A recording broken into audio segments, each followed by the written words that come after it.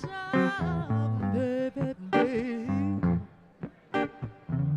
hey, oh, yeah. Birds flying high, you know how I feel. Sun in the sky, you know how I feel. Breeze drifting on by, that's how I feel. It's a new dawn, it's a new day, it's a new life for me, and I'm feeling good. I'm feeling good, yeah. Oh.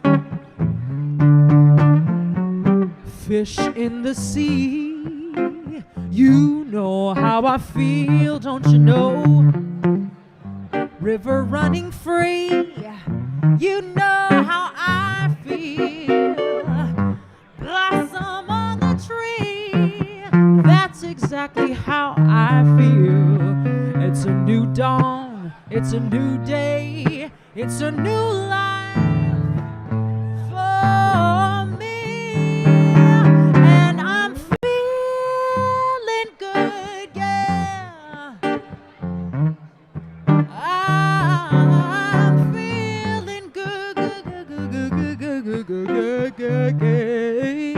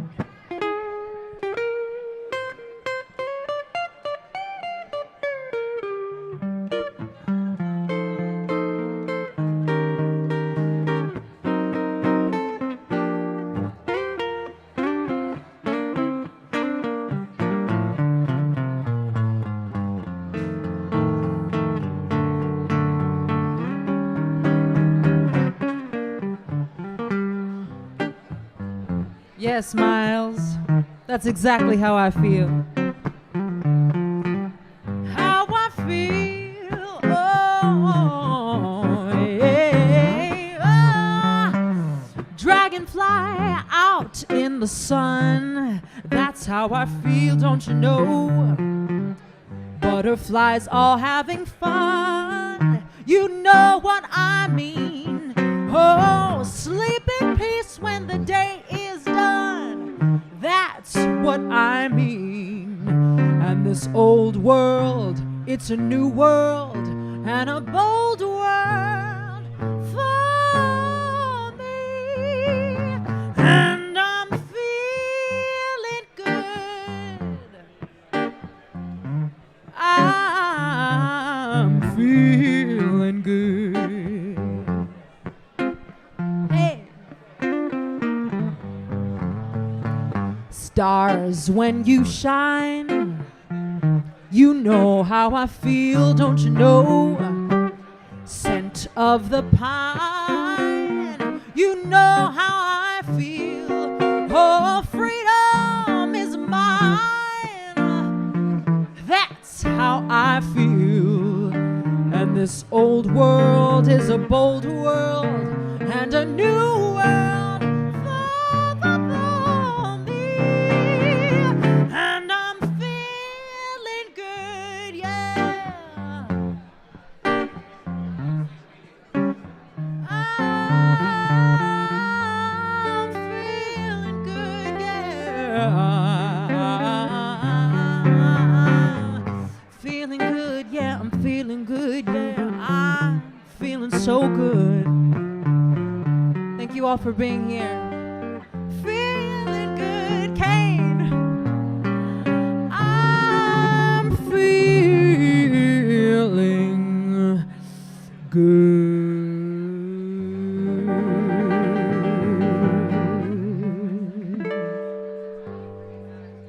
Miles Jensen on guitar. I'm Tawanda. Hi, everyone. Go, baby. Okay.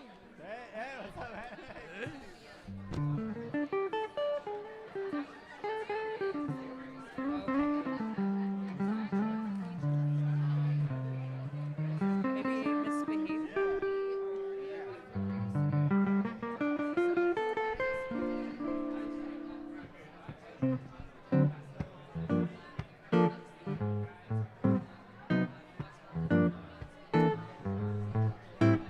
Here's an old Fat Swaller tune. Well, no one to talk with, all by myself. No one to walk with, but I'm happy on the shelf. Ain't misbehaving, I'm saving all my love for you. And I know for certain the one that I love, I'm through with flirting, it's just you I'm thinking of. Ain't misbehaving, I'm saving all of my love for you. Now I want like Jack Horner on the corner. Don't go nowhere, what do I care? Your kisses are worth waiting for. Believe me, I don't stay out late, don't care to go. I'm home about, ain't just me and my radio. Ain't misbehaving, I'm saving all of my love for you.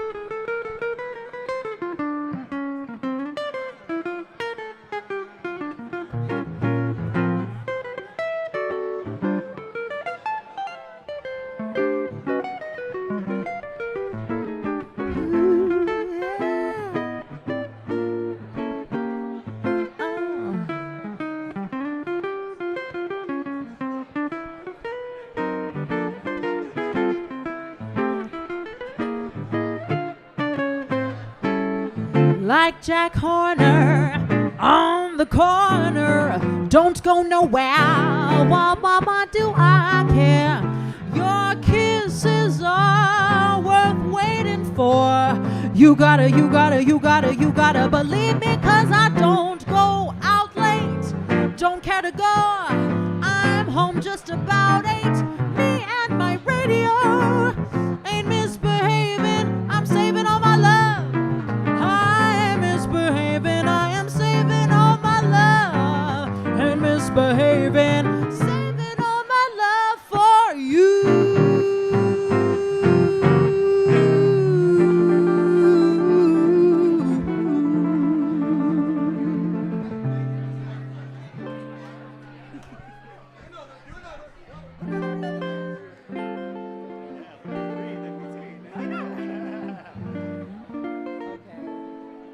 All or nothing? Yeah.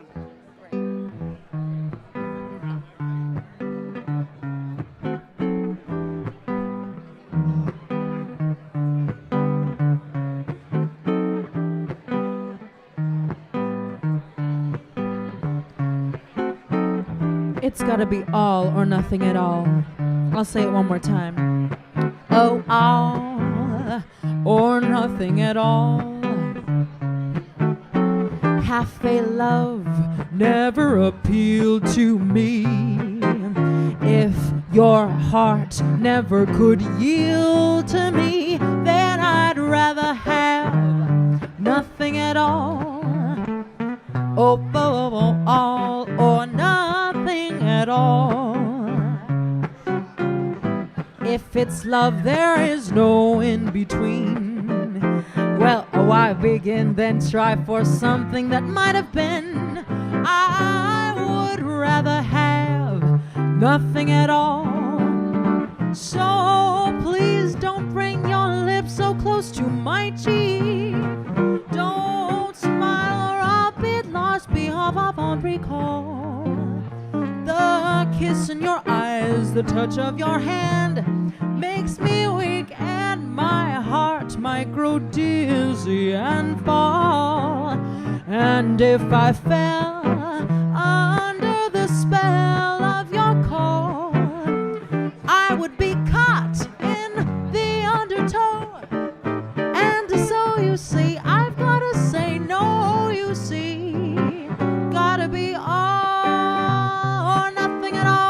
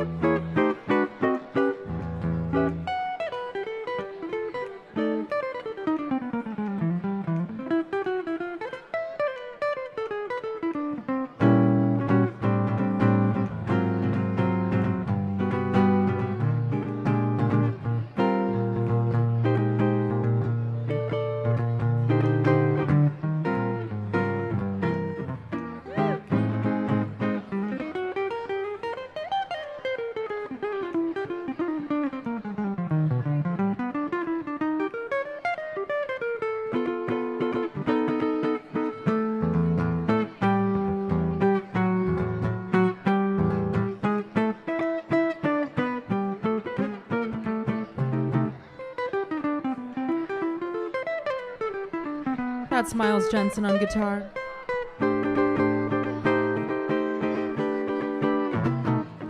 All or nothing, nothing at all.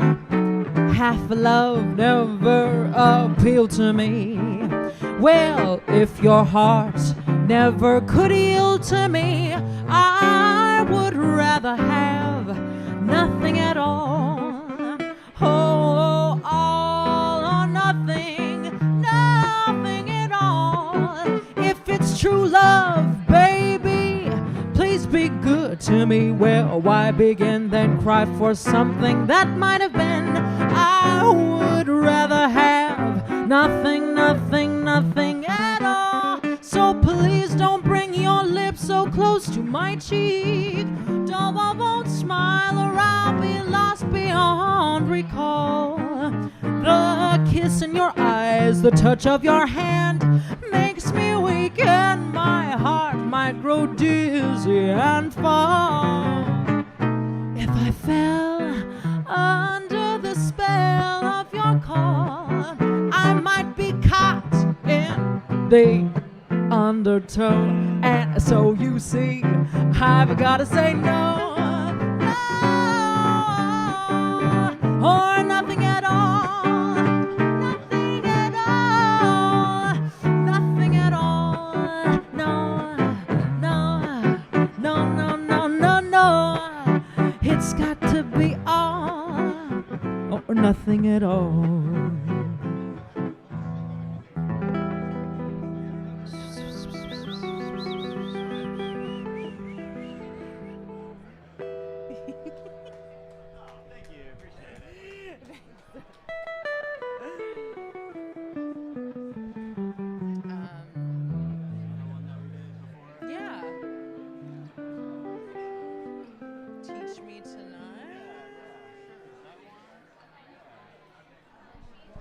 We should probably keep it up, right? Yeah, sure. Not like a super slow version of it. Or I just mean like not about it, right? Is that too fast? No, maybe her faster. Yeah, that's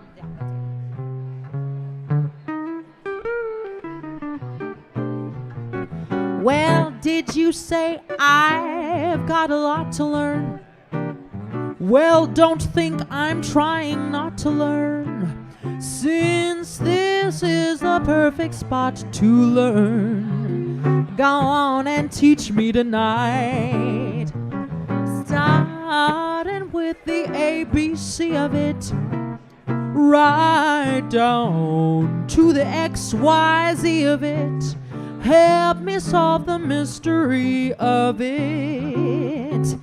Teach me tonight. The sky's a blackboard high above you. If a shooting star goes by, I'll use that star to write I love you 1,000 times across the sky. One thing isn't very clear, my love. Should the teacher stand so near, my love? Graduation's almost here, my love. Baby, won't you come on over and teach me tonight?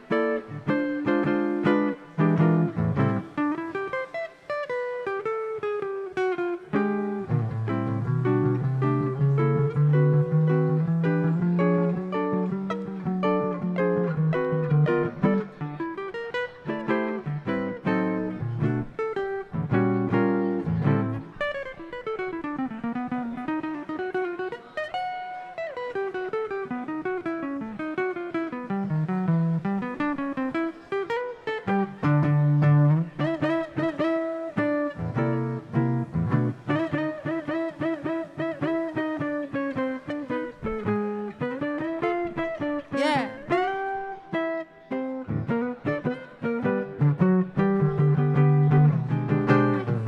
Did I hear you say, I've got a little lot to learn? Well, don't you dare think I'm trying not to learn, since this is the perfect spot to learn. Go on and teach me tonight, honey, starting with the ABC of it, right down to the XYZ of it.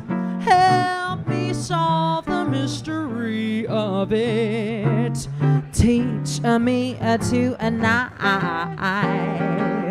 The sky's a blackboard high above you. If a shooting star goes by, I'll use that star to write I love you 1,000 times across the sky. One thing isn't very clear, my love. Should the teacher stand so near, my love? Graduation's almost here, my love. Go on and teach me tonight. Graduation's almost here, my love. Oh, teach me tonight. Oh, woo, woo, woo, woo. Thank you so much. Miles Jensen, Tawanda, have a beautiful evening. Check, check, check.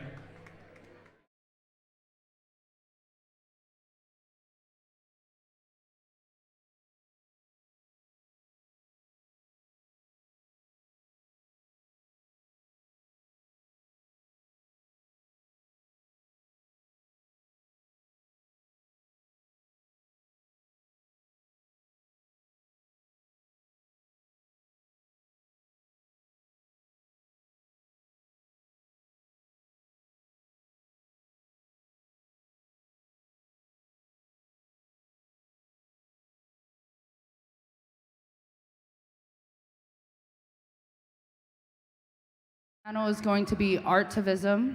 Rachel Wilkins will be hosting it, and they will be out in a few minutes, so find your seats. Thank you.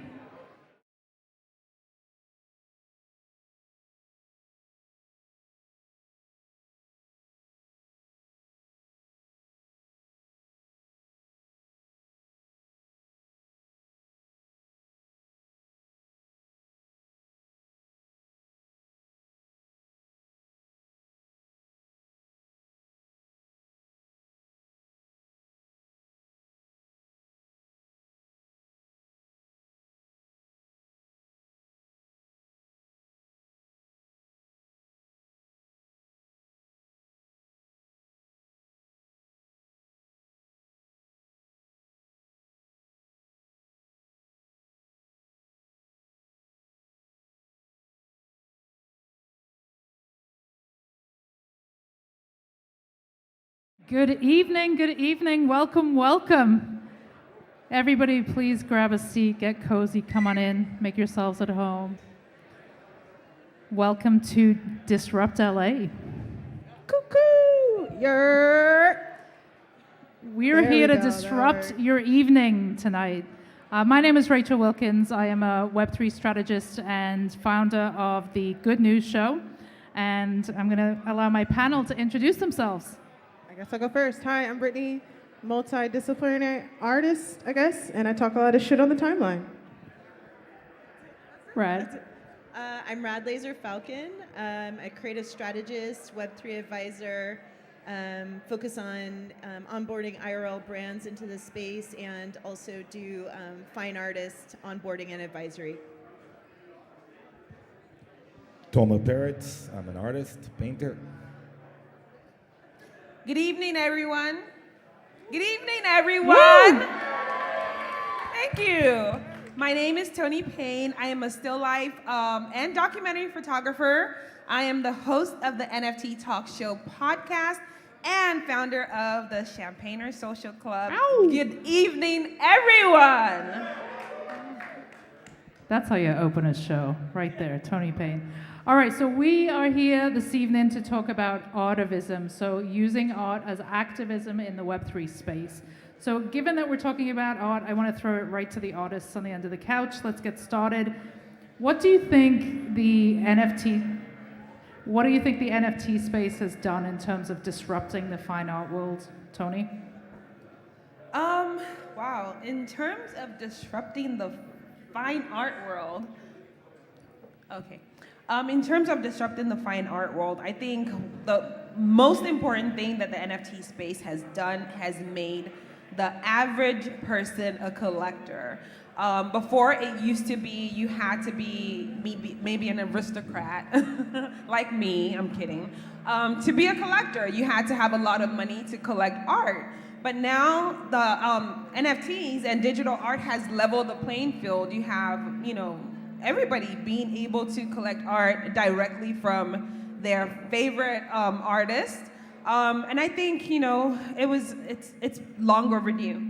So that's the first thing that I will say is special about the NFT space and many, many other things. Before we go any further, actually, should we take a quick temperature test? Is there anybody in the room that doesn't know what an NFT is? Don't be ashamed. Stand up, we'll put a big spotlight on you. No, okay, we're good. All right, we got one right here. Okay, he's lying. He's totally lying. We got some comedians in the room, but everybody's comfortable and knows what an NFT is. Who has a wallet? Does everybody have a crypto wallet? All right, we got an informed crowd. So Brittany, what about kind of your perspective on it? How has it disrupted you personally as a creator? For one, it's allowed me to be a creator. Before then, I was working dead-end jobs. And so it's given me the confidence to create freely. And then also meeting other creators, of course. And I think the money is great, but it's also the time freedom and the allowance of me to also help other artists achieve that kind of artist. I get paid for my art now. So that's been one of the major things that keeps me here for sure. Brad, how do you think the art world particularly has been disrupted? Wow. I think it's been disrupted significantly. You see the entry of Sotheby's, of Christie's entering the space. You see COAs being widely adopted by both fine art houses, by luxury brands, things like that. Why is a COA, a certificate of authentication, important? It's been estimated that upwards of 2/3 of museum collections are forgeries or counterfeits. So it's very, very difficult traditionally to authenticate provenance and being able to have indisputable proof that the artist created that work. And so it's rampant in the gallery world, it's rampant in the institutional art world. So that's a huge one. Number two, you can look at fractionalized ownership of artworks. Also, oftentimes, I don't remember the gentleman's name, but it was a big expose with Kenny Schachter, a partner of his, who was reselling institutional artworks. So works that sell for $3 and $4 million, was selling them multiple times. So if you had that predicated on the blockchain, it would be impossible to do something like that. So I think just in terms of provenance, authentication, making sure that ownership is provable is a big thing. The third thing that I think is really important is continuing royalties for the artists. So you think about traditionally artists like Van Gogh, who only sold anecdotally 2 paintings in his lifetime, but there's been a huge amount of revenue and capital generated from that intellectual property, right? And his family never saw any of that. So if you think about now, if an artist mints something, and then they can have continuing royalties throughout all of their families, subsequent lifespans. That's something that's really interesting. Using the example of Ron English, who dropped his Crypto Light Club collection, he sold a painting, 10, 15 years ago, $500. It recently sold for $3 million. He never saw another penny of that. So I think that's something really, really compelling, especially for contemporary artists, to have ownership and skin in the game as their fame continues to grow and their work continues to gain value. Amazing. Rad with the wisdom drops. Let's go to Tamar. Tamar, you came from a traditional fine art background. How has it impacted your life, and what's been kind of what do you think is been the most impactful part of being a Web3 artist to you? For me personally, is technology-wise. For so many years it was just me and the brush and the canvas, and now it's digital and tokens and all these lingo. I'm actually using the whole blockchain to authenticate my work.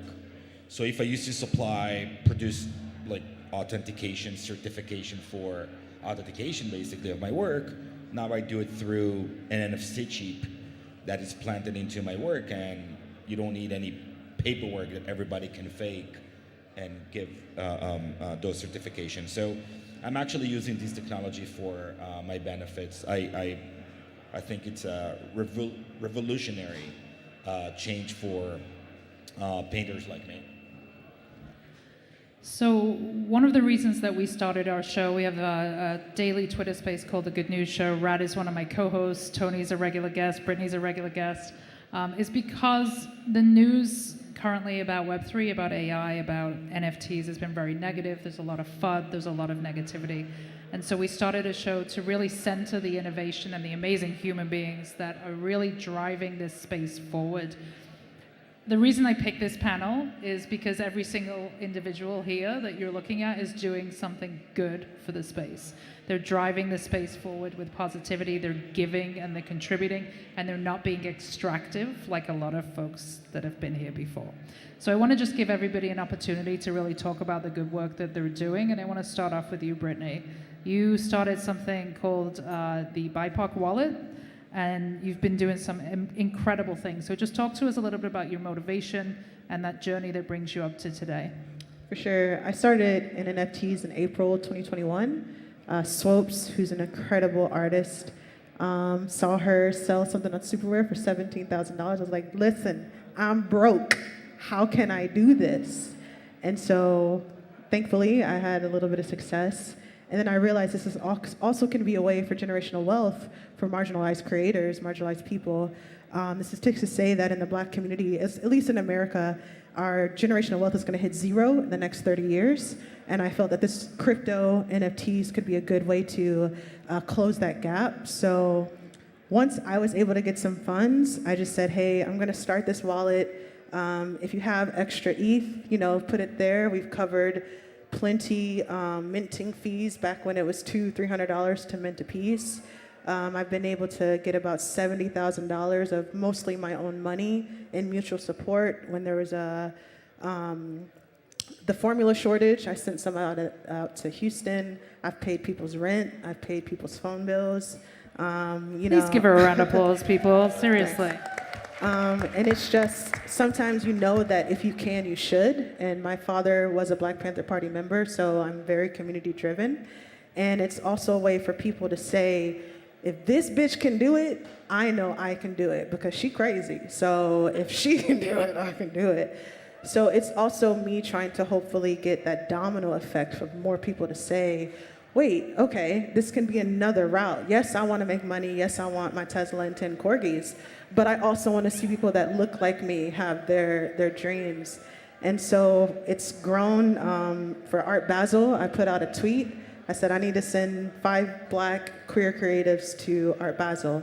I need $5,000. And within 24 hours, I got the $5,000. Wow. And we were also able to get them to speak on panels so they could also get paid too. So it's easy. I mean, sometimes it baffles me that not a lot of other people are doing it.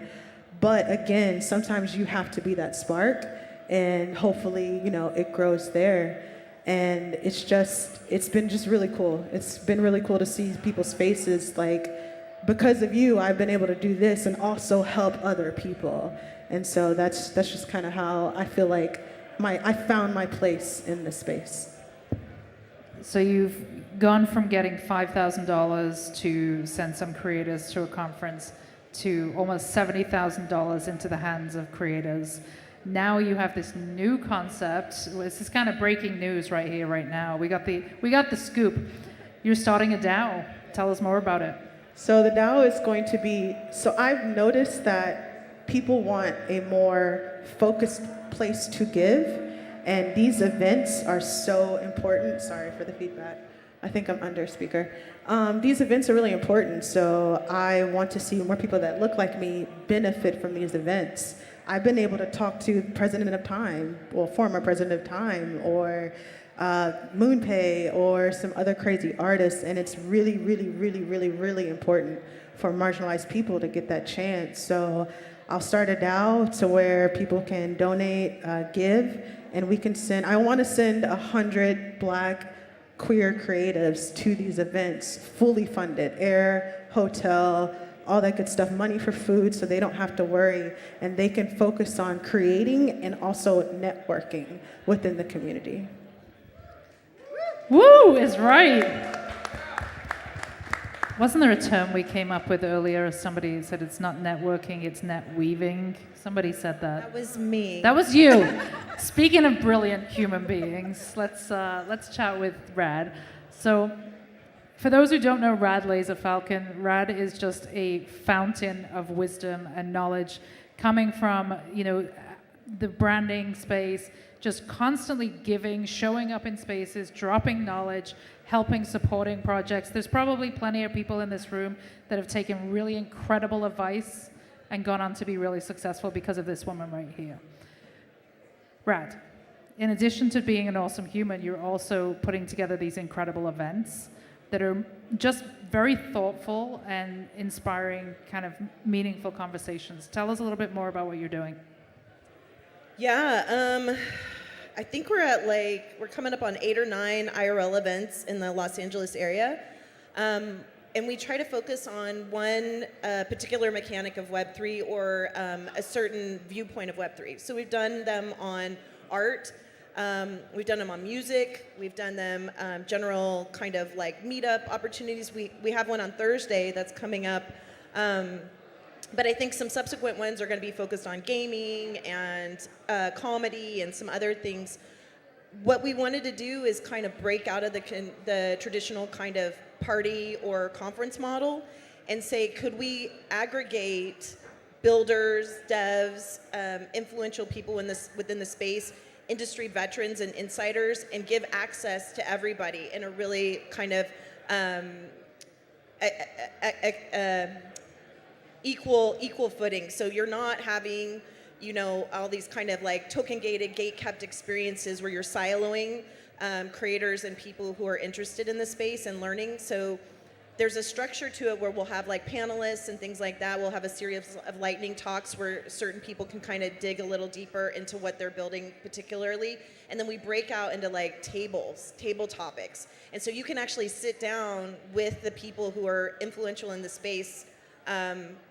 So past spaces like the music one, we had Jeff Nicholas and Lindsey Burns from Warp Sound. We had some folks from some of the different music platforms like Hume and Water Music DAO, and some of the people who are building significantly in the music space. And you could talk, directly to these people, the people who are on the stage. They're free events that we try to do, and then the reason that we're doing them this way is it's really hard for us to come to some of these conferences where it's like multi-day events and like to dedicate that kind of time to it. So the intention was to have a more cadenced access to some of these Web3 events. A little bit smaller, a little more intimate, get good sponsors so that we can make sure that they're free, just like Mr. Hodler has done for this event. Thank you very much. Yeah, let's give it up for Mr. Hodler and the this team. This is an amazing event. Amazing event, so well put together. So just for perspective, some of the sponsors who've been involved in our events, and you can have access to these folks too, like Fenwick, their council for Yuga Labs, so like Meebits, Bored Apes, CryptoPunks, those sorts of folks. Ledger has been sponsor, and other folks like that in the space. We've had people from Dapper Labs come and talk. So if you know who some of these people are, they're significant, and to have access to them, I think, is really important in a way that you can't typically have at some of these conferences. So that's the part that I'm trying to take, is to afford more access to people so that we don't have a repeat of what we have in Web 2, where only a few people have access and profit ultimately. What's the takeaway like? Because I feel like a lot of us feel like we're not really getting the content and the quality of experiences at the current conference models that are out there right now. It feels, a lot of times it feels like a giant sales pitch, or people are just talking in a vacuum. It's not really a learning experience. What's been kind of the experience of folks that have gone to your events? What's the feedback that you're getting? I'm kind of blown away. A lot of people have said it's the best event they've ever been to in Web3. I've had multiple people say that to me. I've had people say that they met the most robust diversity of people, that oftentimes when they go to conferences or events, they see the same people over and over again. I've been really proud of the way that the events have been curated and how far out the networks extend. I always meet around probably 50 new people at my own event, which is kind of like crazy to me. But then I think also the community building, the opportunity that it's not just kind of one big sloppy drunk fest where you actually have like intentional conversations and intentional community building. So that's the intent of it. So that we're all busy. You know what I mean? It's really hard to like run around and do this kind of stuff. So if I want to hopefully collect people in a room, I want them to get like a high value experience. And ultimately that's what Web3 should be about, is delivering high value experiences, removing the pain points that we have traditionally, friction-filled experiences and stuff like that in Web 2, and creating more equanimity, like not equality, equanimity, making sure that as we lift, we rise and provide opportunities to people who have been traditionally underserved.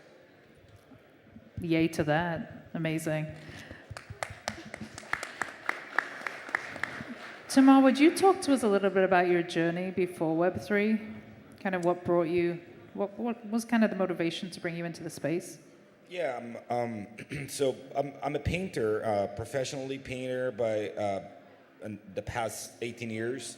I have no idea how I got into Web3, but I think what really attracted me is the idea of technology that can help a lot with certain things around the business of paintings and clients and collectors, galleries. So I've never painted on an iPad or never created any digital work. Everything I do is physical. Everything I do is brush, oil, acrylic, and canvases and wood and very physical, very tangible stuff. So, but I really like the idea that this Web3 thing, that most people don't even understand the language of Web3. You know, Web3 has its own language. The fact that you can really sell your stuff on different platforms, and you don't have to be super crazy ass talent and be in Yale or a crazy ass school, and you can really do something out there. That's what really was very interesting to me. I'm been represented by galleries in the past over 10 years around Europe.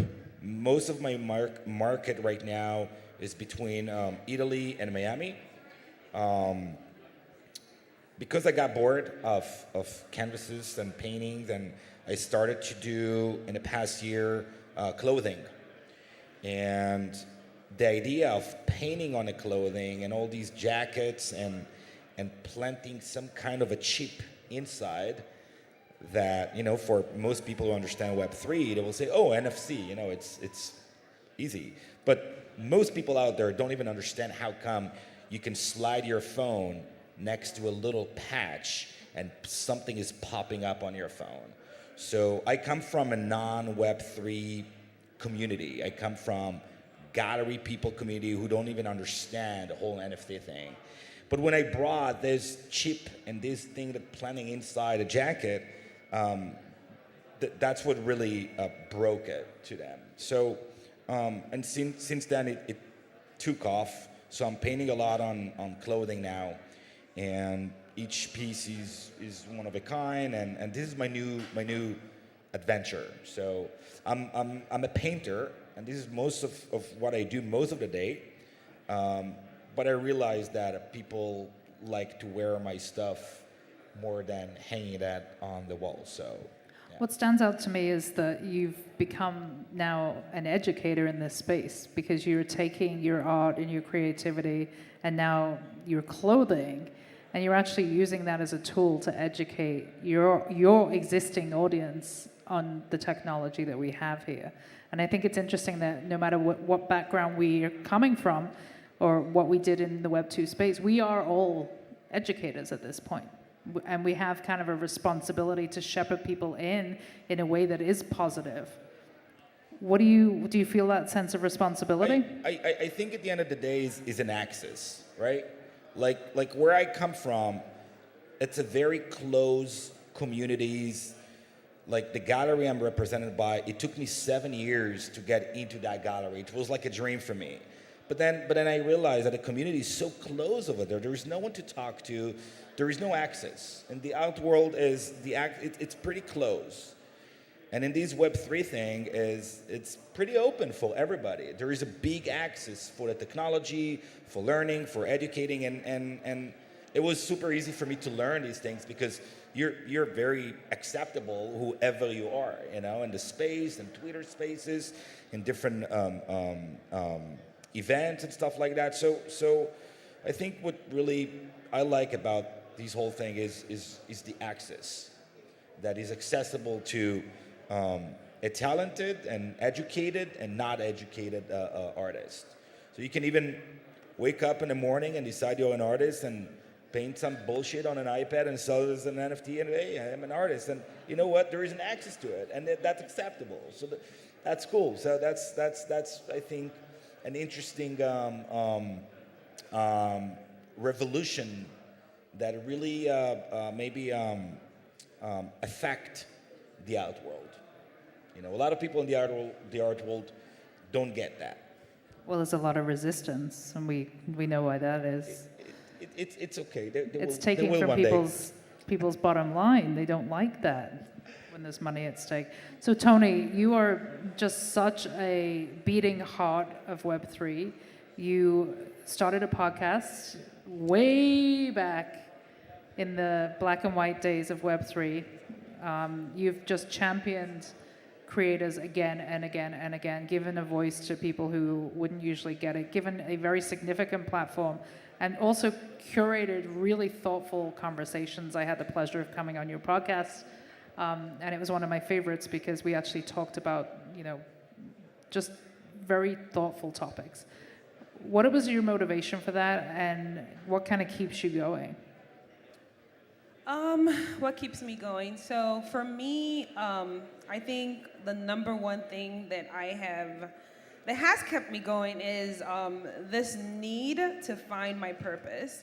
I think that's one thing a lot of artists do battle with. And I'm sure, is anybody here ever tried to figure out why you're here? Like, what is your purpose? Show of hands. Have you ever tried to figure out what your purpose is in life? So it's not just artists, obviously, right? So I think for me, the number one thing that I battle with, that I face, is trying to figure out, why am I here? Why am I doing this in this very moment, this minute, this time? Why am I here? What impact can I make? And speaking to the podcast, that was what started it all. Was like, okay, when I first started NFTs, the information that I would find were from like places like, CoinDesk, CNN. It wasn't so much like people in NFTs. And I thought to myself, I was like, you know what, it would be interesting to have a place where people can go to actually see the real deal, honest conversations about NFTs, Web3, and crypto. And that was what inspired the podcast. But I think for me in the space, my goal in the space is just to find my purpose, why I'm here on Earth, why I create the type of art I create. I create still life art, and still life art is one of those genres that can be very interesting, where you have to have an interest in it, right? You have to have an interest in it to find it interesting. But the truth of the matter is, it serves a bigger purpose. Like, when you photograph inanimate objects, there's a bigger story to it. There's a reason why somebody has decided to photograph inanimate objects. And like I was saying to you earlier, for me right now, I do photograph a lot of flora. And when people look at my work, the first reaction is, oh my God, this is so pretty. And I'm like, yes, it is so pretty, but I want it to be, it is so pretty, but open up a bigger conversation, because a lot of times we just kind of, you walk down the street, you see flowers, they're beautiful, you admire them, but it stops there. But we don't really think about it, that these things are actually what's keeping us alive. Like, without like all these plants and things like that, we probably wouldn't be here. We would not be sitting here.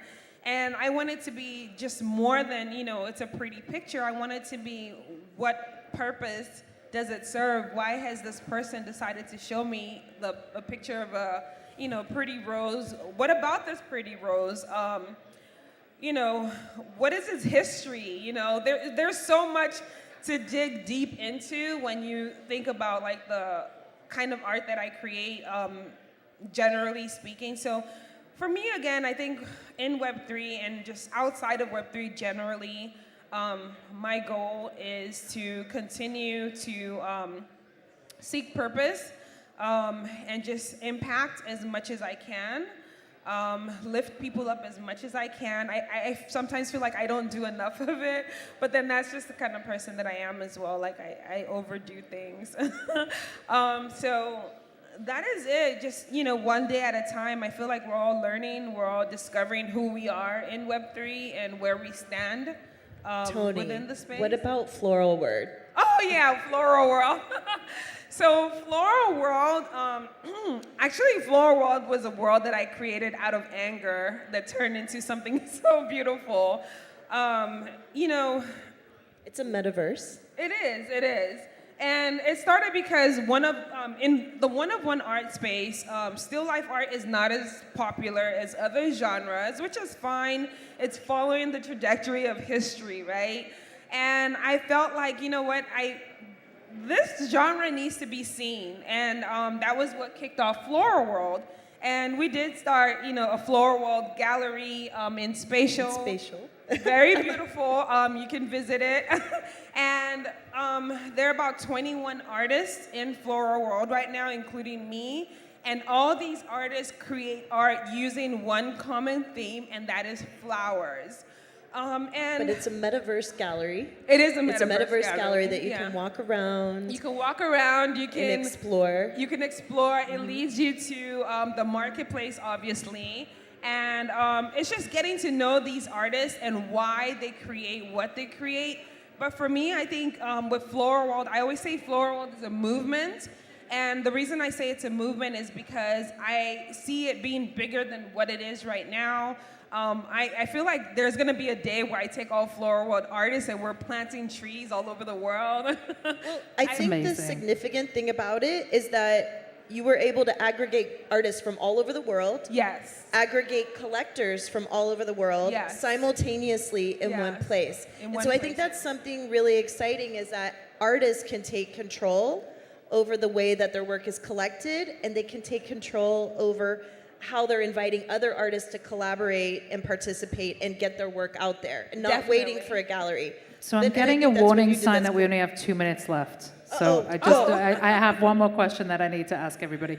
So what I would like to ask is, what is the biggest problem that we face in Web3 right now, and how are you being part of the solution? So for me, one of the biggest problems that I experienced on the conference circuit was that I thought that every conference that I went to felt very extractive of my time. I wasn't walking away with anything of value. I felt that there was no equity because the speakers were not being paid, but the speakers were the people creating the content for the event. So I started something called Blockchain for Social Good, which is a conference that I organized with Natalie from Wunks, who's here somewhere. Shout out to Natalie. Savannah Day Goins and Stacey Eagle. We've done 2 events, one in New York City, one in Miami. And we believe in curating quality content and being the start of a conversation, not the end. But we also pay our speakers as well. So that's how I'm being a part of the solution. Brittany, over to you. For me, the biggest issue was gatekeeping. We have the platforms, we have even the clicks, especially with photography, that are very much gatekept. So with me, I've probably done about 7 or 8 galleries, and I make sure that I include people I don't know, but I also make sure that it is very BIPOC and queer artist-led, so we can get that, so we can get that going, and just being a voice, because a lot of people are afraid to speak out.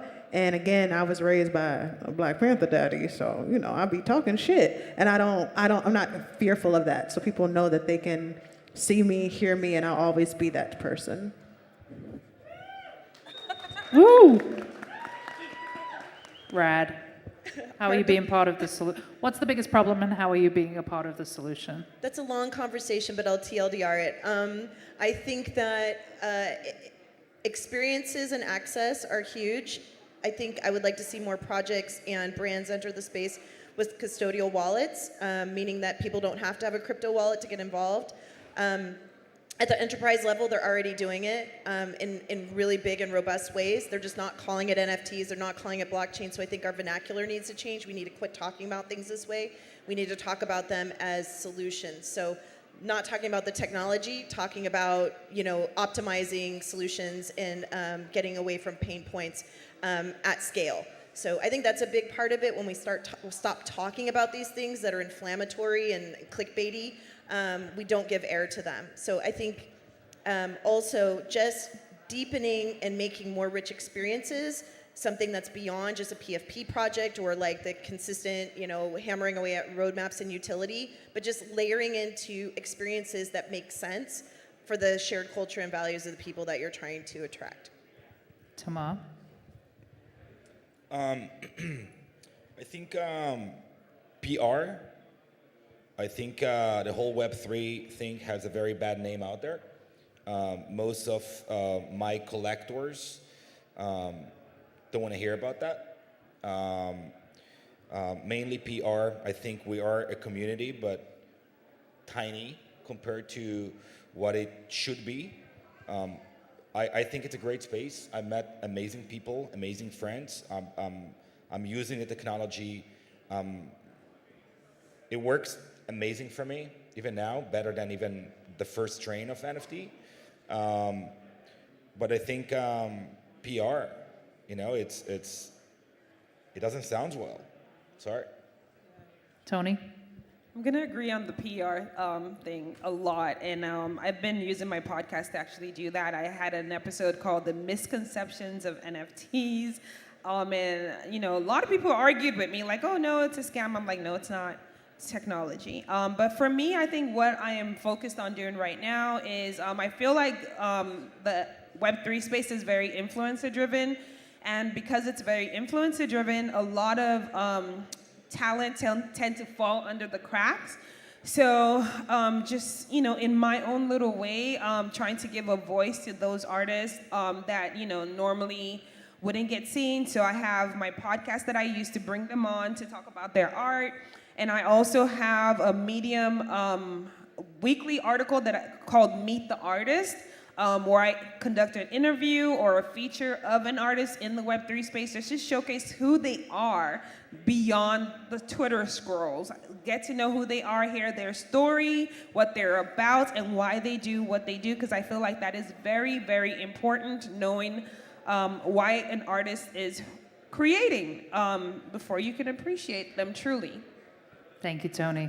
Thank you to this amazing panel, to Tony, Tamar, Rad, Brittany. Please give it up for this amazing panel. Thank you.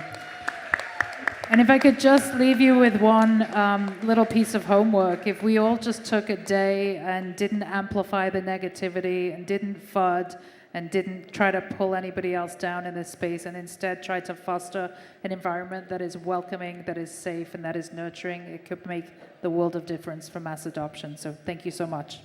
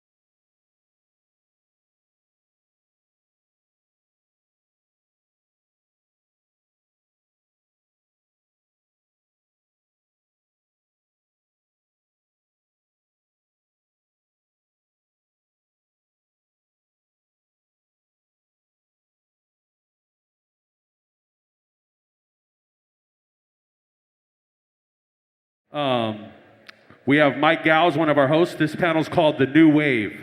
Mike Gao. Hello, everybody. We have Emily Lazar. There she is. Wow. And Kane. Oh, wait. Kane, come to the stage. Come to the stage. And Heno. All right, sorry, I didn't want to put my back to the stage. Okay, so I really appreciate it, Mike Gal. Thank you for coming. We came on the fly. Thank you so much. Music NFTs, y'all. How you guys doing tonight? So tonight we got some great guests. My name is Mike Gal. I'm a CTO at a Web3 music company called SoundMint. I'm also a music producer. I've made a couple apps that producers use, like an app called Poly Playground.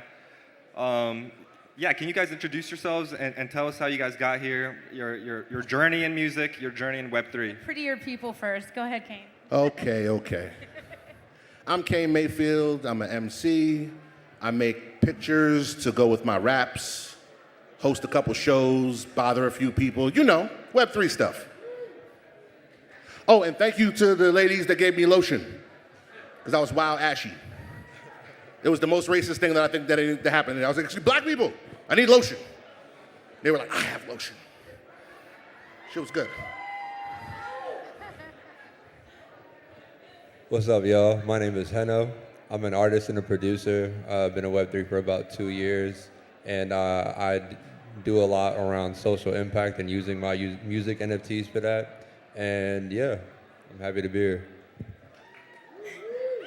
I'm Emily Lazar. I'm a professional touring musician fronting the rock band / transmedia project September Morning. We tour a lot, and I got into Web3 and I started doing NFTs, and I became the first female rock musician to mint and sell an NFT on the blockchain. Yeah. That's why I wanted you to go first. Oh, you know. So guys, how do you think Web3 technology has affected the way that musicians create, distribute, and monetize music? And what do you think are like the biggest opportunities and the challenges for musicians in this new landscape? Okay, wait, say that again? You know, what are some of the ways, like the new ways that musicians can create, distribute, and monetize their music? And what are some of like the challenges and, you know, the opportunities in this new space?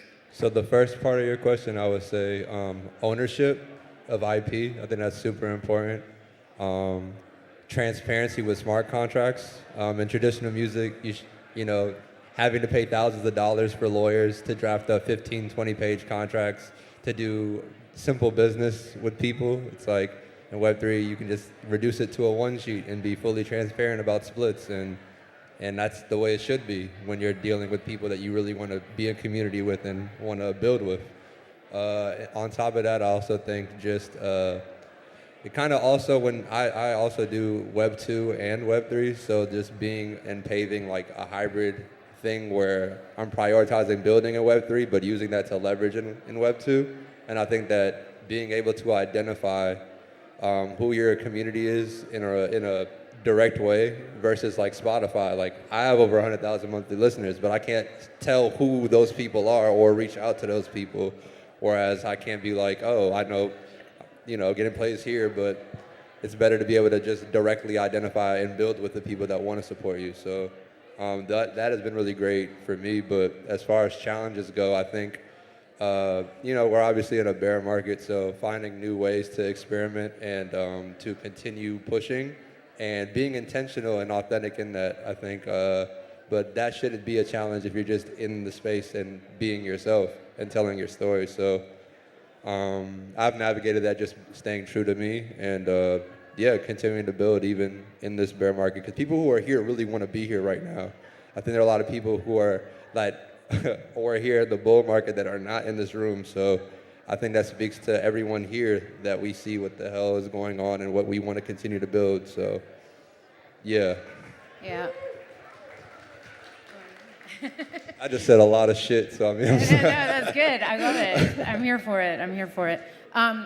I think that for me, coming into this space, one of the biggest pitfalls I saw in the music business was the devaluation of music in itself over such a long period of time. When our parents were growing up, you know, they had vinyl and they were paying $30 for a record and they were going to the record store and they were looking through vinyl and it became this like this whole culture around just buying music and the value of the music was like, a lot more. And then now we fast forward it to Spotify, $10 a month, all you can eat music.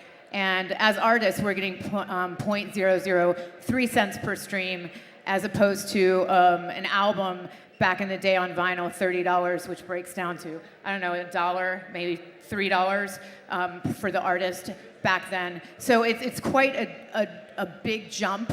And so that devaluation was something that I looked at when I was like getting into NFTs, and I was like, well, how do we bring that value back to music?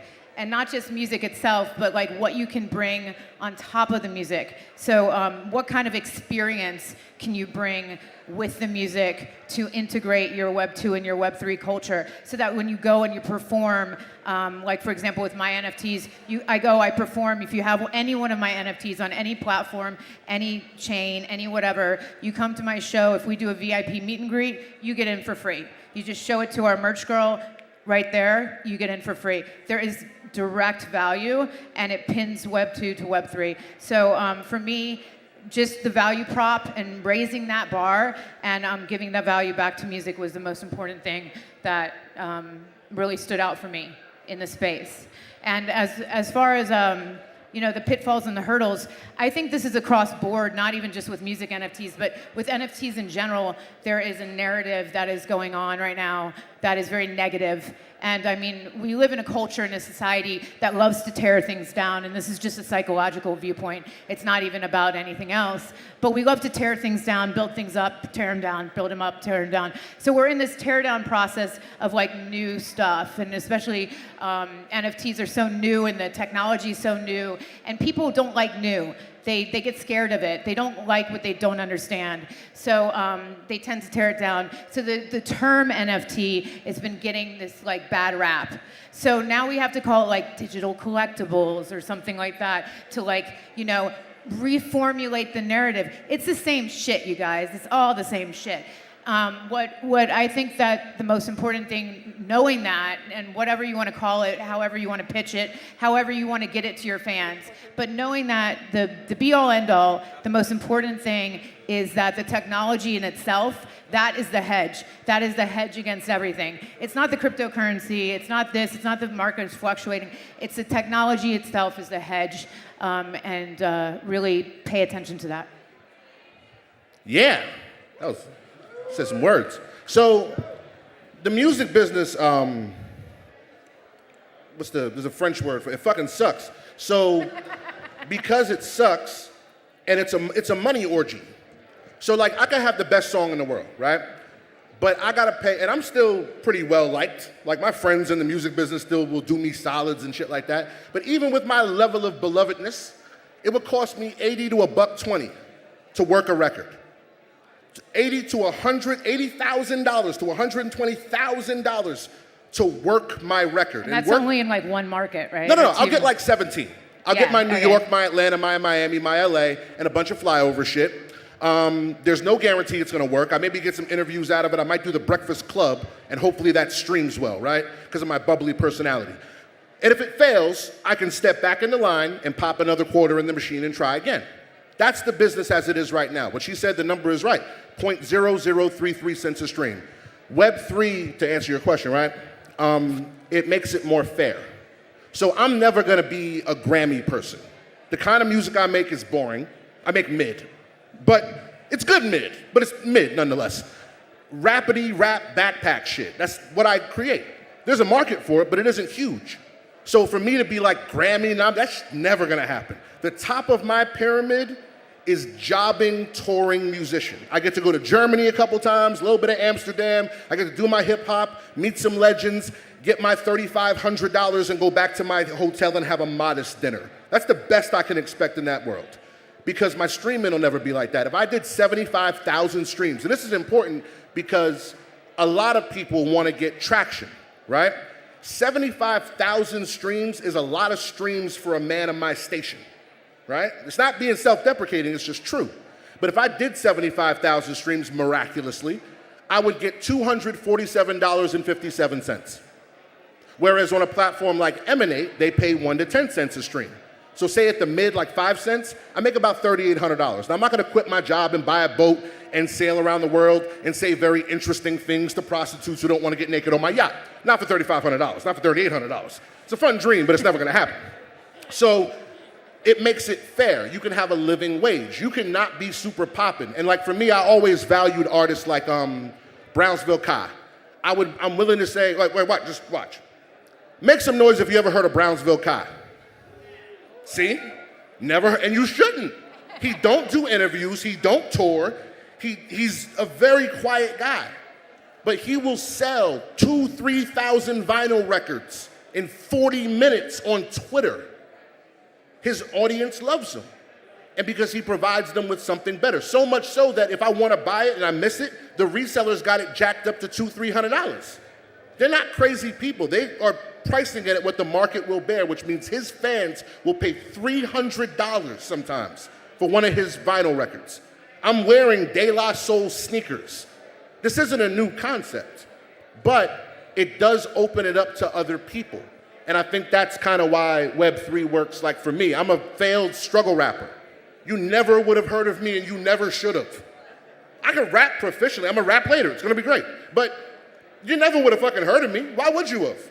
Were you at that South by Southwest where I rapped for 10 minutes? Were you at that A3C where I was ciphering in the parking lot being really impressive? No. And there's 10,000 of me. You're never gonna hear from any of those motherfuckers. Their careers get buried and paved over and they put up the new thing. So this gives guys like me a place where I can be a jobbing, touring musician economically in my jams at my house. Yo, I never go nowhere. This was a lot. All this getting on planes and I don't do this shit no more. I don't go nowhere. Barry, you're lucky I love you because, son, I put on lotion for this. I never put on lotion. Thank you for the lotion. Yeah, so I mean, I heard from you guys like certain elements of control and ownership, and you know, me as a CTO of a platform. Throughout the years, like taking a look at these different platforms, I think that's one of the major trends with Web3 is like being able to own a piece of the platform, and also like when we're using Spotify today, which is kind of like the North Star KPI of musicians. Major labels own a piece of Spotify, right? So then they control what music gets playlisted, what kind of music, you know, makes it to editorial. And with a lot of these music platforms, it's about making it more democratic, and it's about you know, putting ownership back into the hands of the musicians. But as far as like music NFTs though, compared to like visual arts and like the traditional arts, it hasn't seen as much success. You know, why do you think that is? Like, why do you think like traditional art and traditional PFP projects and like NFT projects have done better? I feel like they've been around longer though. I think that's really what the main thing is. We're still very early in music NFTs. And I think that ultimately we in the music space have to be paying attention to the visual space and see what worked and pay attention to those trends, not only the trends, but seeing how they were able to scale that over the course of time. I was having a conversation with somebody where they were talking about how like NFTs are in this like awkward teen phase, right? Like, like we're still figuring out the gist of things as we're going and building as we go, but at the same time be very conscious of the fact that we're very early in this, and I think that's a great thing. I think it's a great thing that we're all here very early trying to build this space out and really as we go too. So I would just say that for real, just we're very early. So let's just keep going. I also think that we've trained our consumer not to pay for music. We have. We've done it really well. Bunch of freebie Franks out there. You know, we've done it really well. It goes everything from like, oh, well, music is information and information should be free.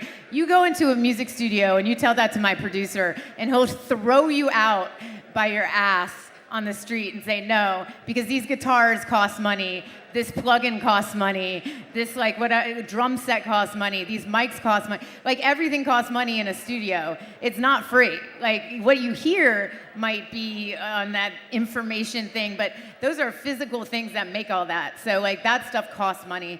So, but we have trained our consumer You remember that I was talking about the value of music and how it's been depreciated over like years and years and years, and that is training the consumer to actually, in their mind, depreciate the value of music.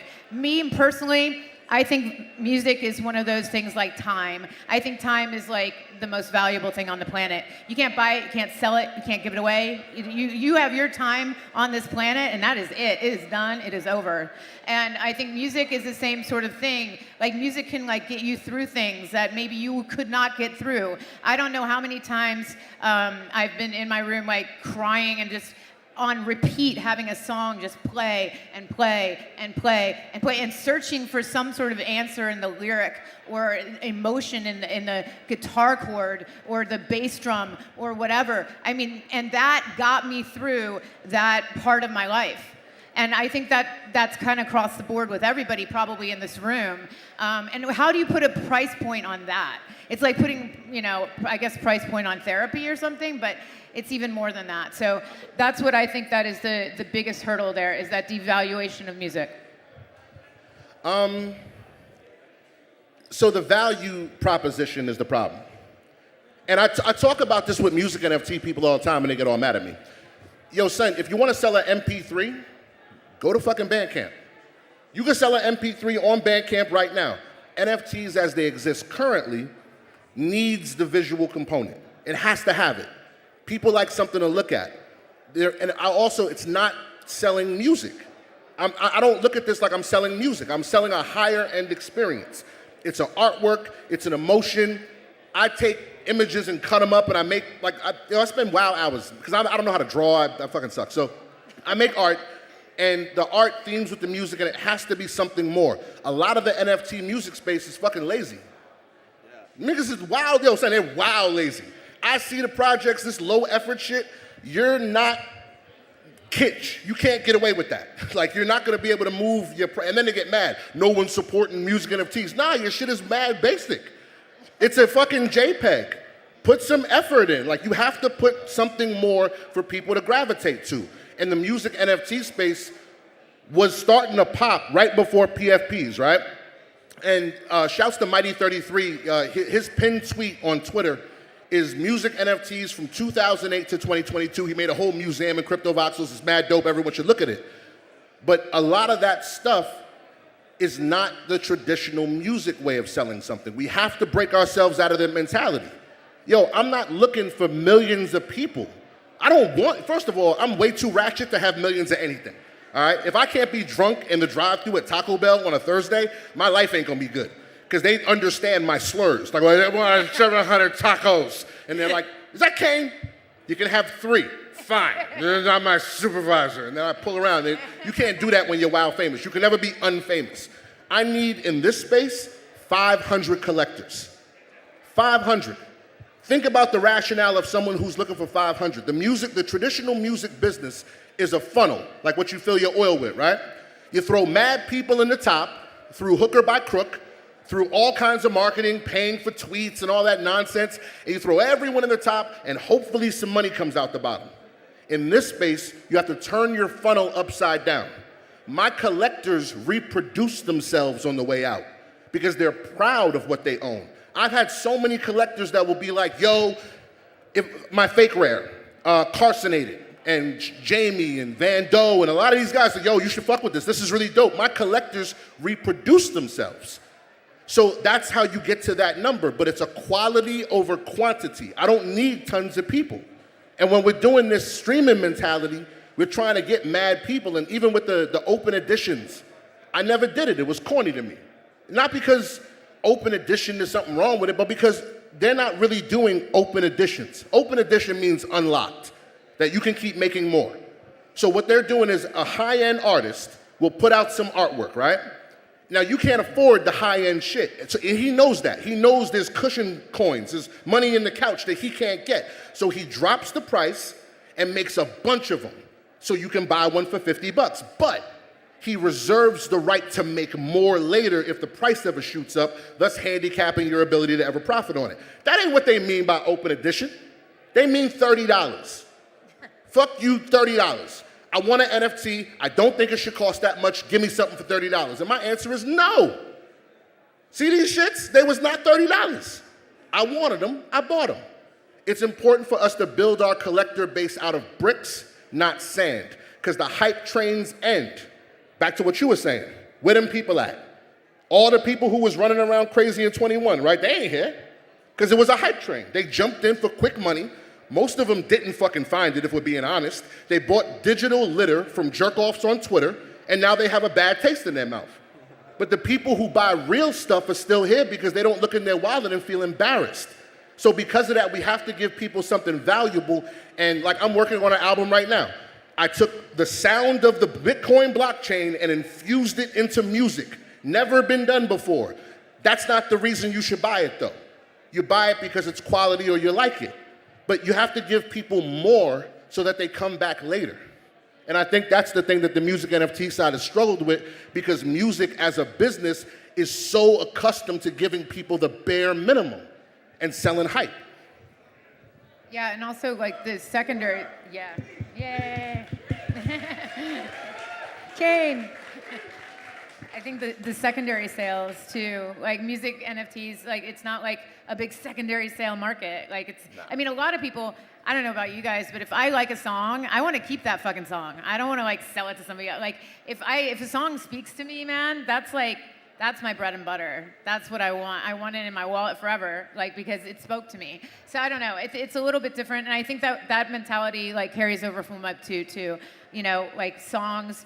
We have, I don't know about you guys, but I mean, I have CDs that are like really old that I still have. Like I didn't like just, you know, throw away all my CDs. A lot of them I did, but some of them I kept because that White Pony by Deftones, like still have that CD because like it taught me how to write songs. So I want to keep it. It's like, that is a collection piece for me. And so if music NFTs become those collection pieces, there's no flipping and trading and this and that, the other thing, and speculative asset classes and blah, blah, blah bullshit. It's like, this spoke to me, this means something to me, I'm fucking keeping this in my wallet. So yeah. Unless you offered 100x that shit, then you know. Well, yeah, then okay, yeah, okay. Get Just that saying. bag, babe. So you guys talked about the value, you know, like the value of music. Here's one interesting thing, like this guy, Jacques Attali, in the book Noise, the Political Economy of Music, he wrote this in the 70s or 60s. He said in the future, music is gonna slowly lose exchange value and become a form of autonomous self-pleasure. He says it's because more and more people are making their own music because technology makes it easier and easier for people to make their own music until it becomes this like autonomous self-pleasure. Those were the exact words, you know? So these days with like music NFTs, I don't really see it as like ownership of the music, like the music itself. Sometimes it's community, right? Sometimes it's perks, community. It's the bragging rights to be able to tell people. It's also that building up that artist. Like, okay, if I like Kane, which I do like Kane, and I believe in Kane, and I do believe in Kane, so I'm gonna go buy Kane's NFT because I believe in Kane, and I want him to prosper, and I want him to make another album. I want him to make more music. I want him to put that out because I want to fucking hear it. And I think that is, it's like an investment. I hate using the term investment because there's so many things that come with that, but I'm putting quotes around it. Investment. It's an investment into the artists themselves. For example, like, I just dropped an NFT, and I told everyone, look, we're fundraising for our new album. It's gonna cost us $22,000 to make an album. And that's like bare bones, okay, for a rock band. $22,000, you know that. So, like, that's a lot of NFTs I gotta sell. So, like, you wanna help me make an album? Buy the NFT. That's what it is. It's like, you gotta go in there and you gotta say, look, do you like me? And do you believe in me? Because you think that in 5 years, what you just bought from me is gonna be like, because I'm gonna be performing on bigger stages, I'm gonna be doing bigger festivals, I'm gonna do whatever I do, or if Kane is gonna be doing more music, have more of a fan base online, more of a presence, whatever. You just wanna see our trajectory go up, and you wanna be part of that journey. So you, the consumer, you're not just a fan anymore. You're part of the band. Like, you become that to me. You become that to Kane. You become that to everybody as a musician. That is what is so amazing about NFTs, that connectivity and direct connectivity with the fan, and not even the fan, the family. So you become that community, you become that family. So, I mean, you said an investment. I mean, that's the next point I wanted to talk about, which, according to a poll of music NFTs, the number one reason why people felt like they were not viable, according to this poll, was the lack of ROI. And I mean, you guys see that, right? Like a lot of music NFTs, they lack the secondary sales. It's mostly just like one primary sale, almost like a donation to the artist. What are some music NFTs you guys feel like are not going to zero? Like what music NFT projects you feel like are good, you know? If I can just, most NFTs lack secondary sales. Here's some stats. 90-something% of every single NFT that exists is gonna live and die in the wallet that created it. It's never gonna move. No one's gonna buy it because the next category of the largest percentage is gonna be given away for free, passed out, because no one wants it. The value is low. That's why it is what it is. I mean, like, but take what you said and let's look at the people who buy that way, the DGen audience, right? I don't target DGens because I don't want an audience full of DGens. That's why my floor is my floor. I hold, I respect my collector. You can't, and a lot of musicians were onboarded for the imaginary myth of secondary sales and this perpetual royalty. If I may be the first person to ever tell you that shit ain't real. It's never gonna happen. And there's nothing you can do to make someone give you 10%. If I wanted to cut you out, I would. The only thing that keeps someone from clipping your royalty is respect, love, and loyalty. That's it. And it's loyalty over royalty. My collectors won't clip me because they care. A DGen, how are you gonna tell somebody who spent $100 on something that the market value currently is 70, that they should take a loss on their loss to pay you a royalty so they can double down for rarity? They're not buying for art, they're buying for off-track betting. That audience goes to zero every single time. And that's why you don't see anyone promising you a video game anymore, because that was never real, right? No one's promising you a fucking metaverse no more, right? No one wants you to join their weirdo Discord, right? Because now what they do, free mint, just get it so we can get something. It's a grift. It was always a grift. The NFTs that will always have value are the ones that are built on reality, not bullshit. That's part. But I also do want to say that, I mean, beyond secondary, I think that there's way more value in that direct relationship that you have with your community or with your collectors, because I think that although it is what it is now, I think artists that are looking at Web3 as a way to leverage in Web2 and grow followings in both communities are going to be the ones that obviously have more value down the line in their NFTs, because people can say that they were early in on somebody coming in. Or, I mean, I don't know, I remember listening to The Weeknd when he dropped, and if he had an NFT in 2011, like, that would be probably worth a lot of money right now. And I think that we should look at that as not just as an investment, because it's not charity, it's good art. Music is art, and we should look and treat music like fine art as well. I think that yes.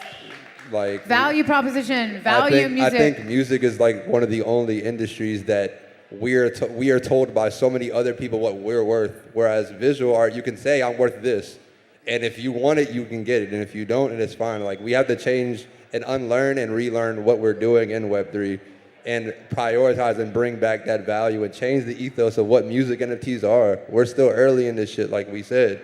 So it's like beyond just what the secondary is, like, fuck all that. Right now, it's about just making this space grow into something that people can see and not only just see, but like, we have to make this shit cool and accessible so that people can actually like get this shit. You know what I mean? Like the learning curve for simple. Yeah, it's like when we stop using like stigmatized words like NFT, and we're looking at, you know, these things as digital collectibles. It changes how we want to value that. And I think that if we're looking at this shit as just, you know, music NFTs in this skewed sense of like, well, people will tell us what we're worth, or like to recommend that we do the free mints or do the extremely known. It's like, I mean, there's merit to like having accessible points where people can join your community, because not everybody is up right now. But I do agree to, like, you know, you don't want to cheapen the music per se, but it's like making because I'm big on like world building around what I do too. So it's like where I don't want to necessarily down the value of my music per se, you can have other content around the music that you can make accessible. Like I made a 3-part short film around my music. So like, and on Zora, that like, it's like cool. If you want to only pay like a couple bucks for an NFT, but like want to get in on the utility that comes with that, then it's like cool. You can still make those things accessible. You can make going to concerts, like experiences. You can slope though. You said what? It's a slippery slope. Is it a slippery slope? Here's why you said it's brick by brick, right? I'm brick like by brick. The people. Here's I feel why like it's a Frank slippery was slope. I know we want people, and as musicians, more than a painter, more than a photographer, we need something that no one else that's been on this stage needs. We need applause. We need claps. We need people. When I stopped doing music in 2015, I had a detox from niggas clapping for me. I didn't even know how to talk to people no more. I was like, oh, just sitting in a random bar in Daytona with no one cheering for me. The shit is weird. It's a weird drug. So we want people. But because we want people, we start lowering the bar. We lower the bar for entry. The barrier for entry should remain where it is for safety. This space ain't safe enough for mass adoption of shit.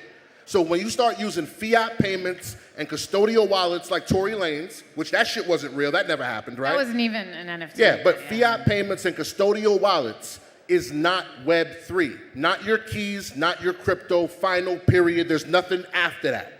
So people need to be onboarded into this space as it is, because when there's a low barrier, they come in, like let's take that platform I hate, fucking, what's their name, on Tezos, One of, yeah, they suck, they're trash, I don't care, I say what I want. I'm not really big on sound either, but whatever. They were doing fiat payments and custodial wallets. So you got the Whitney Houston NFT. Michael in Peoria loves Whitney Houston and loves his grandkid. So he buys the Whitney Houston NFT. Now, he don't know shit about crypto or Web3. He swipes his credit card, and they send him an email of his JPEG, and he's like, hey, kid, your granddad's real cool, look what I got. And he shows his wife, because they danced to some shit at their wedding. Michael thinks he's in Web3. He starts hashtagging GM friends and WAGME and all this silly shit, and the next thing you know, because Michael, see what he didn't know? He just shot a fucking flare gun in the air to every robber, thief, scammer, flim-flammer, and rug puller on the planet, telling them he is in possession of untold quantities of magic internet money. Untraceable magic internet money. And Michael is a fervent fucking link clicker. So he click, Whitney Houston, whoop, gone, all his crypto, whoop, gone. And he's like, well, what do I do? 500,000 more of those don't move this space forward. It just doesn't. And I know it sucks, because as a music NFT artist, it sometimes feels like we're not in the conversation. It does feel like we're overshadowed. It does feel like we're over-talked, and and then the things that they bring us are so disrespectful. Like, what the fuck is a Web 360 deal? What is that? Oh, no. What is that? You want that? A lot of us came here from planets that were fucking ruined, B. Why would you bring litter to a new planet? An artist that's free to move around and be sovereign and all this cool freedom shit that we're supposed to be believing in, right? But we're the only ones out of every, a pixel artist don't get asked for their royalties. A photographer doesn't get asked for their royalties. I don't see nobody telling glitch artists that their NFTs lack utility unless they promise some cut of the pie, because they think we're stupid. So it takes us standing firm on it. I agree with 95% of what you said. It takes us standing firm on it. I don't think us dropping the price down to $20, whatever they're doing on sound, that shit's wild crazy. I don't think that us trying to do mass crypto baptisms to bring in everybody, because the space ain't safe enough for it. So I think that it's a slippery slope when it comes to bringing people in, and it's a slippery slope when it comes to sharing. But if we look at it like we're selling something high end, it's not just the music anymore. To your point, I agree. I think it's also about how people come into this space as well, right? Around like educate, like really like taking your time and educating yourself on stuff. Like I came into this space in April of 2021, and I didn't drop my first NFT until October 2021. And not because I couldn't, like I have a lot of music, a lot of content I could be minting, but it was more about how do you show up? How do you really like make yourself like in an authentic and genuine way, like find your voice or find, what your community or your tribe are in the space. And I think that like I don't know, that in itself, sometimes like I had people help me once they saw I was helping myself. And I said this before, but like, I don't know, like when people ask for help, you usually get advice. And if you ask for advice, you usually get help. Because people who help themselves are more likely going to be getting help because they see that you're putting in that work. So for me, like, I think, we should be mindful of, what you're saying of like, it can be a slippery slope, but I think people's entry points need to, if they have people like a you or an I or someone that is versed in it that can actually, take the time to educate but people have to also want that at the same time. Like, people are lazy in the space sometimes. I've had people in my DMs like, I know everything about Web3 and I've been 2 weeks of being in the space. Like, and it's just like, it's like, there are new products and new things launching every day. Like, we have to, kind of play this whole thing by ear, but I think we're still very early and these are things that we're gonna have to figure out. But I think ultimately we just have to be authentic in that and be transparent in that too, having these type of conversations. I believe in the rule of three, kind of like if you're comparing it to cars, you have your Ferrari, then you have your Tesla, then you have your Honda. And the value of those are different and the offer for those are different. Like some offer more perks in IRL utility, Web2 concerts, concert tickets, guestless spots, 20% off merch, free t-shirts, free signed signatures from the band on drumsticks, heads, whatever. There's so much you can do with IRL utility and attach that to the NFT and then give different levels on it. You don't have to go to $10. You don't have to mass market it to the masses like that. I do believe there needs to be this educational tip to it. I do believe what you're saying. Oh, my guitar pick that I gave Kane. Yes. You can get guitar picks. You can give those away. But yeah, I mean, there's so much that you can do, but I do believe in that rule of three, of having 3 different tiers for 3 different types of collectors and use that to kind of bring in people. Because I know from touring in my band for almost a decade now that, when I go to the merch table and I look at our stats and I see what people are spending, there's 3 different levels of people that spend money. They're the Ferrari guys, they're the Tesla guys, and then there's, or girls, whatever. And then there's the Honda people. And then, so they dropped the significant amount of merch based on those tiers. So going into NFTs, I was like, it's the same shit over here. And I use that sort of rule of thumb to kind of get it out to my audience. I know we gotta wrap up. Can I just say one thing? Yeah, go ahead. So, some of you guys are aspiring artists, musicians, Web3, NFT creator people, right? And no one's gonna talk about how dark the vision gets when you're staring at the board. I look at the numbers and it could be very disillusioning. You can feel like you're not making a dent on life. The numbers to remember about the 90% and most NFTs are never sold. If you've sold one, you're already in a very small club. Wash trading isn't real. They don't get to take wash trading to the bank. Wash trading, by the way, is when someone takes 400,000 or 500,000 and uses 1,100 wallets and runs it through their sales to make it look really big. A lot of people do that. That shit ain't real. You can't cash in tickets. So when you're out here in the field and you're putting your numbers up and you look up and you see these magnificent numbers and you're nowhere near them, it can really feel easy to give up and quit. I urge you, do not. Everything comes out in the laundry. Most of those people ain't gonna be around next bear. They're dying now. That's why you see them on Twitter doing the 52 fake out, because they're dying now. Because they really couldn't pay their mortgage with wash trading. And most of us ain't stupid enough to go for it. So I advise you to stay sharp, never buy anything you don't understand. Not from me, not from anybody. And 2, only buy things that you care about, because when you look in your wallet, that's the stuff that's gonna keep you going. Yeah, thank you guys. Yeah, so pretty much that's all the time we have. If there's any music NFT projects or music NFT stuff that you guys think the audience should know about, any platforms, any good music NFT collections, maybe Loud Punks by Rolling Loud's kind of interesting. You get VIP access to Rolling Loud. I don't know. What kind of collections and platforms you guys think? I'm dropping every Wednesday on Zora, so tomorrow. Come on, give them some love. tomorrow. Come on. I'm dropping on Zora. I also. Oh, all right. Good, thanks. I'm doing a live stream also in April for collectors. I like to do a lot of live streams and do a lot of exclusive experiences for people who support me in the space. So, and 5% of all of my NFT sales go towards social impact organizations. So if you support me, you also support, organizations like the Bail Project, working with incarcerated folks, or working around bail assistance as well as different other things. But yeah, that's what I'm working on, and yeah. I have a sound drop right now that's live.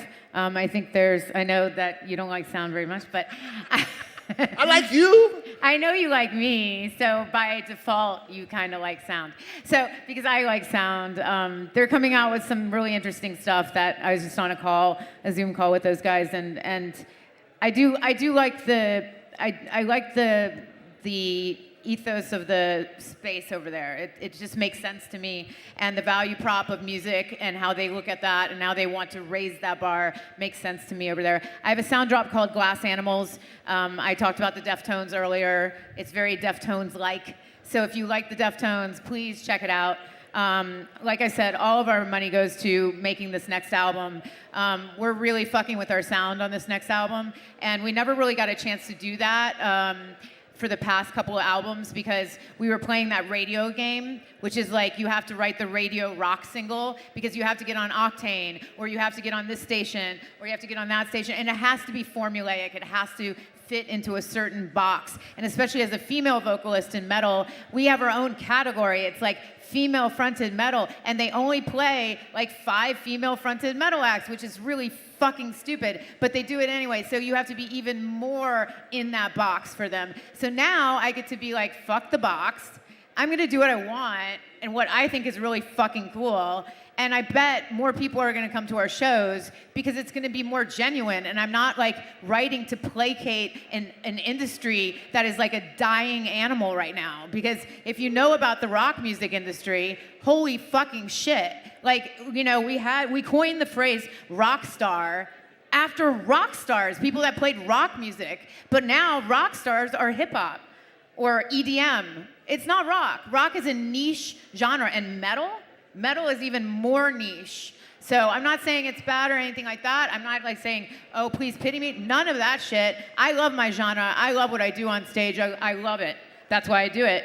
But I'm just saying that we have to be very cognizant about these boxes that people try to put us in as artists. And if we can break away from that because of music NFTs, giving value back to music, then that's half the battle right there. So let's make a really fucking great album together, and check it out. Yeah. To answer your question, Rare Skrilla, who onboarded me, did Grand Rising, sold it out in a day without failing the Howey test 90 times, so I really support that project. I was on it, which was dope. I sell on 5 blockchains. So no matter where you buy stuff, I'm probably there. ETH, Polygon, Bitcoin, Near, Tez, just go to my Twitter, go to my Linktree. I make AI music videos where I take the AI and I cut it up and I make pictures for my raps. If you're still here, you'll see it later on the screen behind me while I'm doing raps with my face. But find something you like, and if you like it enough to buy it, that's super cool too. But let's be clear, you can just watch that shit for free. So even if you don't want to buy it, you can just look at it and hit me on Twitter, be like, hey, I liked it. That's still money to me because I'm dumb. So that's it. Yeah, thank you guys. Thank you guys. Round of applause for the guests right here. You're going to get in trouble. You went over time. It was his fault. I shouldn't have asked the last. He told me to talk longer. He was like, keep going, Kane.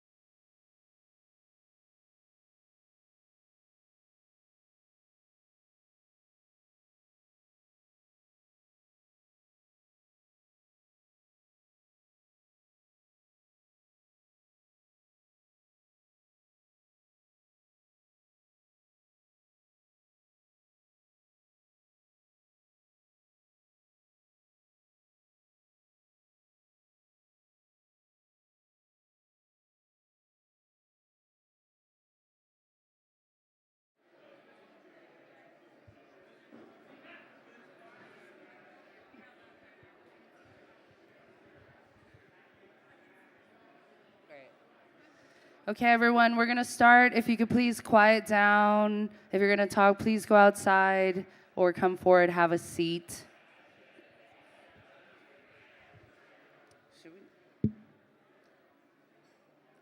Should I whistle? Should I whistle? Are you sure, Barry?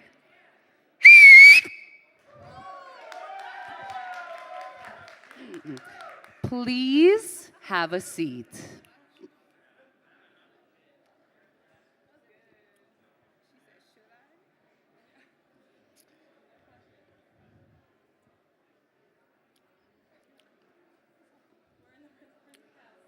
Right. Okay, hello everyone. My name is Cass Vegas. I'm head of, thank you, thanks.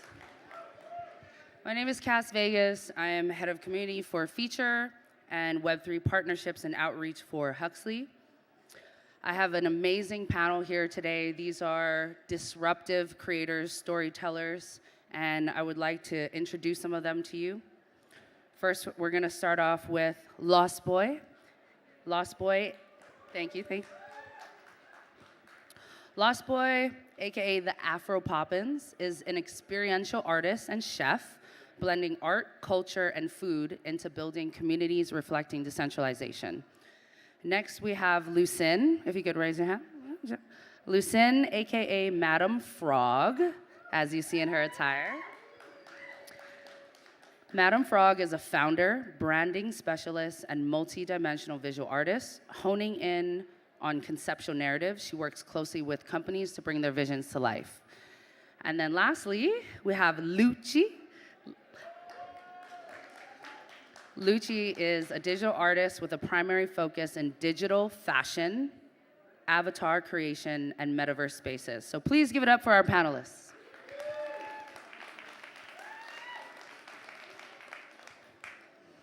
So we're gonna go down the line here, and then I want you guys to also bounce off of each other if you feel so freely to do. We're gonna start with Lost Boy. Lost Boy, tell us about your background before entering the digital collectible space and what attracted you to it. Be honest. First of all, can we actually create a different vibe? Can we have everybody in the back kind of be shut the fuck up. Can we get everybody in the back to kind of like quiet down a bit? We're gonna, no?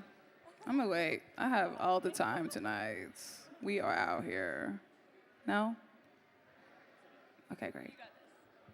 So, no, because I'm too neurodivergent. So I'm Lost Boy, and where I was before Web3, I was actually just discovering where I should be for myself in the system, in the US system. My background is that I was born and raised in France. My family is from West Africa. And I went through a journey of understanding who I was as an undocumented immigrant, but also understanding that through this limitation, I could actually understand the patterns that will actually teach me how I can integrate decentralization in my life as an immigrant. And so with trusting my path, I was able to just attract different type of souls that started to just come to my experiential dinners. And slowly but surely, I started to get this call to say, like, whatever you do as an experiential chef, there's something out here for you as well. And that's when shit got real.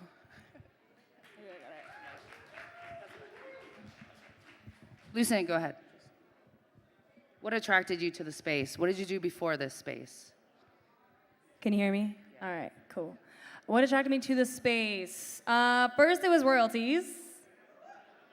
And then it was the notion of decentralization and really having a space to dismantle the shit that we were seeing out in society, a way to actually break it down and rebuild it with autonomy and transparency. Where I was I was going to school for social entrepreneurship and visual art, and a lot of my ideas there, again, same thing, it's around this concept of dismantling and rebuilding and reconstructing. I had a few businesses at the time that were very community oriented. One fashion business. I also had a yoga business as well. I specialized in philosophy at the time. And so Web3 was really a space for me to bridge what I knew about philosophy, how to, I mean, the word yoga in itself as a yoga teacher it means to unify, to make one, to bring whole. And so I understood this concept of decentralization to be able to break down these systems that we saw were divided, and then to deconstruct, reconstruct then to something that can be unified. And so my ideas here in the space really came from wanting to rebuild a world where, you know, we really all can have our autonomy and experience that unity together.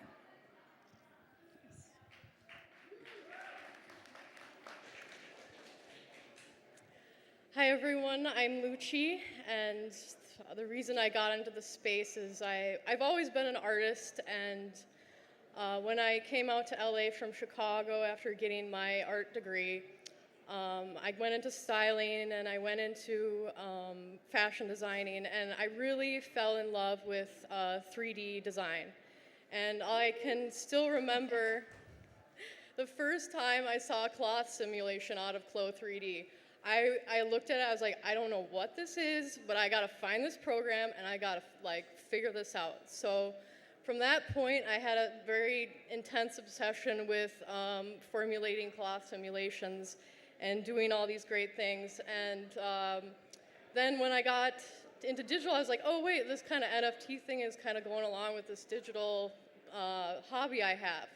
So when I got into the NFT space, I found tools for distribution, I found tools for communication. I was connected to creators all over the world through Discord, through Twitter, and I had never felt so empowered as an artist in my life. I've been in art, whatever, but these new tools were so inspiring for me. It just pushed me to keep continuing, to keep learning, to educate people and receive education from others. And I think my purpose in the space is sort of to keep this direction going, help bring people in, show them the tools they can use, show them how they can express themselves, and yeah.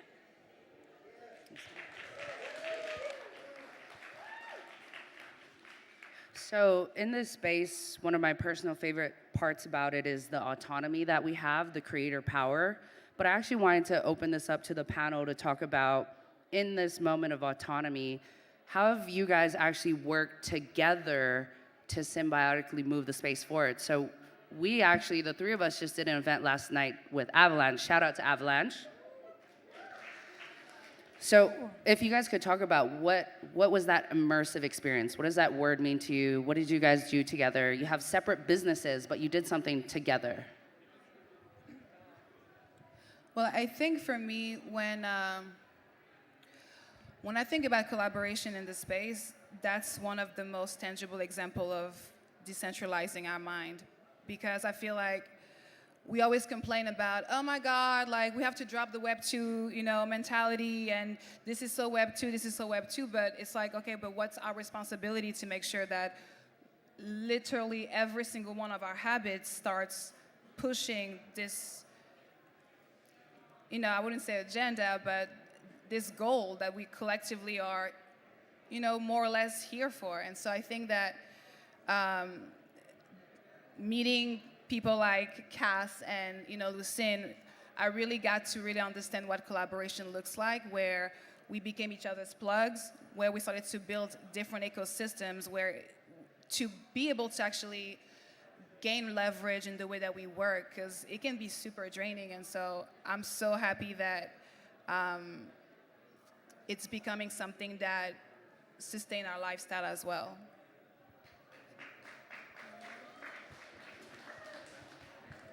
Okay. Yeah, collaboration. I did not know what true collaboration was until I entered the Web3 space. And I had had business partners previously, but again, I'm riding on this term decentralization for a reason. It's about how do we really work together to be able to leverage what we've got. You know, we talk about how we have our natural roles, right? Cass and I were talking about this earlier. We all have our natural roles.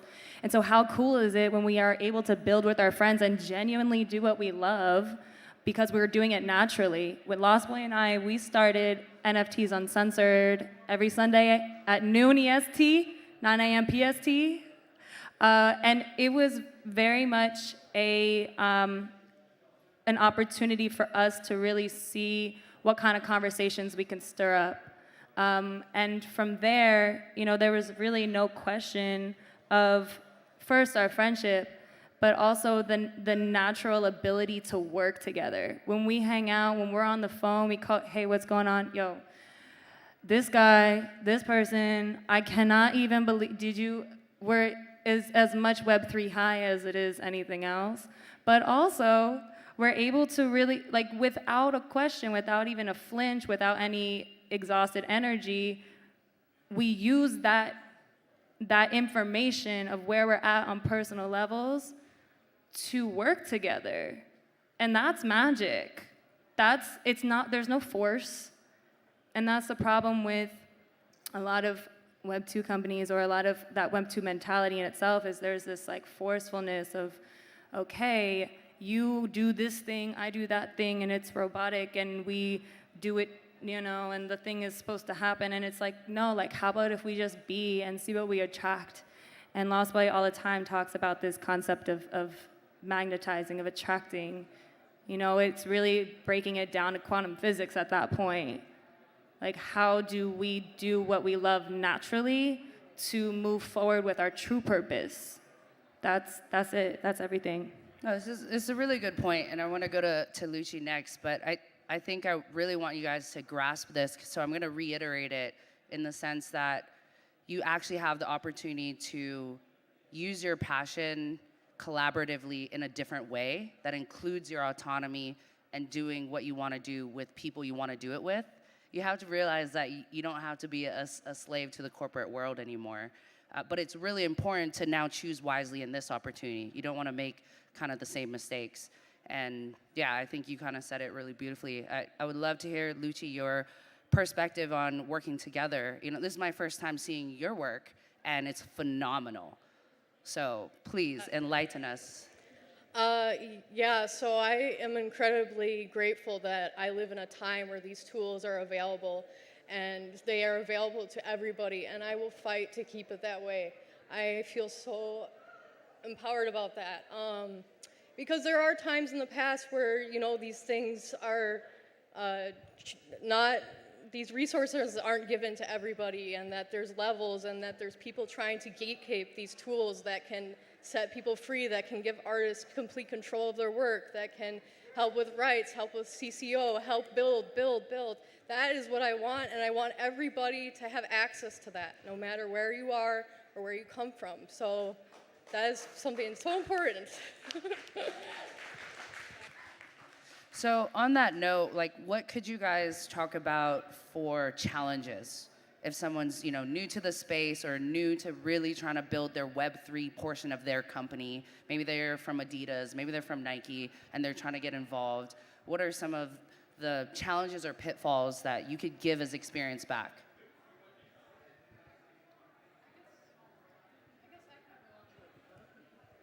Excuse me, okay. I guess I can go on that. I think the onboarding curve is rather steep.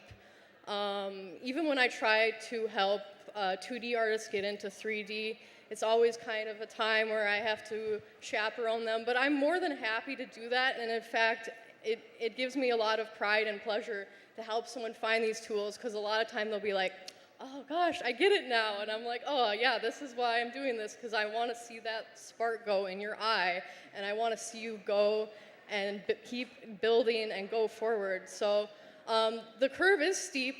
I would say that most communities are extremely helpful, and every time I go into a Discord with a question, I get like 4 or 5 people coming up trying to tell me, oh, this is the best way, this is the best way. And the great thing about forums is that even if you're not actively engaging in the conversation, you can read it, you can access all of this educational information for free, and also like personal, real use case information, which is pretty much vetted most of the time. So I think it's important that we utilize communities like Discord and Twitter. If you're not in Web3, I suggest these are tools where you can start. Just start talking to people, start asking questions, and I'm sure you'll find people that will help you guide you into the space. I actually have a question. Is there anyone here that's new to NFTs at all? Fairly new? Okay, I see a couple. Okay, cool. Well, welcome. Welcome. We don't bite.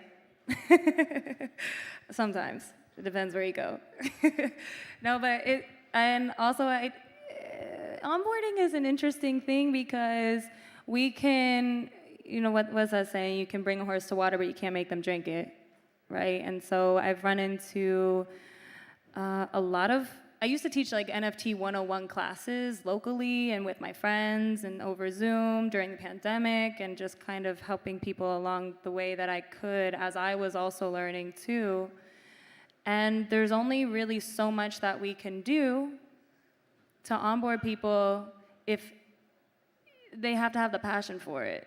And that's what it really comes down to. And even when we talk about this concept of mass adoption, like, what does that even mean at this point? It's like, it doesn't mean everyone's gonna be so passionate about it and do it and hop on it right away.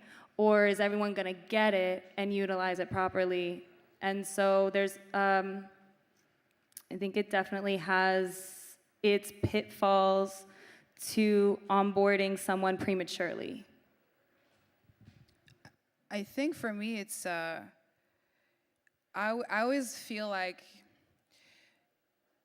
everything is a reflection. So for me, I was just like, how do I make sure that I don't go through what I went through at the beginning of learning what NFTs were? Because there's so much information, and all we hear is, you can make it, you can, there's all these like goals. And so I think that we don't take the time to say, but how do I break it down to someone who could be just like me, And so for me, I realized that Synergy was huge. Like yesterday, I have this private community club that we have these immersive, experiences, and it's kind of like a home and playground for founders and leaders. And so I'm like, I was in it, and it was interesting because we had artists that were also adding layers to the experiences. And I like to see how things happen organically, and what took place were artists kind of like being a part of the reception and talking to other quote-unquote founders and leaders that were also as excited to actually share, because it kind of like expanded our notion of saying like, yo, there's so much more to do in this space. And not even that, but there are also a very dope way to recalibrate people in like destroying the fuck shit in Web3 and actually welcome more genuine people in the space that actually have real stories to share or real innovation. Because I think that sometimes when we think about this like gold rush, we're like, okay, everybody, go, go, go, go, go. But it's like, but this is the pioneering season. This is literally the most important season of the space. Like, how do we build a foundation? And I think that we have to take real examples of different projects that gets people to understand. Like, for me, it might be Web3 memberships. For Lucine, it's an NFT project that's all around consent. For Cass, it's creating organic conversation and also challenging conversations. And I think that once people start choosing what actually speaks to them, all of a sudden what seems to be so complex becomes more personal, because now there's something that they can actually relate. Like, to be a chef in Web3 at the beginning, what? Like, that was crazy. I was like, I don't even know what I'm doing here, until I trusted my lane, and I realized that it's all about finding what truly speaks to you so that you can follow with ease versus trying to catch up. So that's, you know.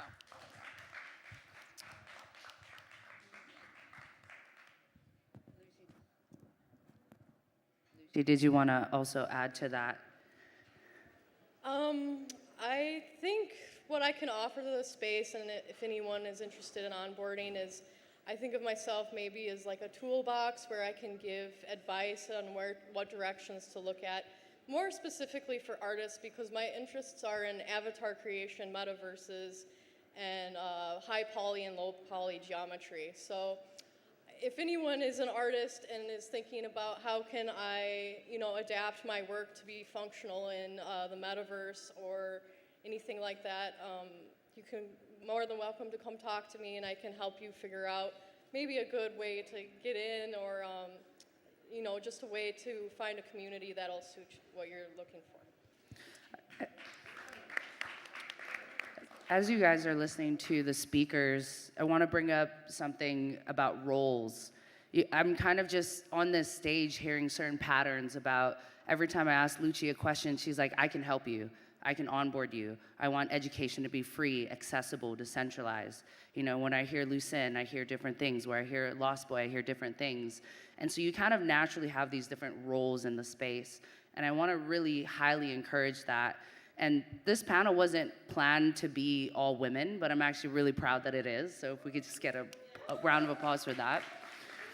And the only reason why I bring that up is because I want, again, that concept of roles. I don't want women to just play community builders. I don't want them to just play the host and the hostess of things.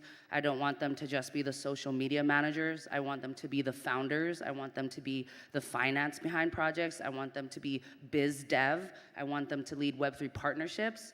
And so that's why I wanted to bring up roles.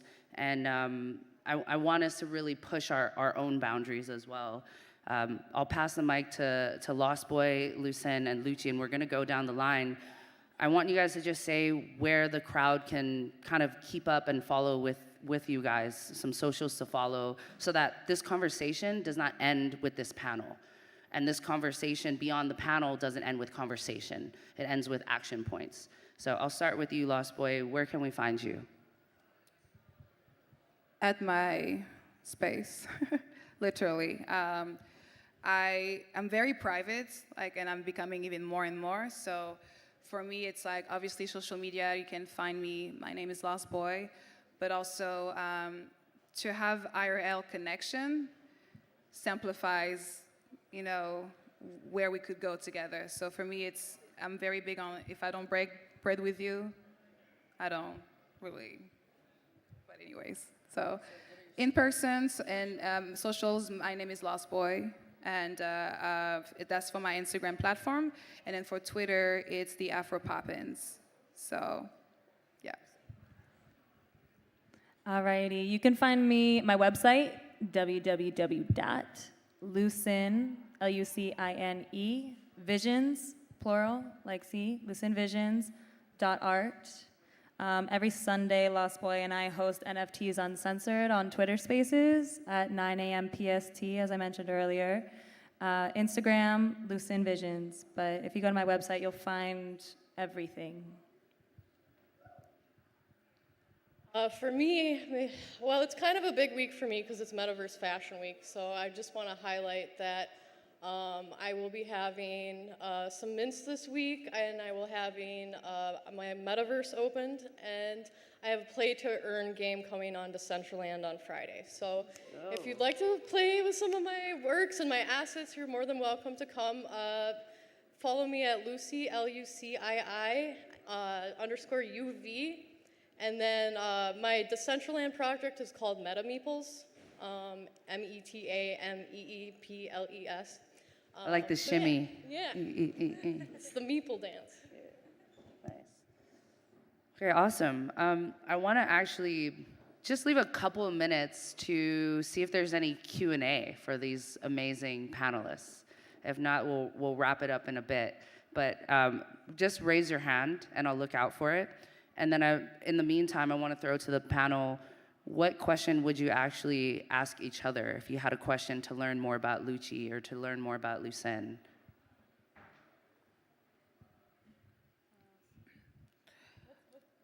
What's next for you guys? Oh. Is that too broad of a question? Sorry. Yes, no. Okay. What's next? Well, we just, I just launched my Web3 membership for, I know, I know a place.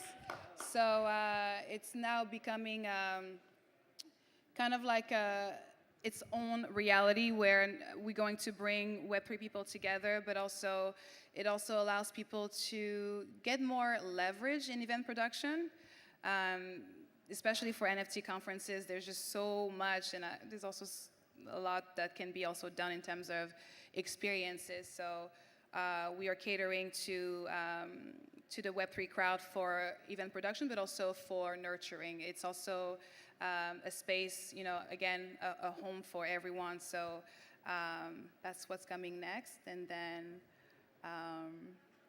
more new recipes, I guess. I do the branding for I Know a Place, and so I just want to second that. We have our Web3 membership coming out soon. Actually, the dev that just won the hackathon is running both of our projects, I Know a Place for I Know a Place, and also for House of Consent, which is what I do, which is super exciting. Go Jaden. You guys check him out. So yeah, I've got House of Consent. I just launched the Genesis for House of Consent last week. Woo! I have 5. Thank you.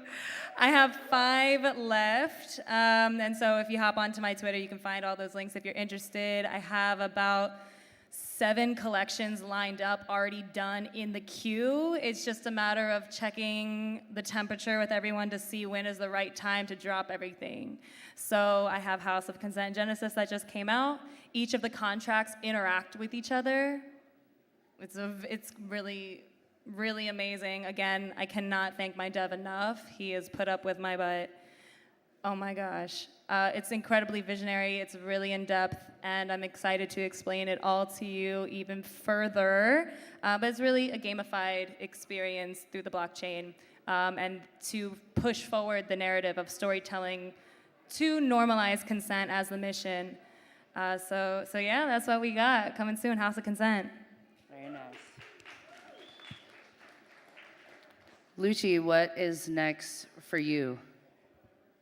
Well, after this week, it's been a lot building this metaverse, and it's hosted on Hyperfy, in case I didn't mention. But after this, I think there's been some interest in maybe doing a clothing collection, which is, you know, what my background is. I used to be in fashion production. I worked for Libertine, so I would like to explore that option. And yeah, I'm just going to keep creating assets. I'll be around until my last breath, no matter what the market does. So it's all about the art for me. So we'll see. Well, I think we're gonna wrap it up here. I really wanted to say thank you to everyone that's here, all the listeners. Thank you for your patience. Thank you for your ear. Thank you to the educators and friends that I also see in the space, and team as well from Feature. Thank you to Arcane, to Mr. Hodler. The list will go on, but I just really appreciate you folks, and I really appreciate the panel. Lost Boy, Lucen, Lucci. Thank you, everyone. We out here. We out here.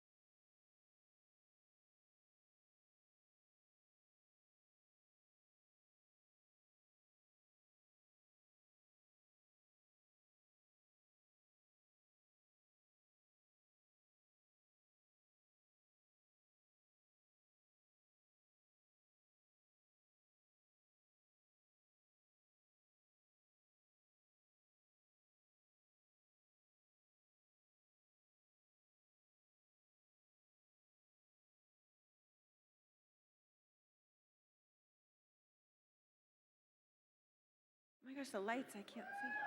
I have to talk like this? Okay. Am I slouching? My boobs okay? I lost my emotional support cat. I want to thank Kelly for bringing the cat for at least a little bit for me. Welcome. We're discussing film today. We had Julie Pacino, who's still trying really hard to get here, but scheduling during these NFT events are difficult. It's like I'm kissing it or something. Anyway, we're here with Vincent Harrison. Wow, excellent. Vincent has been in this space for a long time. He's worked with everybody from Beeple to creating platforms, and recently you've sold 2 movies, right? Launched 2 movies as NFTs, and now has a short film platform coming out. So we're gonna talk about that. We have Elle Tusi. Woo! We love Elle.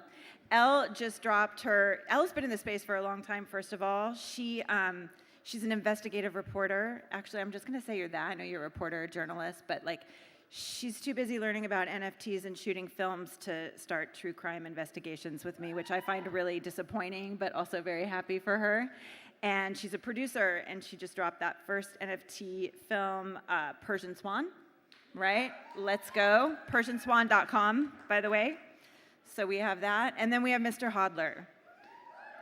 Mr. Hodler's the founder of Disrupt LA tonight, so shout out to him because he did an excellent, excellent job. He also owns Arcade Studios, which is an animation studio, and he's ripe for distribution, been busy, and so we're gonna talk a little bit about funding, distribution, creativity, blockchain, and I'm just gonna start with the 3 of you. I think all 3 of you are early adopters. So I don't want to go too long into how'd you get into crypto, but I am curious how you got into crypto and when you started really discovering blockchain as a utility and a technology that you could use for creativity rather than kind of like the economic, degen, coin trading or whatever. And I don't even know if you did that, but I'm assuming if you're early adopters, you played with the coins a little. So let's start with Elle.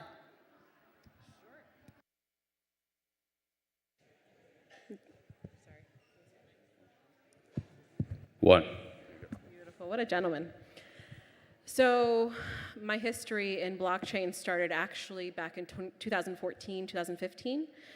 I had just come back reporting from the Middle East, and at that point in time, the women had asked me, can you please find a way to help us? And when we were looking into researching what does that necessarily mean, that's when I got introduced to blockchain technology. So I entered into the digital identity space where we were providing solutions for women with digital identity. And we had gone over to the UN. There's a whole private and public sector that was looking at solutions.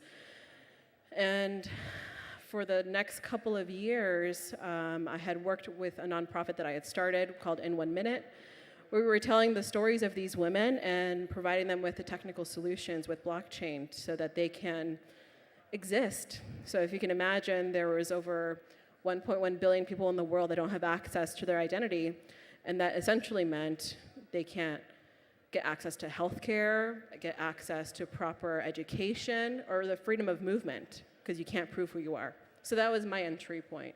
In the last couple of years, when the whole rise with the NFT space started, I had patiently waited to see how I can enter with my production company, Boom Dia Media, and unbeknownst to me, and actually very poetic, it was Persian Swan Film that was the one that is our entry point. So, yeah.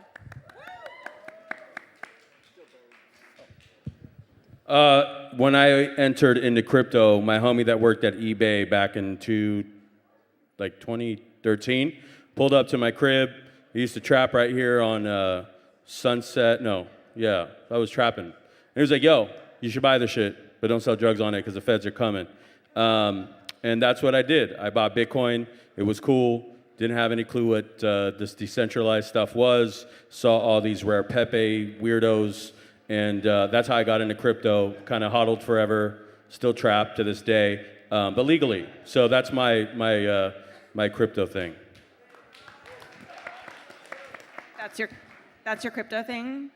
When did you see there was a solution for you, like a problem that you saw where you started seeing a solution, maybe in blockchain, Web3, NFTs, that kind of a thing? So when I got into crypto, I always was, I guess, an artist, but never wanted to claim it. It felt weird. I'm an artist. Like, nah, I'm just a nerd that fucking researches more and does more archival, databases in you and studies the master shot, the dolly zoom from Jaws 2, and archive all these amazing photographers and DPs and lights. Anyway, so I always wanted to get into animation. And one of the things that I did was invest into animators. A lot of the cats in LA, they make a little money, they go buy big cars. I started putting animators on salaries and would have, ideas and say, hey bro, here's cash, make this weird thing. And it just became a thing. So following my love of film, which I'm not an expert in film, I'm not a famous filmmaker, but if you guys follow Arcade California, you'll see the weird animations we do. My idea was to make animations, and when it came to blockchain, it just became insane that I might have a way to make money making animations. So that's that. And also, by the way, she's so amazing. Just so you guys know, Elle is insanely amazing. And if you know what's going on in Iran right now, she is that one, okay? And happy New Year to, all the Persians and beyond. So, and Vincent's a beast too. So, yeah. Thank you for that. What's your story, Vincent? It's actually my brother first got me into crypto. He had a Bitcoin mining operation in the UK. It was actually one of the biggest, and it got so big that it would need its own substation to keep going to build enough computer power. And it was really good until the cops raided it and smashed the crap out of it, because they said it was they thought it was a weed growing facility. And then we've got them on camera just smashing the crap out of all the servers, which is interesting if you believe in the politics of trying to close this space down. But then fast forward a few years, I've done all sorts of business things, but I had a couple of art galleries, one in New York, one here, representing artists that have something to say, raising social awareness, interesting social commentary. And the Winklevoss twins, boo, are clients of the gallery. And they asked me to help them with a little platform they just bought called Nifty Gateway. Basically, help it get off the ground and bring on some artists. And it was interesting to me. I wasn't into crypto so much, but I was interested in digital ownership via the blockchain. And if we can get everyone to be on the same page as what constitutes ownership of something digital, then we can kind of put products out, basically, in all sorts of different industries across art, music, film, anything that makes sense to be kind of a digital thing to own. So we brought on some artists that you might have heard of, Beeple, Wizbee, Bus Logic, a lot of the Superplastic, a lot of the properties that became an artist that became multi-million-dollar craziness in the hype cycle. But we're still here now working with artists across different platforms, across film, across music, and visual art as well. And we're still here building cool stuff. Building cool shit. We're building cool shit. Stuff. So, there you go. There we go. So film's really interesting to me because, oh my God, my boobs. Okay, sorry. I don't want to see myself. Okay. Music and film, sorry, they're amazing.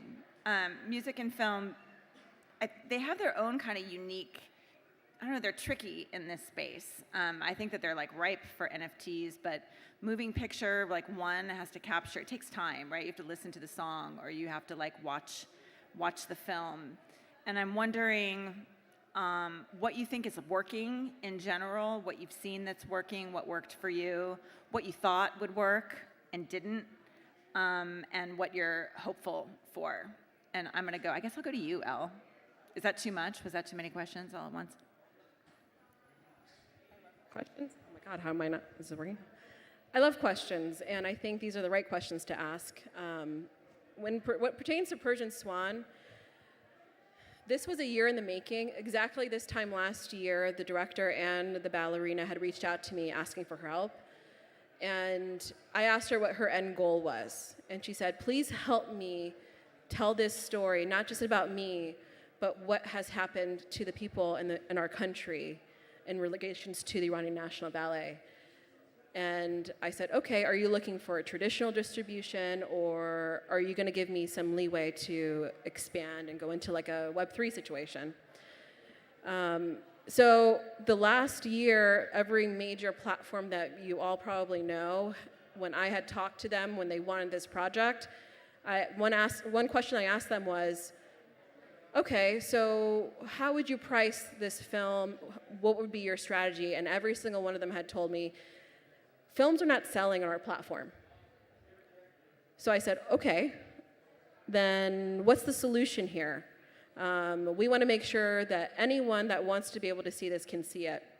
And so fast forward till about fall, when everything was happening in Iran, we kind of, as a team, took a pause because 2 people on our team were Iranian descent, and we didn't know what was going to happen by sharing this story. This is real life stuff, right? So we didn't know if Tara, the ballerina, was going to be safe. Myself, as an Iranian, I was going to be safe being a part of this. And then going forward, we thought, okay, in January we're ready, and we're still having the same conversations with platforms. Films aren't selling, so expect that if you put it on the platform, it's realistically not going to sell for like a year. I said, no, that's not good enough for me.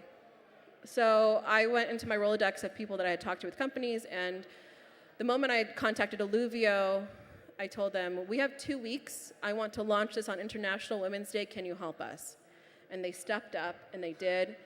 And I kept my promise to Tara, and we have a token-gated experience where not only do you get to see the experience, but you're a part of our Avalin group, which in Farsi means the first.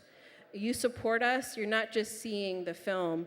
You're on this journey with us, because not only is Persian Swan out, but we are in our next phase. We started filming today the documentary that'll preserve our history of the Iranian National Ballet in Iran.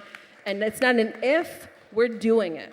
So if you are moved by what's happening in Iran, you didn't know what your entry point was, let it be with Persian Swan Film. Watch Tara. Give her the confidence by your support. If it's not watching the film, show her the support. Right now, every Iranian needs that. And for her to exist the way that she does means that if she steps 1 foot back into Iran, she goes to prison. For who I am and how I exist, I go back 1 foot into Iran, I am put in prison. So by doing this project, we are putting a lot more on the line. And if you want to know how we're doing this documentary, how we're going to preserve it, if I have to put it on the goddamn blockchain, I'll do it so they don't ever take it away from us again. They don't burn the footage. I'm gonna find everything that they tried to take away from us 44 years ago. Follow that, Barry. Follow that. Yeah, I don't know what to say. I'll say that I met Elle recently and heard her story. She is a phenomenal person, and the documentary and the piece that she did, again, is PersianSwanFilm.com, guys. you're able to actually go and watch it directly from her. It's gated, so you'd have to pay. But you're actually supporting a major cause, and you're supporting film. So I'm not gonna try to up what Elle is because I'm not as cool. What I will say is that the future of film is self-distribution. It's not about disrupting the film space. They're already disrupted because they do not understand what it takes to actually build community. I'm in here of Web3 because I saw how activated communities were around amazing individuals and creatives. Self-distribution is fairly simple. Whether it's in Web 2 or Web 3, you're able to actually stream your own stuff, go market your own stuff, go door to door. I used to sell chocolates. You know those kids that you see in the parking lot at Ralph's? I was that kid. I used to get in a van, a bunch of us, and we just run around and sell chocolates. Well, at the end of the day, it's the same thing here when you come as a creative. It's a different network of how you're going to penetrate a market and build community. So the disruption for me is low cost. And all the studios are low cost. They want to push the budgets down, and they don't want to pay, right? They don't want to, if you look at Jason Blumhouse does all the horror films, right? Everything is low budget. It has to be for them to make a win, especially on new product. If you guys know what Arcade is, which is our brand, and I'm not shilling, we really are positioned in Unreal Engine. We want to keep our costs down with high impact content that's consistent, that's disruptive and is weird, and build an audience and self-distribute films directly to the audience. And so I don't know where I'm going on a tangent. The light's kind of weird. It's blinding me. But I will say that self-distribution for film is the future. You don't need to be on Netflix. You don't need to be on Hulu. You don't need to go through all these distribution. It's you building a market. It's building an audience, talking to them every day, making weird content that they want to see. So mine is probably some 40-year-old or 50-year-old nerdy, gamer, right? That wants to see weird sci-fi stuff and, building that audience and self-distributing. It doesn't have to be expensive. It could be $10, $20, the same way a box ticket is. And I can self-distribute, even 15, 20 second, 30 pieces every day direct to the market. So, but Elle, you're still the best person here, and I'm glad you're here.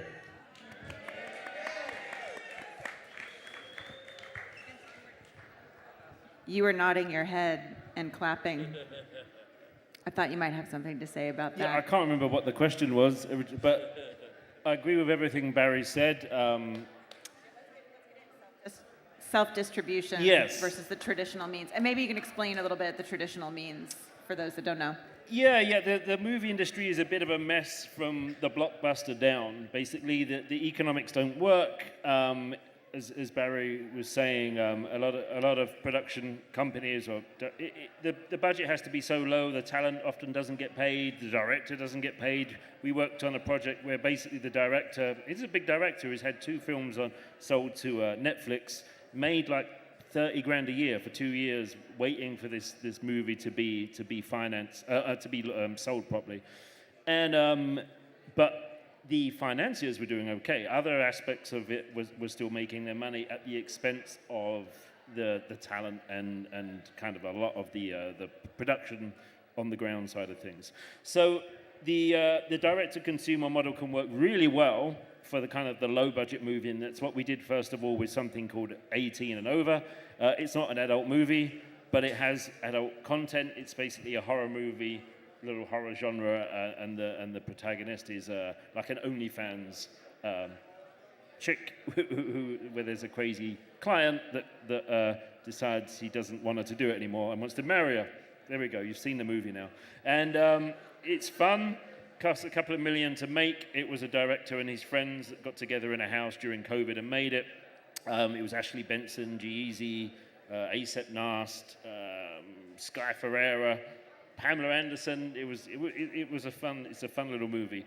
But so we did the first distribution model kind of via NFTs, where make it in a simple version, you bought a collectible character, and that collectible character gave you access to the movie, and then you also got to come to the premiere, which Barry came to. Thank you. And then you also get to go into Discord and talk to the director, talk to the talent. So you really become part of an IP, part of the movie, part of what fandom could be and movie ownership can be with this blockchain direction. So really, it's the new version of the DVD or the Blu-ray box set. So that was what we did first of all with this movie, and then it got its normal distribution deal. And also all of the talent got a piece of the action as well. So when you bought the collectible character of that particular actor, they got paid as well. So lots of new revenue streams within it, and a direct-to-consumer model, and a great way for the fans to interact with the movie. So we're doing a few more like that are finished movies, because I'm afraid the cartoon monkey space has ruined any sort of fundraising at the moment.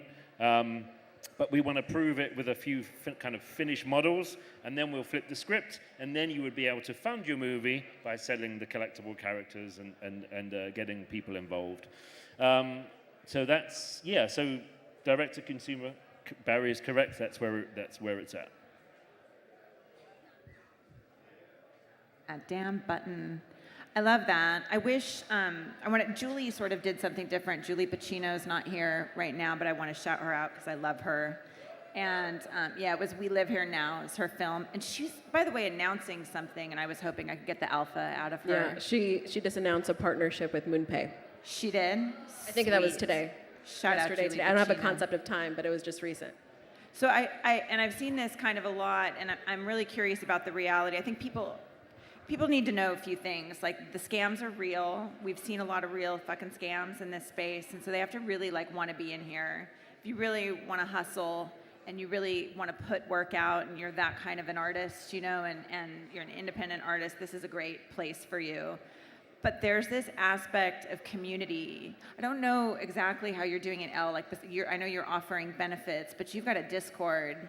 Julie has a Discord. I think her project was 3,300 something, where her community is involved in writing the story. They at least have a say. And a lot of people are not prepared for running that community. And I'm kind of curious your experience, for people who are interested in filmmaking, in particular filmmaking, I think same for music.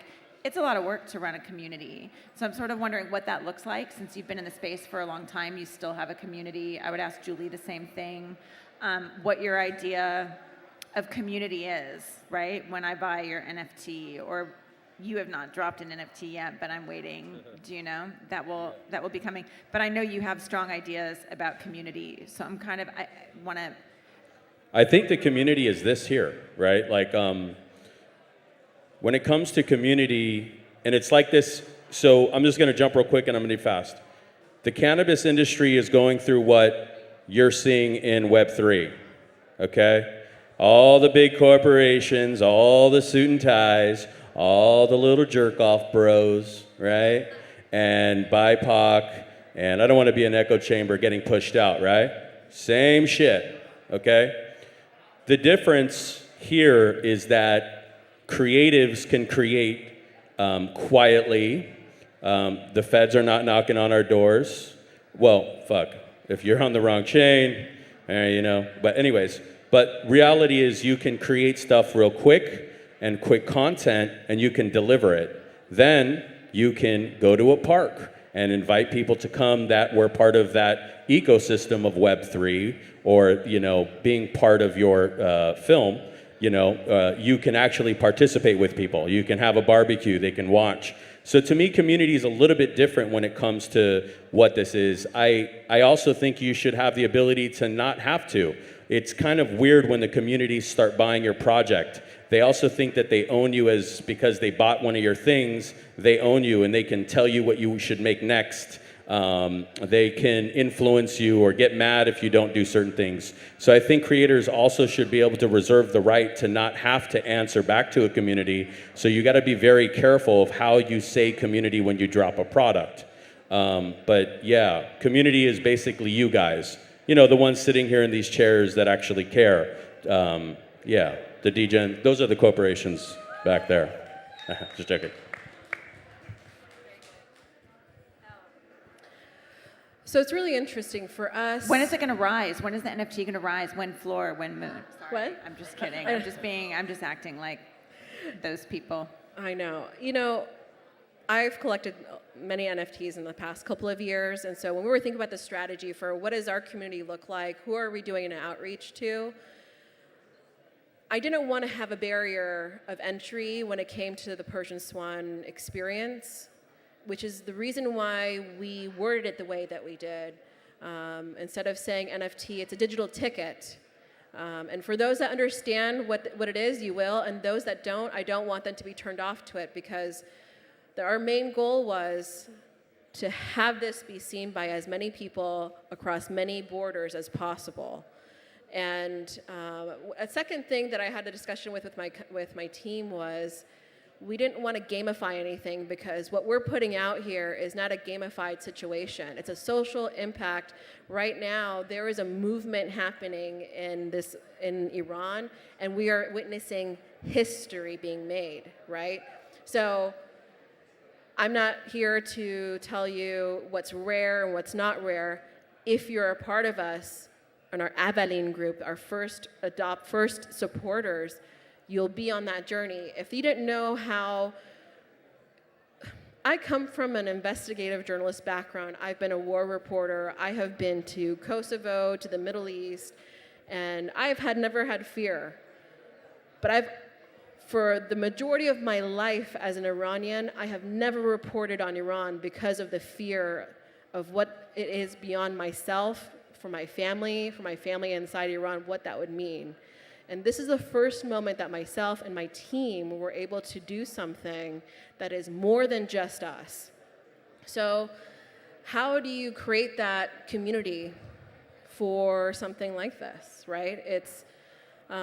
We've actually taken off that number of how many have been sold because I don't want people to be consumed with the thought of I'm 100 out of 1,000 or there's tens of thousands that have sold. You're a part of us no matter what. You support us, you amplify us, you're giving us the opportunity to tell our story, you're with us. So that's the community that we were looking at. If you're inspired by Tara's story, come and join us.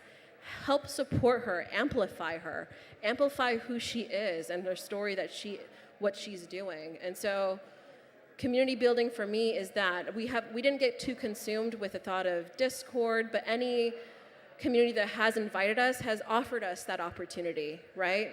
And what better way in the spirit of Web3 than to help embrace those that are coming in, like Tara, my other producer, Kelly, who are new in the space, right?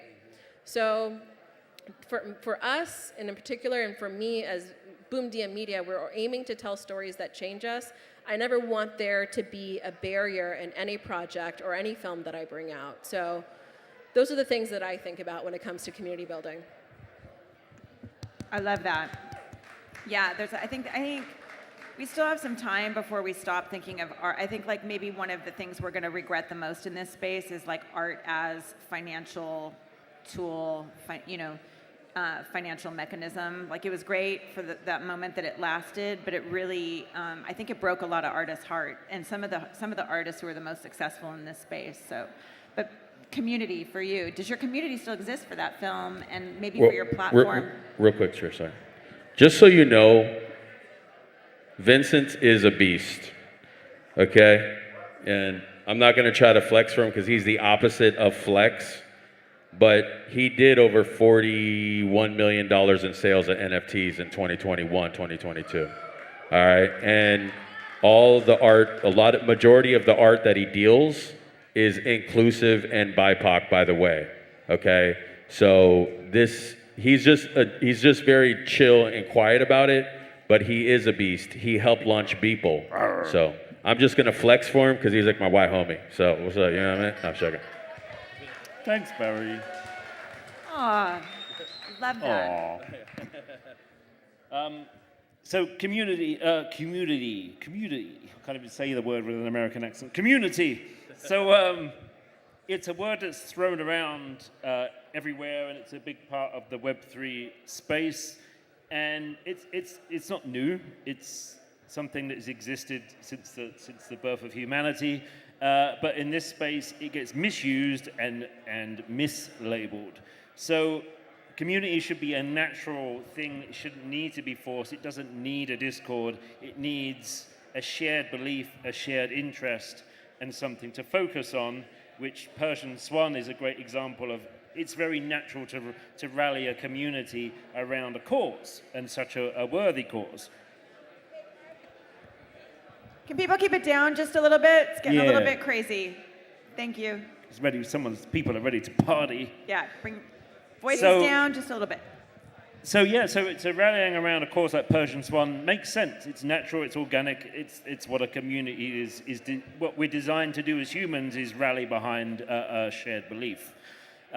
With movies, it happens anyway. It's organic, it's natural, it's fandom. People get around a movie IP. They love Marvel, they love DC, they go to Comic-Con and dress up. That's community. It's a shared belief, but it's natural, it's not forced. And what we saw in this Web3 space, it was a community of people that were hoping that their token was worth more tomorrow than it was today. That's not a community, that's just a bunch of speculative crypto bros.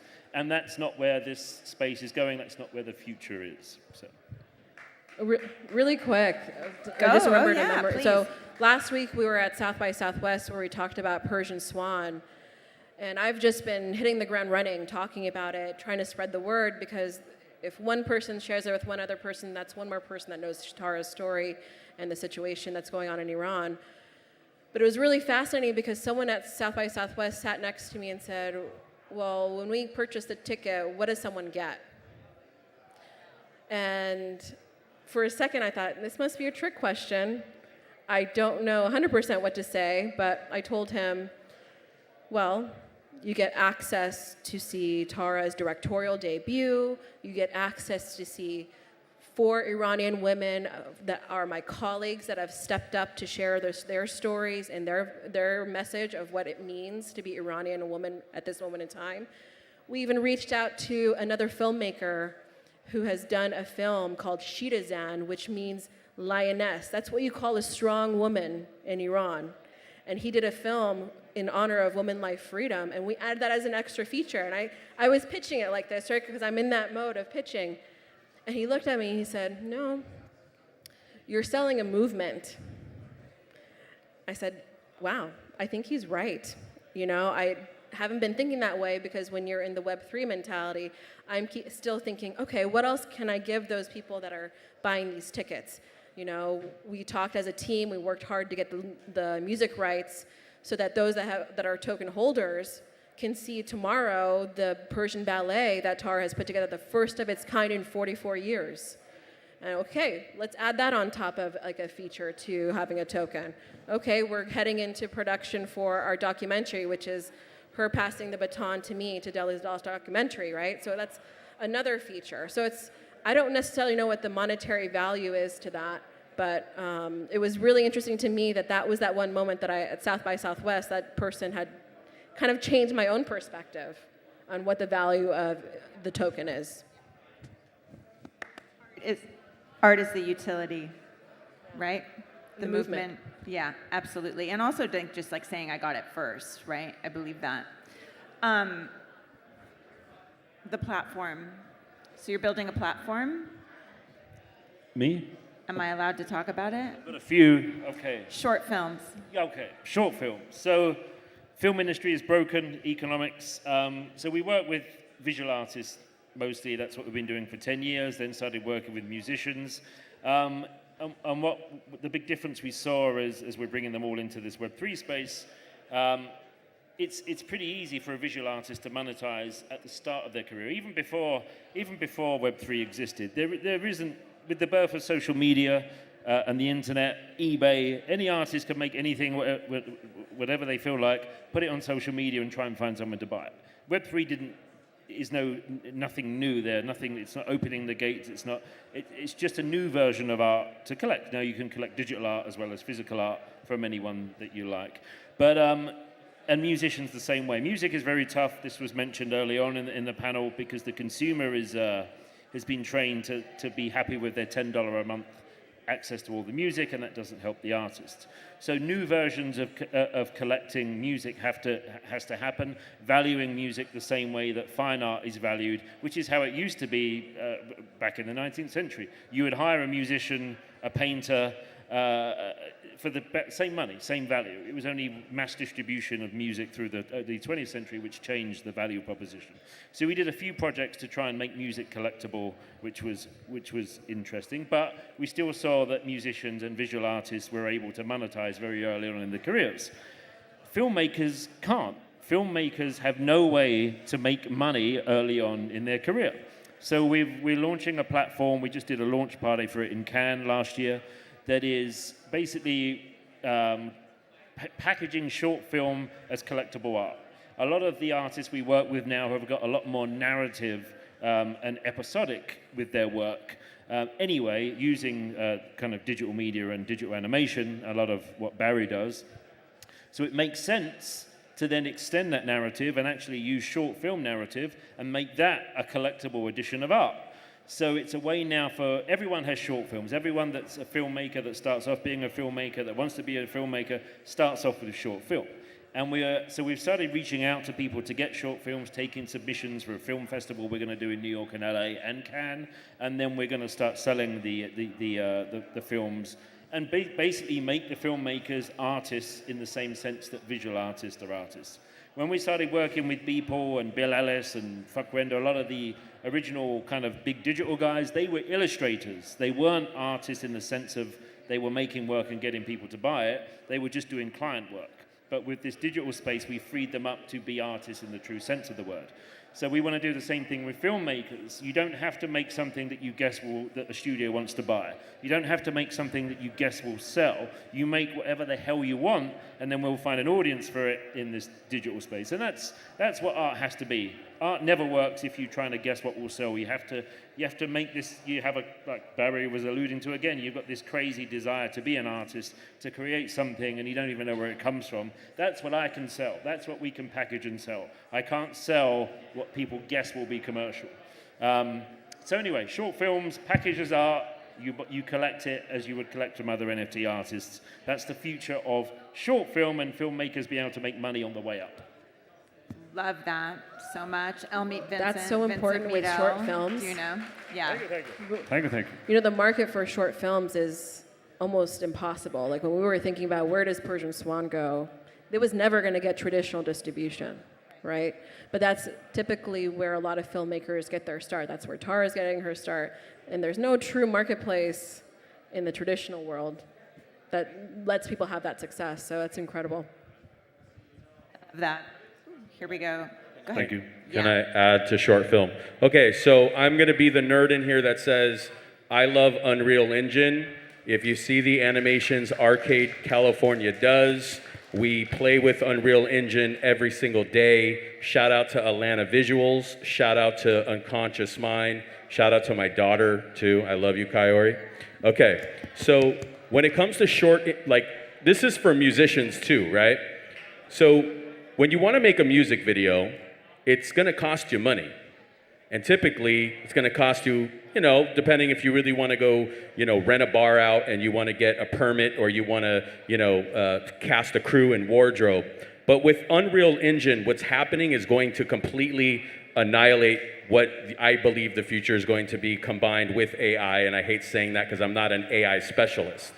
But with us nerds that are sitting there with UE5 and doing mocap, which mocap is about to be done. It's just going to be a camera and it's going to capture data, and then now I can put my face as a character and go into stream. A lot of you have seen Code Miko, you've seen KDA, you've seen all of these different kind of characters and avatars. Those are going to go and look, those are about to be super realistic. The voices are going to be on command. You're going to be, listen, it's going to disrupt all of acting. Actors are going to lose jobs because these avatars are going to be whatever you want them to be. They're going to look real. They're going to talk like a woman. They're going to talk like whatever you want them to talk like, right? But it's going to be zero cost. The only cost is time, right? So again, the disruption comes from the zero cost. Unreal, if you see me, I'm plugging you heavy. Like I know, like you can give me some bread, whatever, and we'll help. But I'm telling you right now, Unreal Engine is a very powerful unit, especially for music videos. You don't have a bunch of money. You can make something quick within 2 minutes. The render times are unbelievably fast. It is kind of glitchy. Shit does crash. Unity is better when it comes to APIs and plugging in with APIs. But in general, when it comes to what the future is for me as a short filmmaker, unlike her, she's like the real filmmaker when it comes to documentary and telling a story. But like us, like, chubby nerds that eat cheese whiz at night, right? Like we're all about making quick animations, stealing this scene from, the Goonies and that magical moment. I can literally steal it and then create it in Unreal and give you high impact. And the combination with AI and Unreal right now enables me to do 500 scenes a day in animation. How are you going to beat the monster when it comes to content, right? You can't channel that fast. You can't come up with so many concepts that fast. So I think the disruption when it comes to short film is how fast we can do it and how cheap we can do it. And for all the musicians in here, if you want to hit me up and your music's dope, I might make you a free video and let's just go disrupt. Can I add something on that really quick? Yeah. You answered the question I was going to ask, is all I'm going to say. I was just about to send out. Yeah, go, please. Absolutely. So I love that answer. It's funny because I joined a production in the fall of last year, which was a complete Film 3, Web 3 team of filmmakers that got together and we produced a horror film. So it's very non-documentary style of me, but we literally shot that in 2 days, and the day after Persian Swan launched, that had its premiere too. So the quick turnaround, and we had an incredible team of people that came together, but a big shout out to my Never Alone crew, because, and a lot of the things with this, so the quick turnaround for short films is really important because sometimes you can take that and expand it into a feature, expand it to episodic. It depends on what your story is. But sometimes with the Never Alone project, where all these Film 3 enthusiasts are coming together, no one knew each other, and we shot the most incredible horror film that I've seen, and as a short film, for what we had. And I think the story with the Never Alone team, it's the team that came together. Something like that should have never succeeded. You put a bunch of strangers in a room for 2 days, you don't know what the skill set of anyone's is. It should have been a throwaway film, but it turned out into something incredible. And if that's not Web3 ethos, I don't know what is. And we're going to continue doing that this year and every year so that we can continue creating a framework for others that want to come into the space, because really, truly, short films are the way to do it. So doesn't matter what genre it is, it's really important to get out there and do it, It's the ADD generation. If you look at the films from the 50s and 60s, you're going to get super bored because it's like literally one exterior shot and maybe one or two over the, shoulder shots. But now today with the content, it's quick back up and fast forth. Like this conversation would have already had 1,000 shots, and it's a different kind of combination of that. When it comes to animation, the ability for us to change the cameras on the fly is insane. So if we want to interject with kind of like all sorts of different places, like if I love Paul Thomas Anderson and I want to steal that over the shot, shoulder he did for There Will Be Blood, or if I want to go in, to Wes Anderson and, how he does these like weird, different kinds of shots going through these different elements for that conversation. I can do that in a reel for relatively zero cost and fast and short framework. What she's saying for horror film in general is probably one of the biggest disruptions you saw with Jordan Peele. And it's phenomenal because you can deliver high impact, scary moments for $0 on your Instagram, scare the shit out of somebody for 30 seconds, and then leave them with a cliffhanger, and then also give them some more content the next day. Horror film is one of the most disruptive genres, in my opinion. And if you look at the data, first thing, let's just say this data, and Mariella, I know you're here. Last year from the data, BIPOC films outdid lead roles that were dominated by Caucasian males, okay? So the BIPOC, people of color that had lead roles, the disruption's already there on the forefront because, it's just what it is. I mean, I guess we act better because I'm acting like I'm about to rug y'all. No, check it. So, but here's like the reality with horror film. Horror film is such an amazing genre that delivers impact, captures people, and you can dominate quickly. And so what I am thinking in the short film reign is, making short horror films, posting them on Instagram, spending $20 a day to get the views, call to action, and bring them back in to see the short film after the next segment. Every day there's a new episode. To me, that's the new short film. Now, if I want to token gate it, which is kind of weird, but it's the director's cut, it's like my collectible, right? And now, you have access to all the weird collections that I do with the characters. That's what I think, short film needs. Short film needs a way to breathe and to make money because it really, really doesn't. One last tangent. The cool thing about this stuff is, and I'm gonna just say back to animation for like the super nerds in here, that I can make 30 trailers with totally different genres within 2 weeks that are beyond previs. I mean, they will look super beautiful. I can, basically have all my films like they're ready and packaged to go, and sit down either with, the baller homie right here and be like, yo, let's put some bread up together. Let's get this film done quick. I can get this thing done in, 60 days. And we can actually test the market with the trailers. Within 30 days, I can test the market and say, this one had the most interactivity.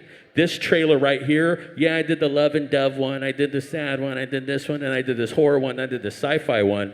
This one here has mad traction. We should probably start spitting out short films, then lead to like a real saga. You know what I mean? So yeah, I don't know what I'm talking about anymore. L for president, thanks. What do you think about all that, Vincent? What he said. What he said? I know everybody wants to have a drink and eat and hear music. I think we're getting to that point right now. Yeah, are you ready? You're really ready. Yes. You need a cocktail. I think I'm ready. I haven't slept. I'm going to do this because they're up here and these are like my safety blankets. They don't know it, but like, so we did this event on the fly. It was Cass Vegas. It was Natalie Crew. If you don't know who Natalie Crew is, then you're probably not in Web3. It was Trish. Now, first thing, Trish is an amazing person that I ran into on Twitter. And she supports everybody, right? But she'll cut you too. But she's very supportive of culture, people in this space that are really building. She, while you go to sleep, she'll go crazy and think about all of these things for you because she genuinely is an artist herself and doesn't really do anything except support other artists and try to build. So I really thank you, Trish, for helping me in a little amount of time. Thank you. Yeah. And maybe let's tell the people what you do. I wasn't expecting that. I'm going to close it out, actually, with all three of you, but I'll say this. First off, Cass, I love you wherever you may be in here right now. The lights are intense. Natalie, I know you're out there. We love you and we appreciate you and we wish you were here. There's a lot of people here who maybe haven't been in this space before, and people who have. The rumors are true. The scams are epic. The fuckery is real. But I have seen magic in this place, so much so that like I'm gonna start to cry. I've seen lives change and I've seen really beautiful people win, and that's what I wanna see. And I think we're doomed. AI is gonna kill us. We're all completely fucked.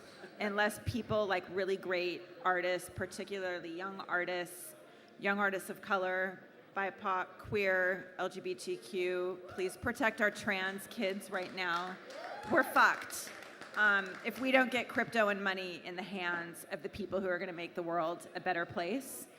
And I think that the three of you have kind of seen it all, and I'm just kind of curious. I just want you to close out with how important you think it is to keep this place artist-centered instead of DGen flipper-centered, and then also any information about where we can go to find you. I think you're really great, Vincent. It's really good to meet you, and everybody else. Julie Pacino, wherever you are. And thank you for having me and letting me host this space. But maybe just like close out with keeping the heart of this place artist-centered and creative-centered. I'll do it quick, and then we'll go. So the DGens and all that is actually kind of good, but it's really bad too at the same time. I think that there has been a lot of trickle factor into artists building in here. Again, I'm not a Web3 expert. I'm literally a film nerd and like reads about film every day and watches it. Okay, that's why I'm this size. Okay, this is my resume in film right here, and I deserve it. Okay, but I will tell you that this idea of the DGens and the flippers is good, but it's also taking away from the artist because you may not know how to weaponize or create these little like bubbles and go rich this guy, hey, we're all gonna put money up together and we're gonna go run it up. I will tell you that after all of that dust settles, because it will, the creatives are the ones that need to be here, and they will be, and they're going to disrupt this space. And it's inevitable because we guys have nothing else to do except be creative, correct? Now, here's the other idea. All the blockchain companies, right? All the ones that have billions of dollars that have extracted with these degens, they need to start investing into culture because their chains are going to die without culture, correct? So if I see Heno, I see Kane, I see L, why am I not seed funding those products, right? Why am I not building out that mechanism if I have to hire a marketing crew and really build the creatives that are going to drive the power to this space versus giving it to the flippers and the degens? I'm not against the degens, I'm just not in that circle. And if you grew up like us, some of us come from bohemian hippie lifestyles. I see Carding, I see Yaya, those are my brothers I grew up with. When we go out, we're like, yeah, I'm gonna go to a jazz club. I'm gonna go to a blues club. I'm not trying to, chill and listen to fucking whatever, right? So at the end of the day, we are the drivers. We are the social drivers. The blockchain, the technology companies have it wrong. I'm gonna tell you guys if there's like some weird guy that maybe is a secret billionaire in here that represents a tech company. Let me tell you something, you got it wrong. Because your companies are going to need BIPOC, they're going to need creatives to actually build on their chain, and actually start kind of building these communities because these guys are out of here. Remember that. These degens, they're out of here. Once the money's gone, they're gone. They're done. They're not going to be playing around like you're playing with Play-Doh and fucking fabric and paint and brushes and cameras and animations. They're here to be cool. They like Off-White, which if you like Off-White, not hate on you, think Off-White's kind of cool, whatever. Not really, but kind of, because I like Virgil. But I will tell you that they need you and they will start trying to, integrate. I think they need to participate. So again, for all of you creatives, this place is built for you. Digital ownership isn't going anywhere. We're going deep down that wormhole, especially with AI. There needs to be some sort of command of on-chain of what ownership's going to look like because people are not going to know who owns what, right? And that's what the future looks like to me. Blockchain companies, tech companies start reaching out to the BIPOC, start reaching out to all these inclusive industries, start giving them money that they need to go, stop grinding them down on their decks. And then again, also us people, we demand such these big, massive, amounts of money. Listen, keep your budgets down.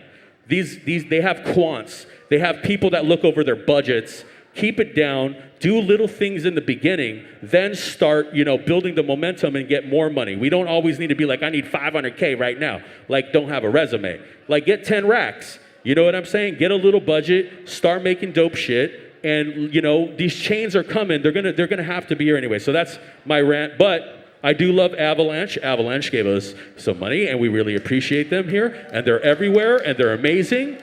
So Avalanche is here. She's somewhere out here, so you guys need to all find her because she's amazing and she's the one building here for Avalanche. So that's my plug for you guys. She's probably hiding now. Tiffany's probably hiding. She's in that area. Yeah, keeping it artist-centered. Oh, well, when I think about the role of myself, Boomdia, Persian Swan, and every project we're going to bring into this space, I'm not really consumed with the degen behavior. And I was just actually thinking about this right now when I was hearing your answer. If you think about the last couple of years, the projects that have done really well, what made you invest in those projects? It was the story they told you, right? The people you see up here, that's our profession. We know how to tell a good story. We know how to bring truth to light. So I'm going to continue doing what I'm doing. I'm going to make sure Tara, who represents freedom of expression through her medium of dance, for me, it's the freedom of the press, bringing truth to light, right? I'm not going anywhere. I'm going to keep doing it. And you want to come and join that, let's do it together. For the majority of my 15 plus years my career as a journalist, I've always had people tell me, man, I wonder what it was like when you were in the Wadi Rum desert and getting that story of the Bedouin woman, or you know, in Kosovo doing this. And this is my opportunity to bring you on that journey with me. And that's how I want to see myself in the space. And where blockchain will make sense, we're going to fit it into that process. I want to create that experience so that people can really give the value that storytelling has and not get so consumed with the ins and outs of a market being in a bear market, bull market, whatever, because the value of storytelling never changes. Amen. What's the question? Yes. The future, making sure that it's not, you know, art as financial utility, but something a little bit more important, and what's going to make the world a better place so that AI doesn't kill us. That's all. It's going to happen. We're fucked. We you are said fucked. It well. So Yeah, we're fucked. I want to paint a bit of a broader picture, because there's a lot of people probably in this audience that aren't creatives, and I just want to say that Web3 is not just for artists only. So art, and I don't, this might be taken the wrong way, art is niche and will always be niche. So not everyone can be creative, not everyone can be an artist, and not everyone will find an audience for that creativity. Web3 definitely gives new ways for artists to be seen and get paid, which is cool, and control their economy as well, which is very cool. But there's a bigger picture here for the whole world. So a decentralized, if you want to get into decentralized currency, that's one thing. But what we're able to do, and again, Persian Swan is a good example here of using kind of decentralization and power to the people to fund the courts. So we raised some money for Ukraine right in the early days, and we were able to raise money in crypto and send it directly to Klitschko, the Klitschko brothers, who are famous heavyweight boxers. One of the brothers is the mayor of Kiev, and we could send that money directly to him. No one could. Charities didn't want to let us send money. We did it directly via crypto and selling art with an artist called Wisby, and no government and no business and no industry could tell us that we couldn't do that, and we couldn't help those people that we could on the ground. We've got artists now. We've got an artist in Nigeria that he can't even get more than $25 at the ATM at the moment, and it costs 50% to change money for the local currency. We're sending him crypto, and he's living and doing well, and we get him out of the country, and we're able to do it because it's kind of power to the people, and we can get money to people however we feel like, and people can tap into an economy however they feel like, no matter how messed up their government is and how messed up their country is. Right now, we've got an artist in Russia that we're keeping him going with crypto payments, and he's just fled the country so he doesn't get drafted. He's got his computers with him, and he's still creating work for us, and we're able to send him currency wherever he is using the blockchain. So there's a bigger picture, and everyone can be included in it, not just creatives. And just think about how we can use this technology to solve problems, to solve social issues, to solve. Again, I mean, you're from Iran, right? I can add on to this really quick after this. So there's a lot of great people and talented people in that country, and you're one of them, that are oppressed, and they're just born in the wrong place, and they can't really do anything. And up to this point, you couldn't do anything about it.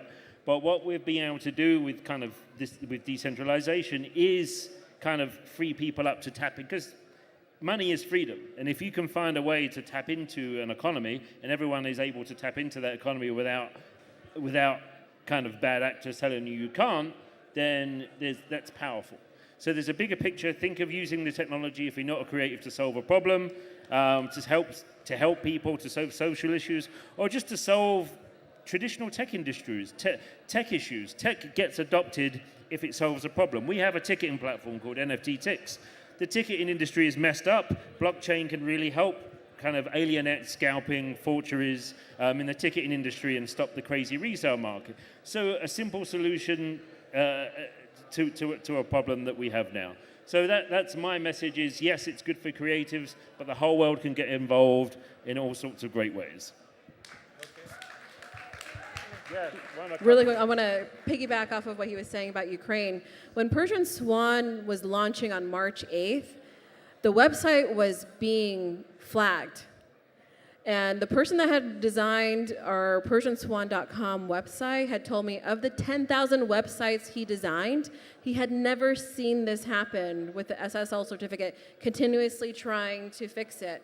Because everyone kept asking me, Elle, where can we go? I'm like, I don't know what's happening. Persian Swan for a long time has been being attacked because of what she represented and who she is. And when we had the workaround with it with Alluvio, our next thing that we had that conversation was, what can we do to create a situation that we can bring ballet back to Iran? And tomorrow is going to be the first time that my family, Tara's family, anyone inside Iran that has our token can watch the ballet show live streaming tomorrow. Can you believe that after 44 years that this is going to happen tomorrow? It blows my mind. Every step of the way for the last 2.5 weeks, everyone has been trying to stop us from flagging our website. I got a fiscal sponsor to give us donations. Stripe took that down, had to be flagged all the way to the CEO level for them to open up, because why? They thought there was money going inside Iran. No, it's going for us, for our movement of freedom of expression for women and young girls inside Iran. This technology, if for tomorrow, is revolutionary for us. I haven't seen my family in God knows how long. Tara has never had the opportunity to go to Iran to see her family. I have family members and friends that I'm worried that they're going to be arrested, and some already have. The 2 women that told the story of Mahsa Amini are my colleagues. They're still in prison. They're still in solitary confinement. What's happening right now and what we're going to be doing with Persian Swan, especially for tomorrow, is huge. For this to be streamed inside a country that is so repressive, it's a moment in history. I just had to express that because this would never happen. They would never be able to see this on Netflix. They would never be able to see this on Hulu because they don't have access inside that country. They won't have access inside Afghanistan, inside Syria, a lot of countries that are repressed. So this is the way that I'm moving forward, is how can I create a technology or be a part of a technology that can give that access, and hopefully tomorrow that'll be the first day we can do that. Amen. Hey, Elle, where can people find you, and how much time do they have to spend the mere $30 to have access to the film? So if you want to watch The White Feather, which is the ballet show taking place for the first time in 44 years in Southern California at the Barclay Theater, it's going to live stream tomorrow on PersianSwanFilm.com. It will go live at 7:30. You will get to see Tara and her husband in their production, where they tell the story and the history of dance inside Iran. And PersianSwanFilm.com is going to be live until March 31st. So you can see everything from her short film, the experience that we have. We have 4 women that have stepped up to share their story. And if I had time, I'd bring 100 more women for you from Iran to share their story so you can understand what's going on in that country. And after that, we have more plans because we've literally gone into production. And because of a community that we built came together and supported us, we started shooting that documentary today. You're going to be on that journey with us too. So it's not just March 31st. It's until we finish this documentary and every project that we do together. Women Life Freedom. Vincent, where can people find you? IV Gallery, if you can see that. So IV Gallery LA on Instagram and Twitter, and also Digital Native without an E on the end. Thank you. Yeah, you are humble. I'm like, already, I have so many questions. But anyway, yeah. Where can we find you, Mr. Hodler? You can find me in Web2 on Instagram, because that's where I like to make animations with my boys. So Arcade California on Instagram, and we're going to unleash heaven and hell upon thy face. No, check it. Okay. Yes. Thank you for a dope event. Let's party. Yeah? Thank you, Barry. Awesome. Thank you. Thank you, Okay, guys. so I have to do this because I do care, real quick. So I want to thank the sponsors that came through in the clutch. We put this together real quick because, you know, some of the other events are really cool, and there really is. Like Mumbot has a really dope event. I'm going to plug her up. I really think that they're cool crew, and next time maybe we can do something together. So we did this on the fly because there wasn't anything else that kind of represented us and kind of more of the kind of cool stuff. So we did this together. It was me, Avalanche, obviously the blockchain, by today.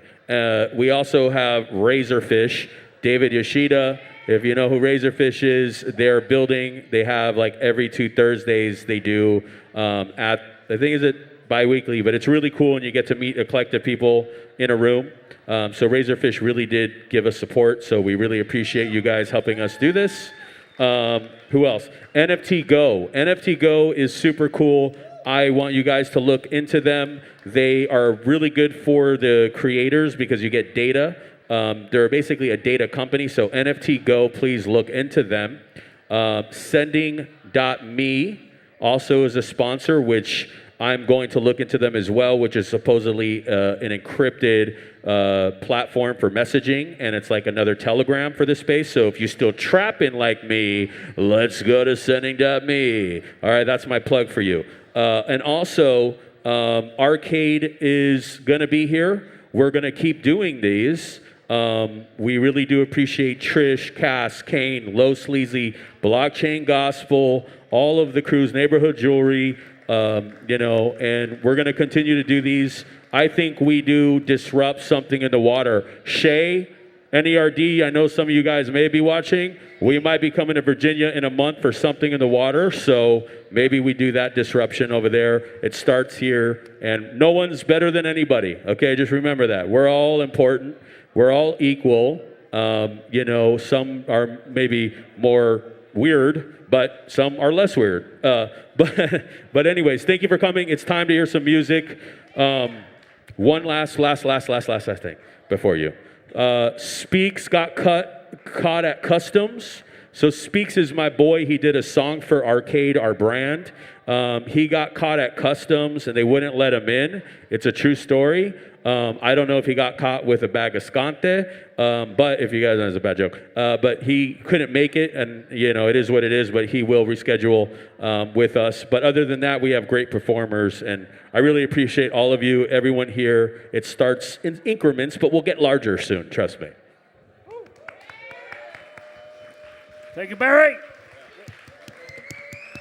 Thank you, thank you. GM. Fucking right. Shit, I'm working too hard. That's right, magnificent.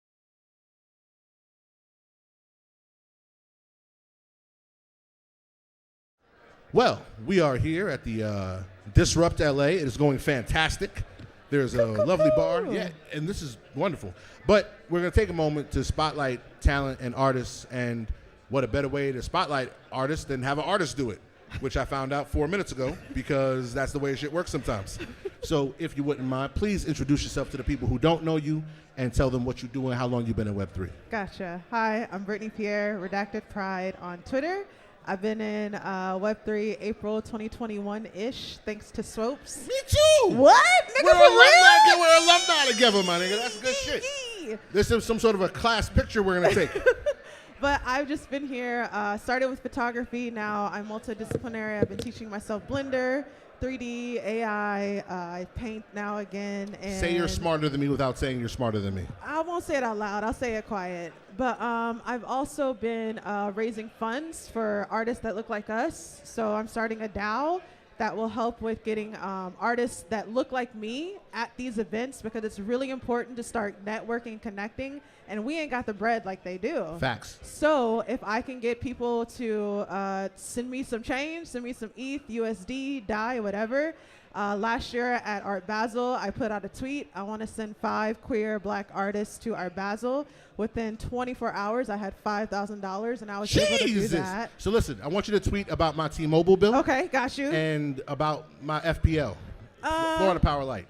Okay, I'll do the Power and Light, because that's going to be cheaper than T-Mobile. I can't radiate Black excellence without lights. So do you want me to not have internet? Well, do you need the internet? It's going to sound way better when you tweet it. Okay. Just okay, clean cool. up. Just clean it up and make it happen. But this yeah, is good. I'm just here making sure that people that look like me, sound like me, have a chance at this way to be creatives and not worry about their bills or their rent or anything like that. Last year, I gave out about $70,000 of my own money. Jesus! To make sure people were good. Rent, food, rent, food, formula, whatever. So I'm really here to make sure that us can make it and make a difference in the space. So I have a question. And Sure. this is, I always love to ask this question. I know we dox ourselves. I'm Kane Mayfield, .e, Taz, XCP. I've put my brand on everything, right?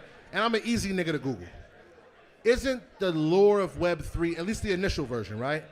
That a wallet doesn't have a race. A wallet doesn't have a gender. A wallet doesn't have a preference. Do you think we lose some of that with our self-doxing? Or do you think that the anonymity is best left kind of in the early stages and now we all get to stand outside? So I have to be honest with you. When I first started this, I wish I would have been anonymous. I wish I could have cosplayed as a blonde hair, white woman, blue-eyed. I do too. I do that now. That's my OnlyFans. Are you on my OnlyFans? No, hell no. I sit on birthday cake. Listen, don't kink shame. A limousine full of Japanese businessmen can keep their lights on. That's all I'm saying. But I feel like I would have gone farther. But with me being doxxed, it also allows people that look like me to see, oh, she can do it. So let me try to do it because she can do it. And so I came into it like, you know what, I'm gonna put my name, people know me, there's interviews out there, CNBC, and I felt like instead of depriving the space of another Black queer creative, I would be one of the forefronts in the space so other people that look like me feel safe, like they know that they can DM me anytime, or if they need something, I'm there. So I kind of went that route, but sometimes I wonder, would I have been even further and been able to do more if I was anonymous? But that's just how it goes. I don't think for people who are as vocal as either of us that we have the luxury of anonymity, but I want it for other people. Like if that guy says I want to be anonymous, I want him to have the right to be anonymous. I want anonymity to be a choice. Yo, son, you just made a crazy face, and I'm a New Yorker. You can't do that. Be like, yo, son, I almost blew a razor out. It's not a crackhead. No, I almost blew a razor out. Yo, who running up? That is a very nice white woman there. It fucked my whole shit up because normally when I do this, it's danger. So you can't trigger my danger alarms, my nigga. I was about to graffiti something. I was gonna scratch feet in your window. I don't know what I was gonna do, but it's gonna get very fucking New York very quickly. She's cool. I got my eye on you. That's Lindsay. That's the homie. All right, what's up, Lindsay? That's the homie. Don't run up though. You run up, get done up. You know what I'm saying? Run up, get done up. Everybody can get it. So, but I think that we take the anonymity L, and I don't mind taking the anonymity L, and I've never been the good guy. You're the good, like, guy. You do good. Has that always been you, or is that you here? No. So my dad was a Black Panther Party member. So I grew up with community. I grew up being community minded as opposed to, I don't want to say selfish because you can do what you got to do, be as selfish as you need to be, but that's just how I was. It was a community always, so I'm always going to be community minded first and make sure it's us first and then the white people. I want you to have this. Oh, yay. So it's called The Return of Rap, and people think that means the boom bap and the big coats. What it is the return of H. Rap Brown.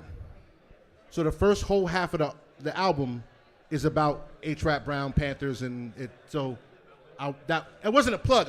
You can't buy it, nigga. I'm not gonna. Don't buy it, but it's a gift, and you got to see it because I don't really know how to be different on camera. I'm happy that was dope, though. I was not a do-gooder. I was a villain my whole life. This is the only place that I'm a good person. That's the only clean white T-shirt that I have, so I want to keep it clean. There's a lot of grifts, cash grabs, rugs, and just unsavory shit in the space. Do you find it difficult to keep your section clean? Or is it a daily struggle? Like, how do you deal with that? It's minute by minute. There's instances where shit happens and I just want to give up and say, fuck this, I'm gonna just look out for myself. But I inherently cannot. Like my sister even tells me, bitch, worry about yourself first. But then somebody will DM me like, I have an issue. What can I do? So that's just me. And I guess I'm just a Pisces through and through. That's just, heart open on the sleeve at all times. And so sometimes I do wish I could be a lot more selfish, but if I were, I feel like I wouldn't be honoring my ancestors' legacy. I wouldn't be honoring the Black Panther members that I know's legacy. And then I wouldn't be honoring the legacy that comes after me with the people that I can bring in, and we can keep that cyclical giving heart going. Panthers didn't blow up shit, they fed children. Exactly, but then they were blown up. Tweet that. Yeah. And then they were blown up. So, you have a project coming out. Tell the people about your project so they can give you money. By the way, she's obviously rich. My nigga, she gave away 70,000. I know you think I love you. And I kind of do like some of y'all. You're very lovely people. I would not give you $70,000. Be very honest with you. I would buy Taco Bell, a lot of Polo. I pay my bills. I'd give it to my girl so I didn't spend it on ninja swords, but I would not give you that much money. And I like y'all. I gave $5,000 to help the handprints kids, and sometimes I really wish I wanted the fucking money back because I didn't have it. Look, I didn't stop child labor. My niggas, the niggas is still making phones and all kinds of shit. I didn't even make a dent. I felt I did good, but did I fix anything? I could have fixed some shit. I could really change my life. Yeah. And then I can still talk about the youths, but she, who loves you far more than I do, gave money to the people, which is important. Tell them about your project so they can give you more monies. Well, I'm a photographer, so there's a few collections out there, and I'm switching. Well, I've taught myself Blender 3D, so my first 3D piece is going to be, I think, the first week of April through Zora. It's going to be super cheap, 0.0124. If you collect 5 or more of the still images, you can burn that for the actual 3D, animation that's fully produced. Music, I'm going back to music again, which I hadn't been doing for a while. AI, photography, and there's a meditation that goes on top of it too, so you can have like a moment of, checking I don't know in how with to yourself. meditate. I know you don't. Believe me, I know you don't. You can tell? Yes, I can tell. I don't know how to meditate. It's not a surprise.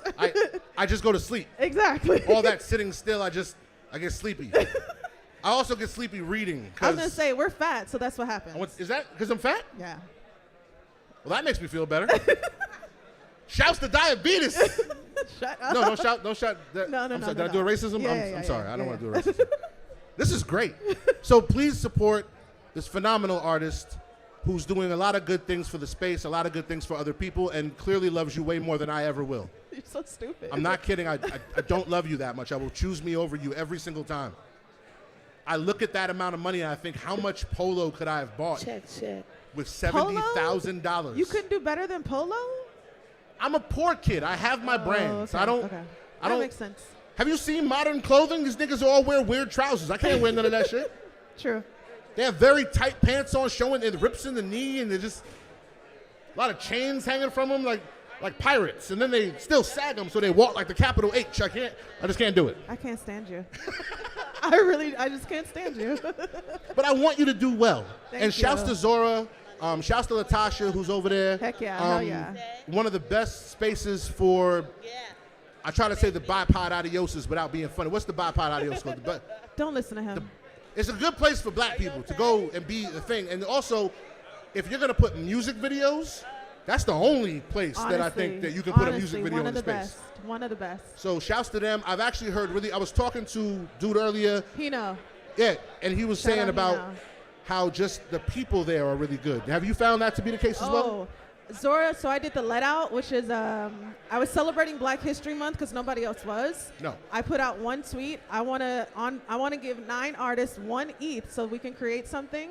And they, within 24 hours, yes, we will do it. We will be the ones to do it. They were the only platform that showed up and, actually gave money. So Zoratopia and what they're innovating, they got the Nouns Builder. They've got, which is a DAO builder that you can do yourself. They've got other artists coming on. It's just Zora and Zoratopia is really where it's at right now. I want to give 1 ETH to all of my bill collectors. Yo, Zora, holla at me. I haven't been very friendly in the past, but that could change. I'm for sale. I'm very much for sale. You're I'm so stupid. Big old prostitute. I'll change my tune real quick. Not for hit piece. Fuck them niggas forever. But listen, this has been great. Please stay and enjoy the rest of the show. This is a great time. Shouts to everybody who put it on. Shouts to Mr. Holder. Shouts to all the speakers. It's been a great lineup. It's been a great event. I'm going to stay just sober enough so I can perform later. And that lady just yelled because of it. Ow! wow. That's the reaction I get. Peace out.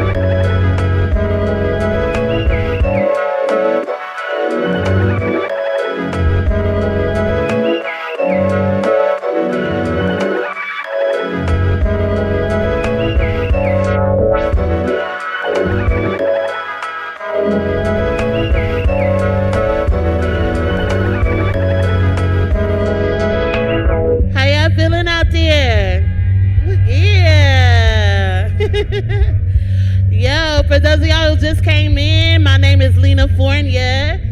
I'm from LA. I make beats. I'm a beat maker. I'm also a DJ. Thank you. I appreciate that. You feel me? That's love. How y'all feeling tonight? Y'all having a good time? Y'all got drinks? Y'all enjoying all the Web3 isms and getting all this game they putting you on? You know what I'm saying? Big shout outs to Barry Brown for putting this all together and everybody that helped him, all the panelists, super dope. I got more music to play, but I just wanted to introduce y'all again, just in case y'all forgot or didn't know. But yeah, I got more stuff to play for y'all, so let's get to it.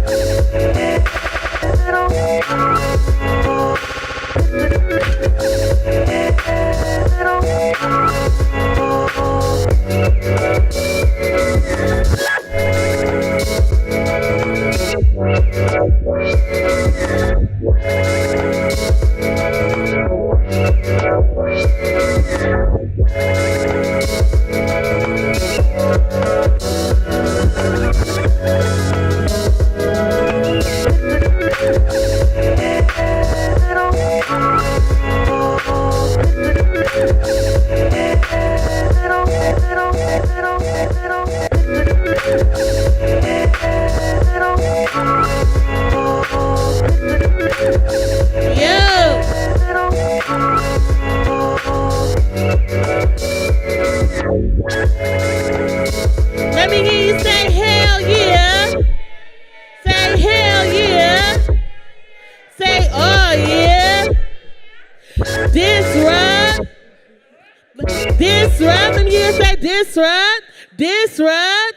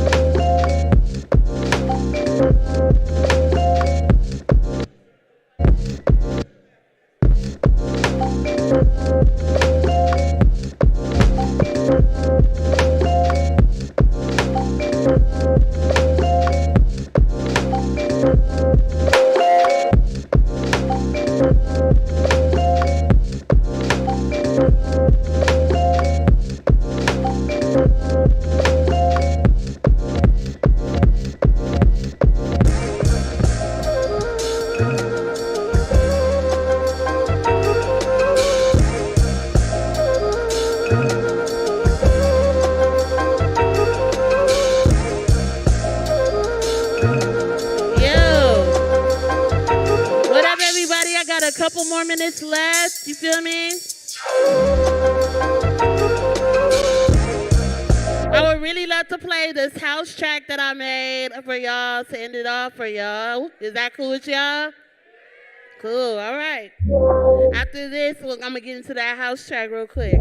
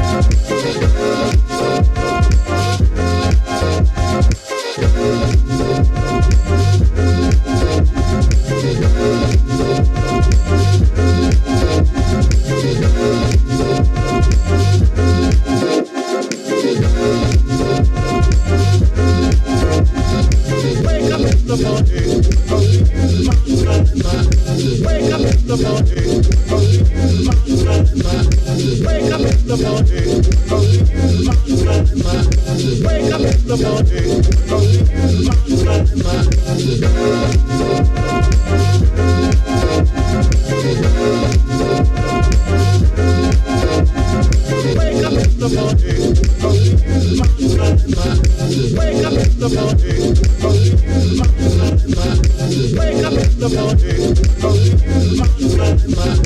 Wake up in the morning, only use. Wake up in the morning, only use my mind. Wake up in the morning, only use my mind. Wake up in the morning, only use my mind. Wake up in the morning, only use my mind.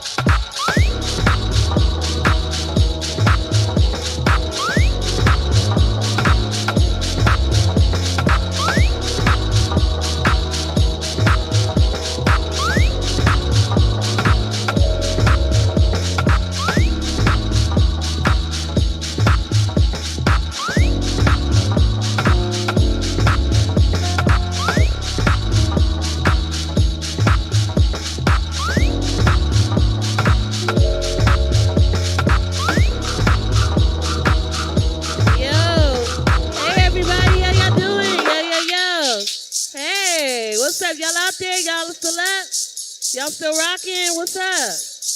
Hey.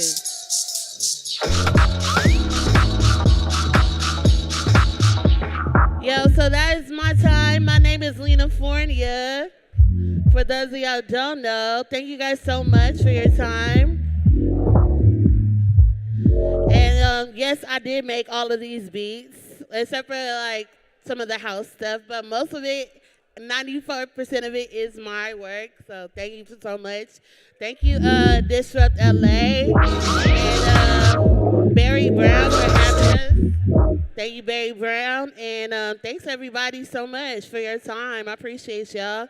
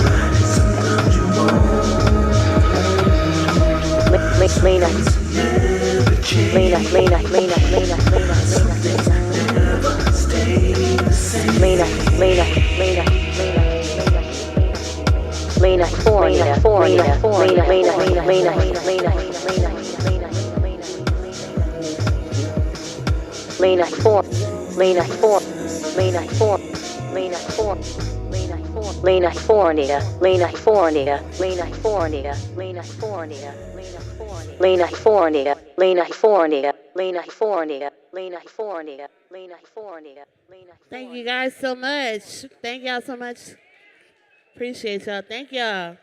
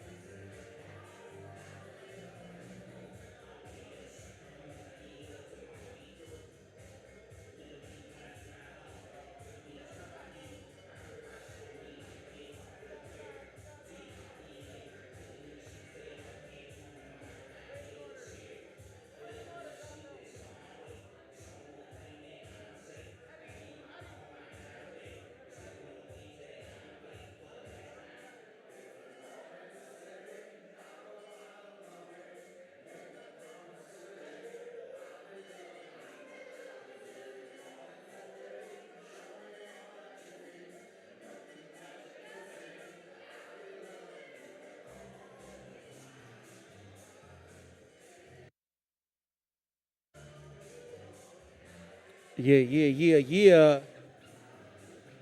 Disrupt LA. What up, LA? What up, LA? Silly kid on the ones and twos. My name's Viva Mezcal, man. I represent East LA. Boyle Heights is in the motherfucker. East of the river, man.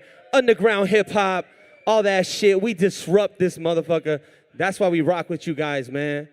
Shouts out to everyone who came through, all the people who spoke on the panel. I felt like I learned a lot, man. As an artist here who does music, who does shit, we know how it feels when you go and you get all these streams on fucking Spotify, but you go and you open up your account and you got like $10 there. You got $100 there. That shit don't feel right. Then the OGs tell us about all the CDs they sold and tell us about all these golden era shit where they would just come out of every show and it's packed and they're making millions and they're over here looking like MC Hammer and shit, spending money. While the rest of us, graphic design, engineer, do Web3, do this and that and do this. Motherfucking, none of our OGs really did that. You know what I mean? So like, it's a trip. We had a big gap to fill. There's a lot of money to be made. And this education and this type of shit is how we get there. So shouts out to everyone in Web3 and Disrupt LA. We appreciate you guys so much, man. Shouts out to Mr. Hodler and everyone who put this together. My name's Viva Mezcal. Let's do this. Like I said, I came from East LA, man. Just a little over here on the freeway. So if I could take you to my barrio real quick, if I could take you to East LA real quick, you guys rock with me, right? Let's turn that beat up. It's the B, the O, come on, Y-L-E, the H, the E-I-G-H-T. Now add the S, that's East Los Angeles. Relax, kids, mezcalito better handle this. The B, the O, the Y-L-E. I'm from the H, the E-I-G-H-T. Now add the S, that's East Los Angeles. Relax, kids, mezcalito better. Stuck to these streets like some chew gum. Fool, what rhymes I spit out. Flavors used up like new drugs. I'm living out my dreams, walking to EMT, stalking a weak MC. Stop talking, you ain't popping, you ain't dropping no quality, only dropping the stock of the scene, please. We literally had to bleed to be where we be. Seeking therapy for drama endured, revolving the world, an endless storm full of drama and scorn. Calm in my corazon, palming the fruit of my labor, knowing my worth. You'll know it too when you sit across my table, now salute. So too rare to die, so alive I stood. But keep an eye in the sky, cause tonight I'm in the mood. See my stars shoot through like a drive-by in 92. Know there's people that died this shit you're surviving through. I've been fighting too, writing words like mining Jews. Early bird, I finally flew. Late bloomer, I finally bloomed. I hate the wait, but love the anticipation. Rebel without a pause, well, only for ovations. I'm only chasing greatness, attracting all the like minds, changing lives when I write rhymes. Each night between my queen like a bishop, bonded on the budget like accountants playing pickup. I hit you like a hiccup, hit you with the sauce. I'm the boss when the sky falls. I'm the one they call me Flamba Blanco. I'm on my Kenny Powers, can't be ignored now. Like Latino spending power, they out of luck. These fools be looking like it's powder puff, thinking that they found the buzz. That fat'll be out in months. So the original me within your digital feed. This is the pivotal lead to be legendary. We are the future. Start a riot like NK. Boyle Heights, raise our presidente. Come on, what? The H, the E-I-G-H-T. Now add the S, that's East Los Angeles. Relax, kids, mezcalito better handle this. The B, the O, the Y-L-E. I'm from the H, the E. Come on. Now add the S, that's East Los Angeles. Relax, kids, mezcalito better. How y'all feeling out there, LA? How y'all feeling out there? Hey, man, I'm just blessed to be here, man. Honestly, it's Tuesday, right? What fucking night is this? Is it Tuesday? Are we turning up on a Tuesday? Shit. Ah, damn, man. Shouts out to Disrupt LA. Let's do it. Let's do another song. Yeah. Yo. This culture ain't a gimmick, no matter how you spin it. I'm grateful for my people who give me the strength to spit it. Typed up and printed the dopest whoever did it. Closing out the shows, they shelter in place from the sickness. Low lives and cynics, net bangers and bitches. I chose to outgrow the effects of our ghetto disposition. South grade, whatever's on you got. Out in LA, no handouts, wow. Fuck you, but best wishes. Honor the next mission. Hoping the net swishes. Shoot your shot, but don't get shot. Trying to be something that you're not. I hope the bullet misses. I hope the RIP shirt never makes it to the presses. Listen, the flow silk in the pocket like a fresh dollar bill. I saw myself and keep it all, that's what I call a deal. Back on my shit, baby. Come on, yo, puro Chicano, broken Spanish and my ghetto charm. Snatch a chick, I'll give her back just like a rental car. Check the mileage, last time I checked I was on an island with my bonita, so many secrets I shouldn't speak of. Last night I dreamed of the first Latino president. Open the borders and let us all link up. That's 2050 majority, food supporting me. Plenty more to see, I'll be here till you're bored of me, ordering madness. Is this the summit of man myth? The mescaline with manic for being too dope for his own people to manage. I'm breaking the code, making the dope. It hit you like a bow when you're still all alone. I'm prone to say some dope shit you never know. Web3 need to make room for the brown buffaloes.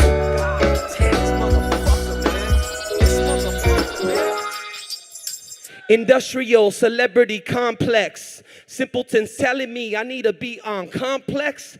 The bubble pop, second coming of the dot-com crash. Stocks, bonds, cash, I'm invested in that 2030. Wealth transfer, how you think the slaves on the masters? Independent thought became a bad word, it's backwards. Brennan Wood, baby, I'ma catch you on the backboard, catch you on the rebound. I'm on my 12th draft, sir. I put my city on the map, sir. This ain't no Netflix series, we ain't getting canceled. You bastards thought you had it all figured out. Predicted, shifted, even reality is renounced. Yo, never plateau. Shouts out to Absol. Front stage to last row. We give them what they ask for. Dope in both nostrils. Walk the tightrope just to get my credit. Fuck the fight go. But I got my scores up. Look. I scorched the earth, that's Old Testament with rhetoric. Scare the kids, I can't be delicate when I delegate. I gotta say it straight, I'm trying to pick the locks, not play it safe. Bears, bulls, or bored apes, we win it either way. What? Make some fucking noise, Los Angeles. You at Disrupt, motherfucker. Hey, hey. All right, we gonna bounce a little. Yo, yo, yo, yo, yo, level up, stop the hate, level up, stop that hate, hey, level up, stop that hate, never die, never die, never die, one more time, level up, teach your peeps, stop the hate, we believe, renaissance, living free, staying hot, off your knees, enterprise, since the start, never die, never die. No weakness, time will tell. Let the record show. I embrace my L's, got my weight up. Slim down some pounds, no need to talk. On the whole bullshit sounds. Face out, who can fade me now? Say fool that can stop me, bring them out. I bring them how. Slip, but I never foul. Struggled on my life for a better now. Now the pros and cons. This hip hop shit been overrun. Ain't supposed to be dope with some. Say a bunch of dumb shit. Then pose the guns and I open up, show the scars. Rows of art, behold my heart. Priceless and they still wanna own a part. Light switch in my mind like it glows in the dark. What? Late bloomer, pay my dues first. No days off, no Bueller, no cosign. Now you go first. Dopest fools in the universe. Since our Google search, you can search it. I make the wave just to surf it. I sell the game to just purchase. I fucked it up, it's so perfect. Rhymes created the Nephilis bliss. I'm feeder than the litter and occasionally dripping. I'm knowing the dopest Chicanos who ever exist. All the others that scary but barely consent. Couldn't carry my pen, couldn't flip a tortilla, my taco stand. All sauce El Pato cans. Thought I taught y'all, fam. Yo, yo, make some noise right now, silly kid on the ones and twos, man. I've been drinking, man. I was a little faded, you know what I mean? Yeah, just bounce, bounce, bounce. What, bounce. Disrupt, what, bounce. EOTR, what. Cut that.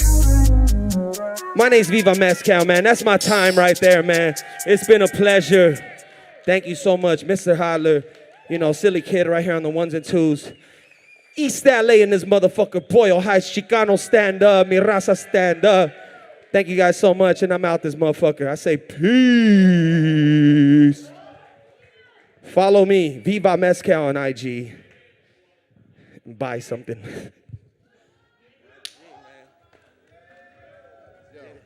Hey, yo, one more time for Mezcal. The fuck y'all smoking a cigarette? One more time for Mascal. Make noise. I do not have that kind of breath control, so I hope you enjoyed it, because you will not be getting any more of that shit.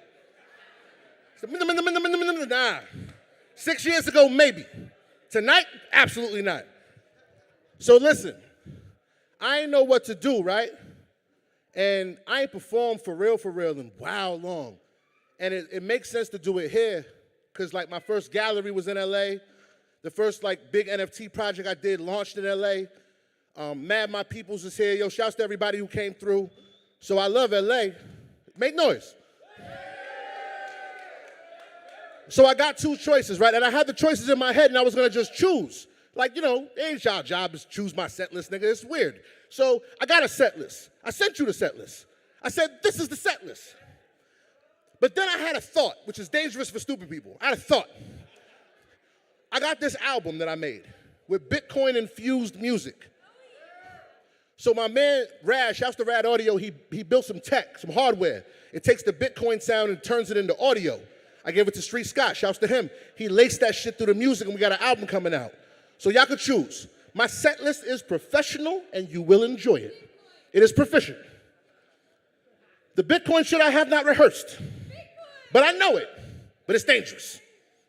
Y'all choose. Set list, Bitcoin.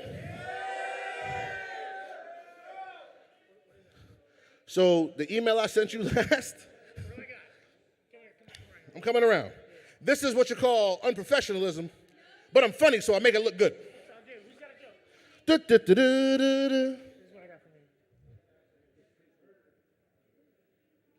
so Jeffrey.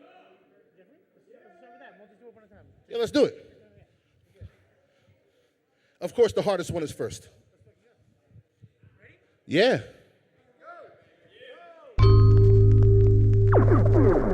That's the Bitcoin sound. Y'all the first people to ever hear it.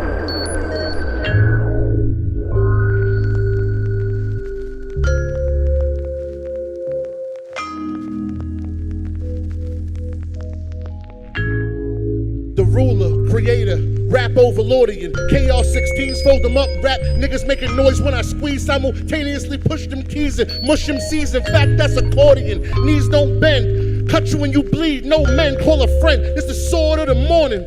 Stop your rain like awning under my umbrella. Ella, L-O-M-N-O-P, rebel in the street, yellow felon teeth, ghetto lemon speech, mellow lemon D, ghetto when I speak. Level every step of reppin', I'm forever be all I'm more. The cyborg you never wanna see. Log on, I'm popcorn, cook whoever be. Utter, mother, skunt, motherfucker, another ring, I'm shining. Without jewels, brilliant mind, without school, I'm getting mine, laying mines in the booth. Lines out the moose. At first peer, last that be the air. Step back, be aware for a fraction your weird ass.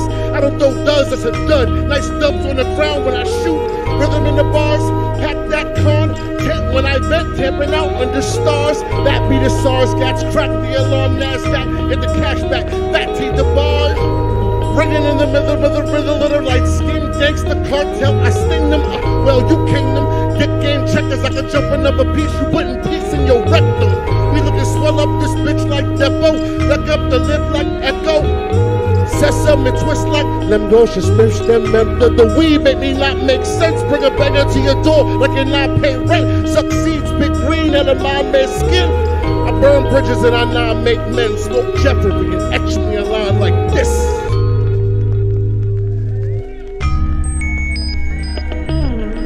I spit the champagne of victory.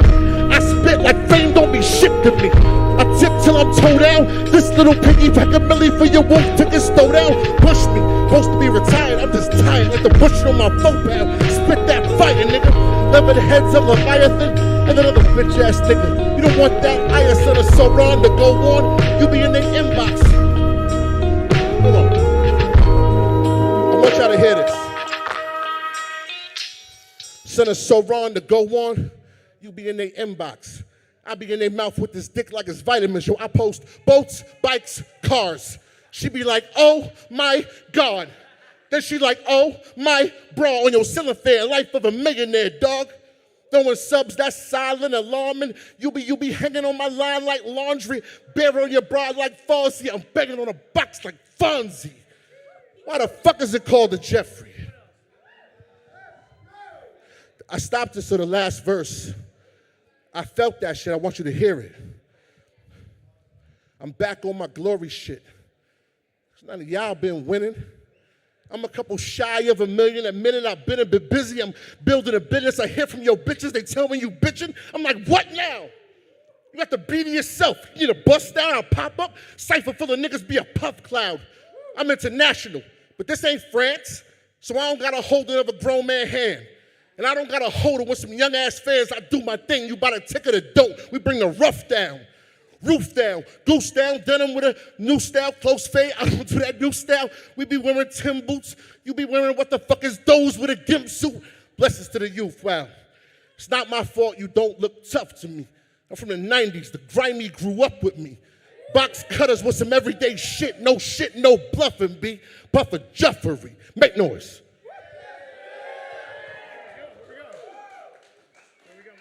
Whatever, grab it. Oh, by the way, I made that.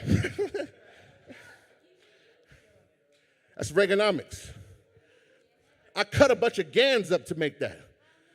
Like 7 figures in Microsoft Paint. God Almighty, God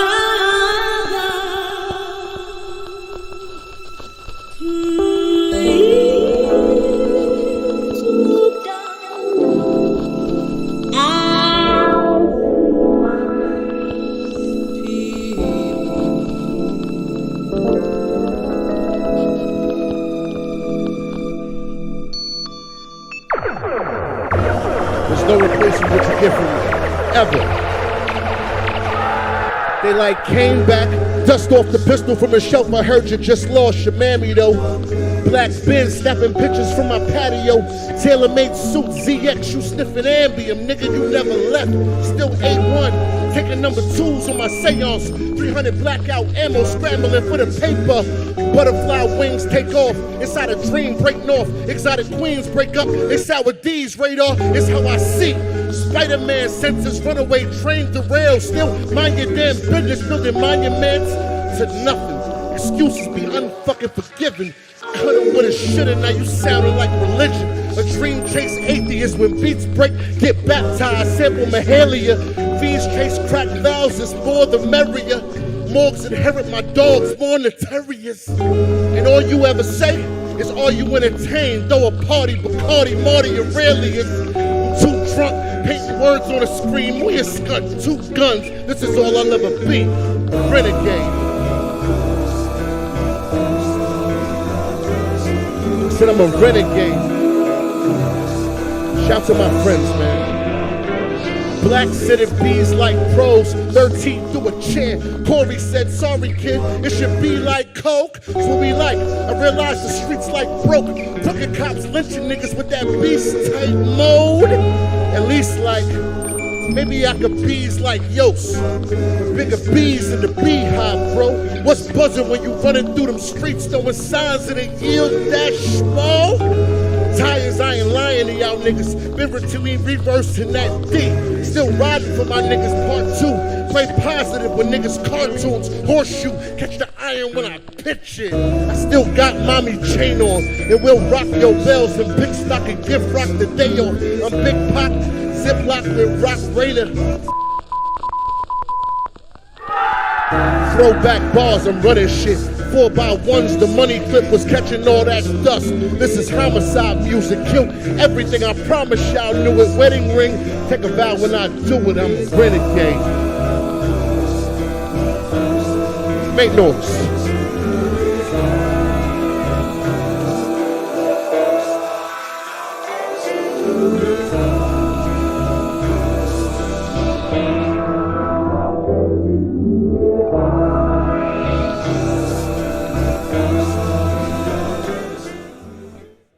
One more time, make noise. So that was $1 million. Yo, no one's ever heard none of this shit before. I hope y'all good. Y'all good? All right, because I was terrified. What you got? You may not be aware of it yet, but a very large, very black migration is in progress. are coming from the fields down south, filling up the slums. And I am talking about hundreds of thousands, maybe millions soon. Millions of big Negroes rapidly massing together. I'll tell you about something. Now we cannot allow From the heart, image of this man to go on impressing and exciting these people. The skin I'm in, prison isn't physical, the sin I'm is. To your visual, black blemish, I'm an academic. God damn it, let's my back bending for some Jack Lemons. Old white man seem like my born enemy. Nino Brown's a wannabe Joe Kennedy. See these clowns in the casino frown, and you can't beat the house, you lose and lose energy. This is America, so you ain't shit without jewels and cars. The big coupe you want, till you get it, gotta spin it, then you lose your heart. For the niggerish a coupe to them on, in admiration of a stranger. You want them to want you to want them and they friends to hang with you. But everything costs, yeah, the monkey climb high, but whenever they fall, see you on the jungle floor where everything's been done before, but nothing comes easy. Love and war, what you need and what you've lost. See you on the jungle floor where everything's been done before, but nothing comes easy. Love and war, what you need and what you've lost. Listen, the skin you in ain't a plus, it just ain't a minus, so I guess that's enough. White privilege is a cheat code, like Contra. Before the game starts, that shit is on ya. So black people looking willing to try. You jump a cliff, take a risk, you got unlimited lives, nigga, we one man left. The darker that your suntan gets. You jump out of a plane to feel the kind of rush I get just walking my kids up to the bus stop. Wonder why you love a nigga with guns telling a story. Life is boring, you've been missing the fun. So you catch King Kong. He looks so strong, but he is. Hide your kids from this jungle boy. Jungle boy. Bang, bang. See you on the jungle floor where everything's been done before, but nothing comes easy. Love and war, what you need and what you've lost. So what you heard was the skin I'm in, the skin you in, but skin color don't matter, does it? See, the skin ain't thin, it gets a little deeper if your skin ain't thin. And race is the race you watching, distracting you from who picking your pocket. Watch it, give a man a gun, he robs the bank. Give a man a bank, he robs the world. Give a man a world bank, he robs the Earl tank. Sell up out a barrel, you pay him and that's thorough. And I admit, I got a Guyanese mama. The IMF crushed the Guyanese dollar. So I can tell you about Jagan and Burnham. I'm quite sure the kite show concealed many murders. And murderers are never punished. Yats blow facts, don't stack, blow running. Quarterback sack, cornerback, no number. The ref ain't see him, no wonder. If you can kill a president in Texas, what's a black man in an African election? What's a redneck who don't want to pay taxes? What's a bullet hole to the masses? Make noise. Fuck it.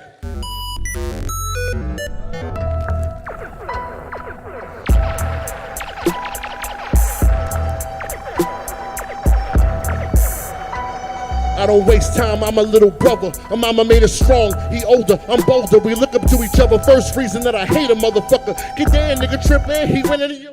I'ma snuff you, cut two knuckles up on your choppers. Don't be talking about my mama, and you don't see the moaning. Laundry list, the niggas I'm meaning to cover. Colorful bow, let's not waste it. Free your mind, don't let the government attack us through eyes and noses, smoking ears. The radio hears right where you at. Shout the sand, they tap on your computer is a tap. You don't sweat your update the app, but you check a brother quick for saying government and trap. Scout this computer that you don't even have. Hold on. That's too important. I said a cloud's just a computer that you don't even have. And the book tell your birthday, first name and last. Raheem Jarbo is feeling very good. Who the fuck is Ryan? Well, that's my nigga Mega Ran. Sounding to me like we all tapped ourselves and walk around with a camera, all scraps are filmed. If I told you about a place where all snaps were held, would you still be rocking antlers or turn to a panther? Greed took your chill, your free will, and manners, so you could pipe his wife as long as you liking his status. Facts.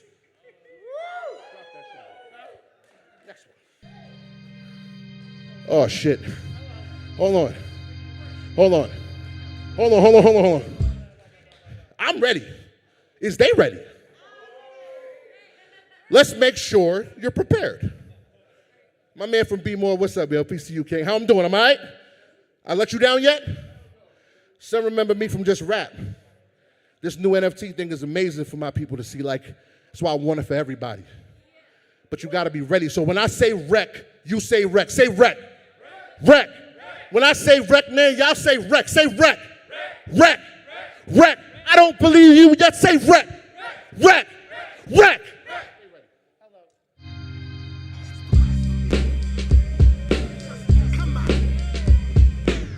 He wasn't ready. Ha ha. That's how we did it. I got you so prepared. That's blasphemy.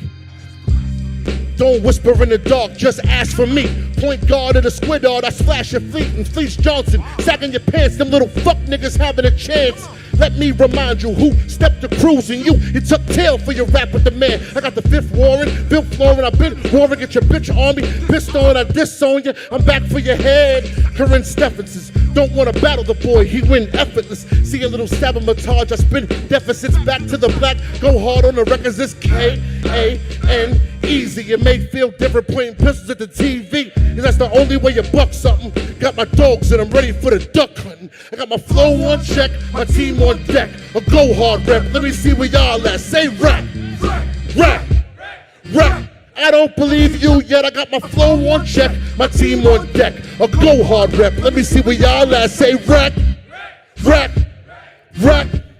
Yeah, make noise.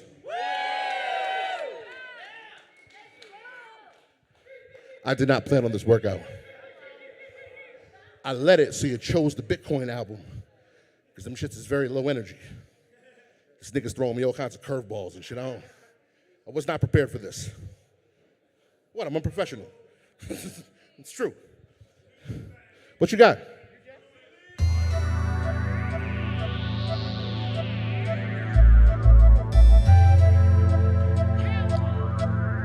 Yo, I'm a product of Reaganomics. I'm off to the glittering lights of big cities in the Cadillac gleam. Pocket full of hope. My niggas caught cases from champagne wishes and caviar dreams. Robin Leach lied to me. Told me I should ride out clean. Addicted to the money and the women and the parties never ended. The Ferrari with the fin, but this is not our scene. Sadate, feeling like Pootie, living like Pookie. I was prom queen at King High School. Well, now you just a fiend, bitch. This is not a movie, it's real. I bet my life on a CeeLo game. Aced it, steak turned to beef lo mein. I can't take it. Running from the Pico trains, raw scope. Relocate with a car slow. It's the new Jack era.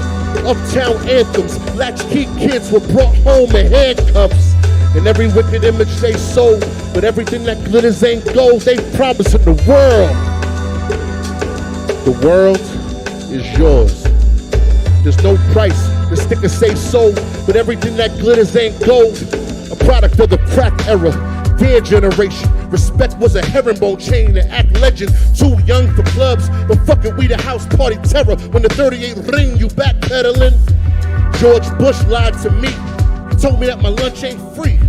Some people ride around shining past the chalk outline in America. Bill hustlers is what they teach. The honor roll be an 8x12 with on doors. I'll be out in a week. You feed your seeds, the art of war. They kill each other for another man's street. I seen dope turn mad into goblins. Eyes dead, foot get puffy, he just hobbling. Looking for a vic, really looking for a fix. When he get it, then he better. And he bend down none, it's the new Jack era. Uptown anthems, latchkey kids were brought home in handcuffs. And every wicked image they sold, but everything that glitters ain't gold. They promising the world. The world is yours.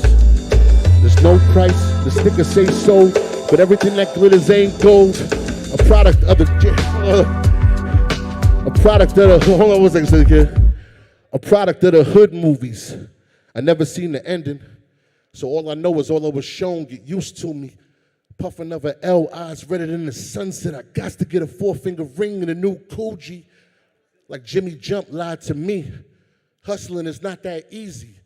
You whack half a thing off, Jack Boy's gunning to pull your rings off. This little bit of paper got neighbors calling me evil.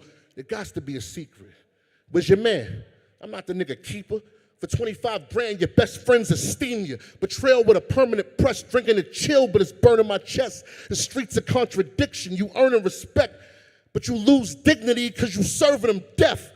The I'ma get mine mentality is a fallacy. In New Jack City, you die chasing a salary. Make noise. We got time for one more?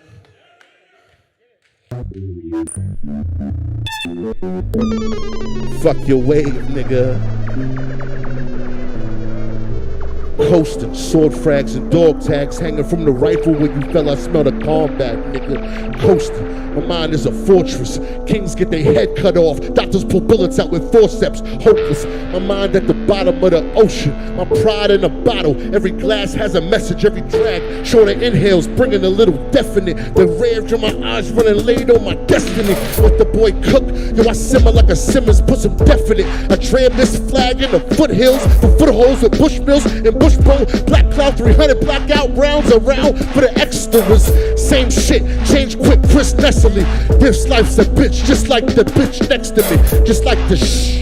Sit down quiet when I touch turn gold till I starve like Midas. Wave, wash away your sentences that I pen where the chaos lives. We make waves. Flash your castle, can't fight the ocean, won't win the battle. Wave, flag for the victory. None of them niggas ain't shit to me. Fuck your wave, nigga. Fuck your wave. Fuck your wave. Fuck your splash. 80s kids that was raised in the 90s think crack cool, gap pool, wave cause it's shiny. Bustin' at your house party, we the turbulent youths. Told to sit on stoops and lift the murder rate. Loose sicky, bomb flu, car full of jitty little jits with no future. Losing, cruising. Everything is anything. Anybody, everybody. Serving like a circus, observing, whipping the parquet. Fuck you niggas thought. We body is embalming, it's making these niggas rallying. Looking from the car, we warlords, shatter windshields, ripping your doors off. Riot for a city block, cinder block, bullhorn. Baltimore. That I pen where the chaos lives, we make waves. Splash your castle, can't fight the ocean. Wave. Flag for the victory.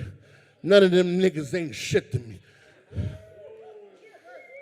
My sound is the town. I hustle when the ground cold. I pound it aloud. I push it from a down coat. You bounce or you pounce. My teeth made of gym stars. Your couch is my house. Getting chauffeured in a fiend's car. And these aren't no highborn lords. We flea bottomers. Shit river stepper over is emotionless, holding the culture up. Gold cloak scoping us, we throwing stuff, they know it's us. Men die from the bottle of the sword. Ride for your pride or your cause. Catch a body, nigga. You ain't really anybody boss. So hashtag that. I seen a vision of my deathbed. So I'm saying everything I wish I said then. We don't go live. Slave catcher be a slave catcher. You fucking round up on some would you like a boat ride? Bounce, nigga. Spit 16s and stuff a house, nigga. You can get it anywhere. Delaware, Laos, nigga. La La Land, cause planes fly from itself, nigga. Buy my jams or die by my hands. If you play the wall with the bounces, VIP. We in the pit with the blicks, cause this Web3. We crazy. Them niggas lazy. Fuck they wave. Make noise.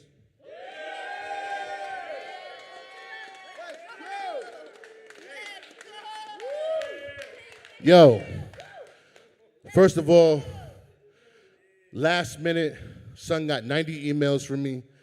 I'm a very confusing person to work with. Please, Red Vineyard, I ain't got it. I got it here. Yo, real quick though, please make some noise for Silly Kid. Yo, let me tell you something, B.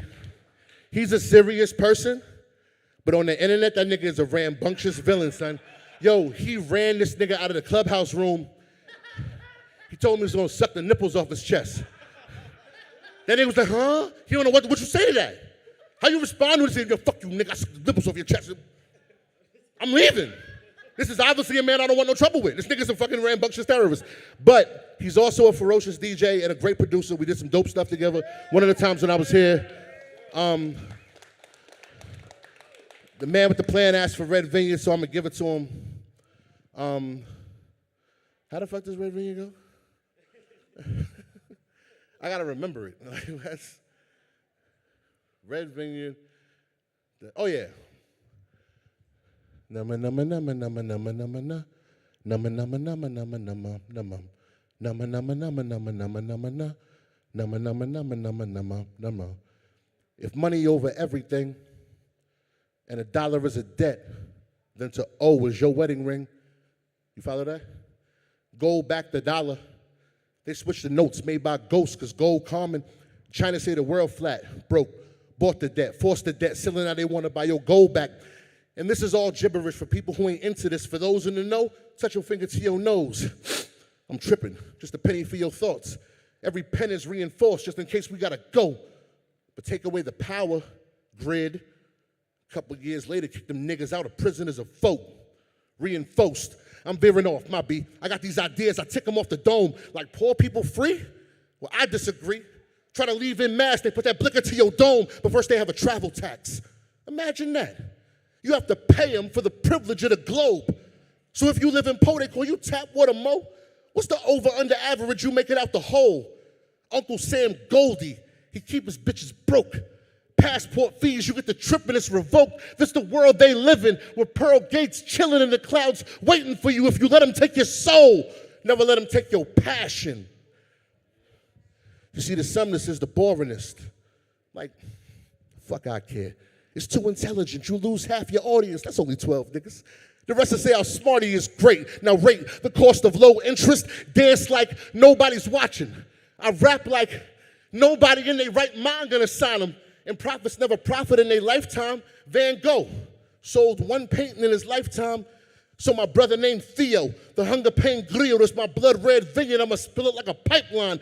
Oiling, I'm boiling, I toil and I write rhymes, soiling my hope, smile buoyant in my flow. Even when the current choppy poppy popping of the Vike psych, accurately Christ-like, put it in your mouth. It's the body of your savior for they put him in the ground. Split the valley of Jehoshaphat your second time around me. My niggas say you do that there, astounding. Vibe different, like I threw that chair. It's the conscience that'll conquer any cocker made me cocksucker. You been indicted? You don't rap about them rocks, brother. You used to it? Loose woman ain't no obstacle. Them new schoolers ain't much older than my scotch, nigga. So I just paint it like the people never see, hoping that they see it later. Never think of getting cheese, spark a thought. Cart it off if you think of getting free. Because freedom is a state of mind, wet paint, the painted lines. Make noise.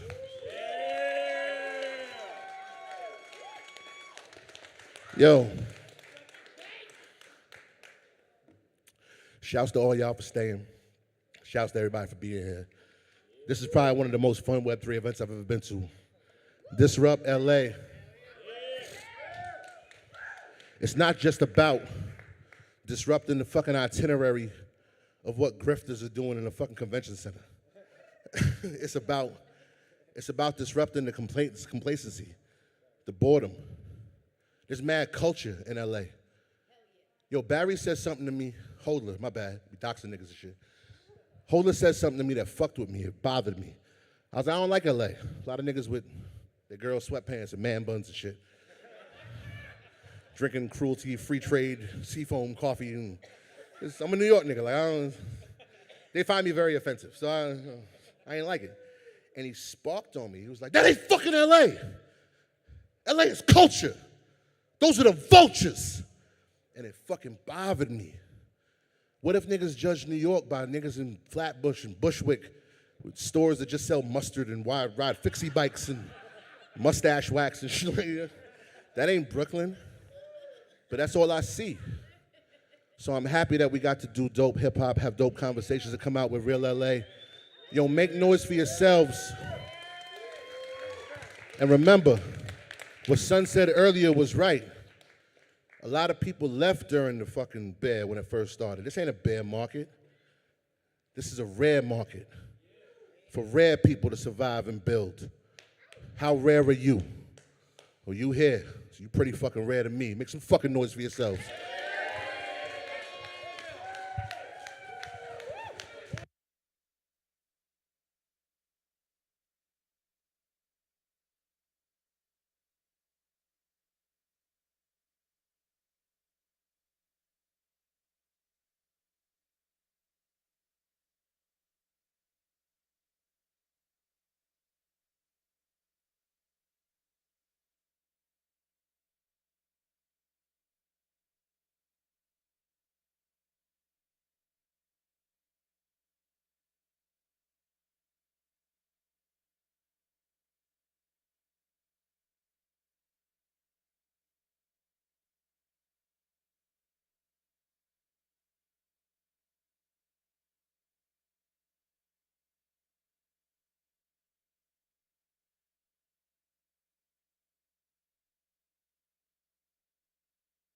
Check, check, check. Yo, we got one more act. So it's going to be Flostradamus. I don't know if you guys know who Flostradamus is, but he's going to come out in a second. So don't leave yet. It's like a private little show, I guess, we have here. But thank you for coming out. I really do appreciate it. We're going to try to do a lot more. Obviously, Kane is a fire. Holy shit. Okay.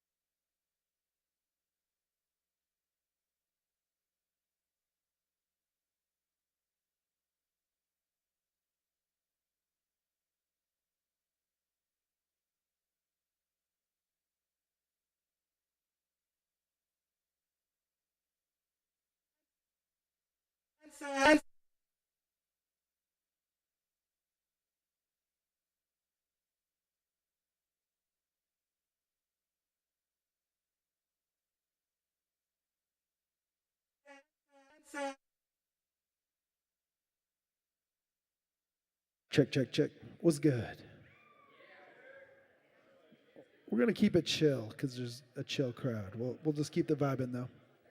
Happy NFT LA, everybody. And prancing, grooving, keep on moving, flying, stop your crying, choosing while you're cruising. Music is the answer to your problems. Keep on moving, then you can solve them. If you feel that you can't take no more, and your feet are headed for the door, gotta keep on dancing and prancing, grooving, keep on moving, flying, stop your crying, choosing while you're cruising. Music is the answer to your problems. Keep on moving, then you can solve them. At 12 midnight I'll be waiting for you, so don't forget what you have to do. Gotta keep on dancing and prancing, grooving, keep on moving, flying, stop your crying, choosing while you're cruising. Music is the answer to your problems. Keep on moving, then you can solve them. If you feel that you can't take no more, and your feet are headed for the door, music is the answer.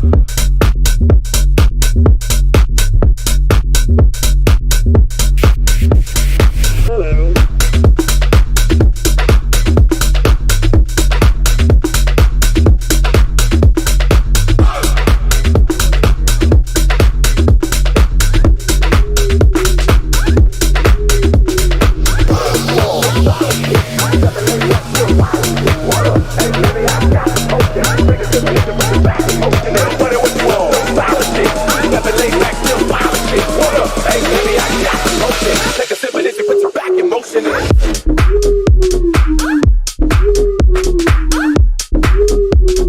Take a sip of this and put your back in motion.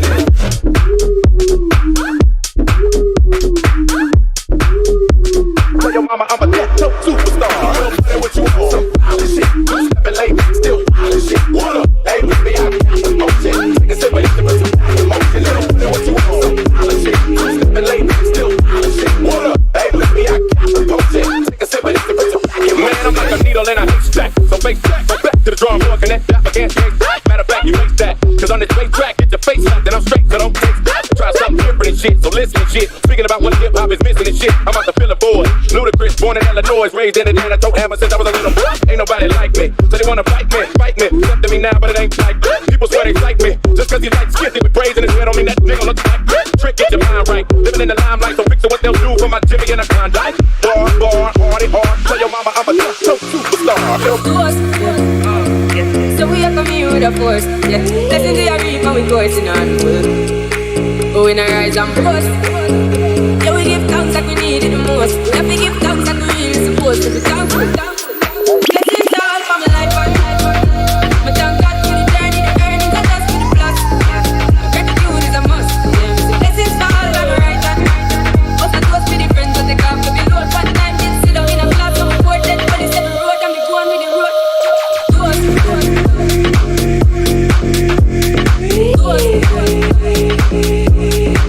Oh, in the rise and boast.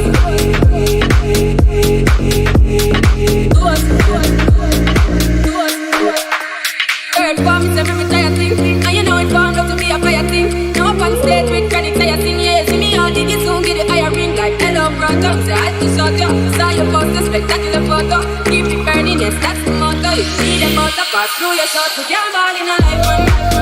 Me have to thank God for the journey, the earnings, and just for the plus. Gratitude is a must, yeah, we see blessings fall on my right hand.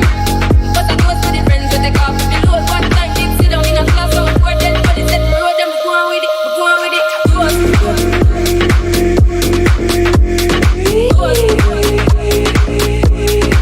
Oh, in the rise and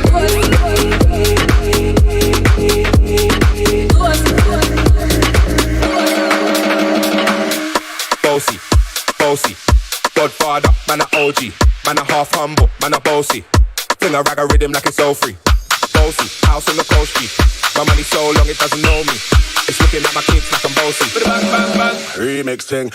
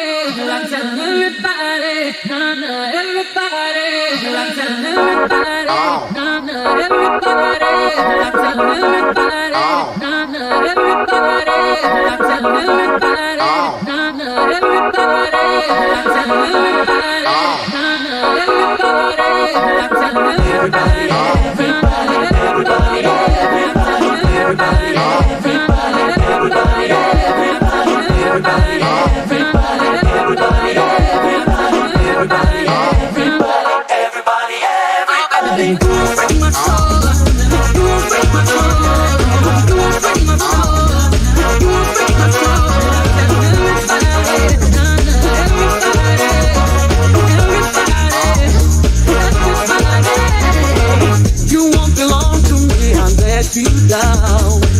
I walk around and see your night skyline. I feel the light, but you don't want to stay. So lonely now, just let me off the top.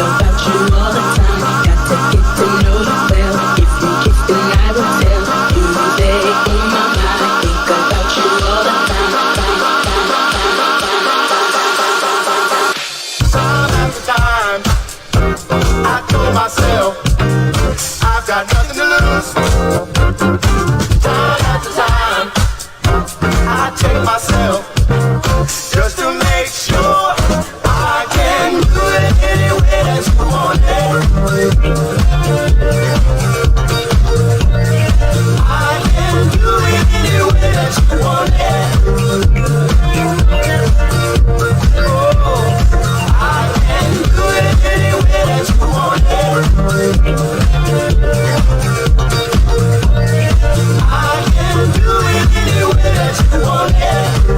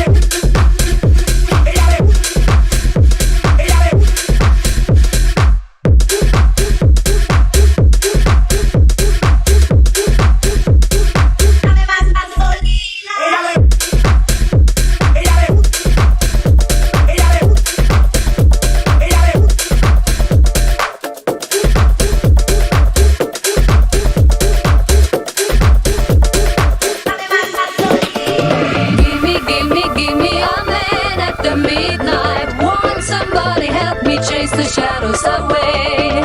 Give me a man at the midnight. Won't somebody help me chase the shadows away? Give me a man at the midnight. Won't somebody help me chase the shadows away? Give me a man at the midnight. Take me through the darkness to the break of the day.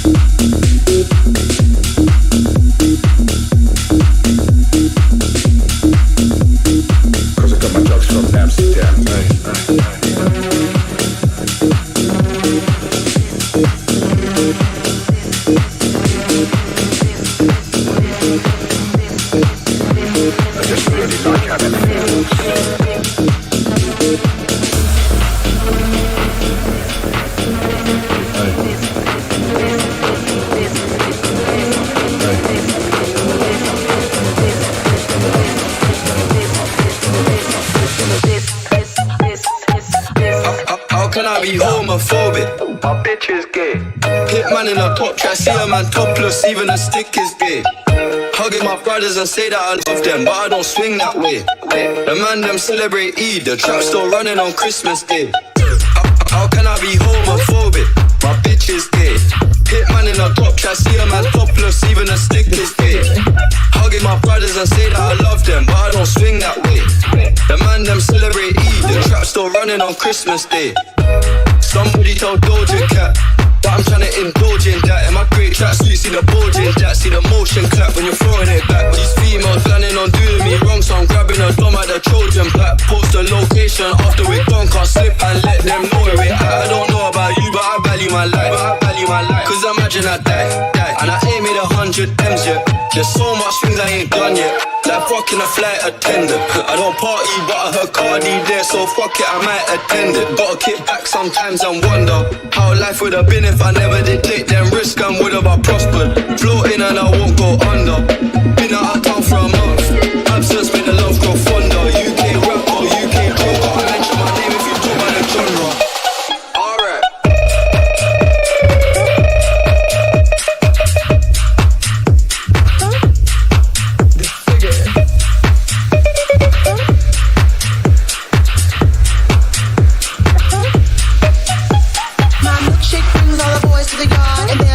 It's better than yours, damn right. It's better than yours. I can teach you, but I have to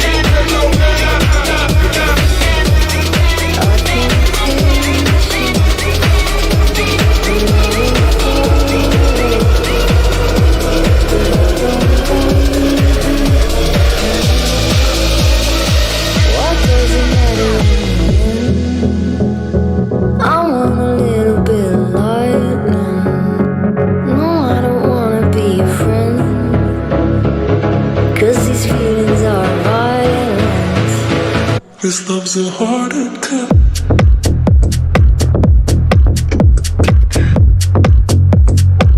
This love's a heart attack.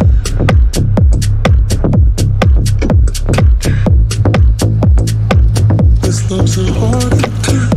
See, I've been patient, but I won't follow, 'cause I don't wanna be your friend. What does it matter if it ends? I want a little bit of lightning. No, I don't wanna be your friend. I want a little bit of lightning. No, I don't wanna be your friend. I want a little bit of lightning. What does it matter if it ends? But I don't wanna live in silence. What does it matter in the end? I want a little bit of lightning. No, I don't wanna be a friend, because these feelings are violent. What does it matter in the end? This love's a heart attack. This love's a heart attack. This love's a heart attack. This love's a heart attack.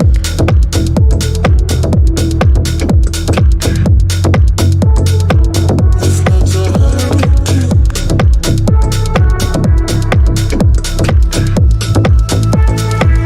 And I won't go back.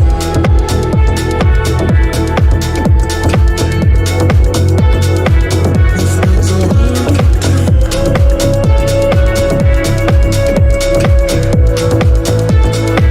This love's a heart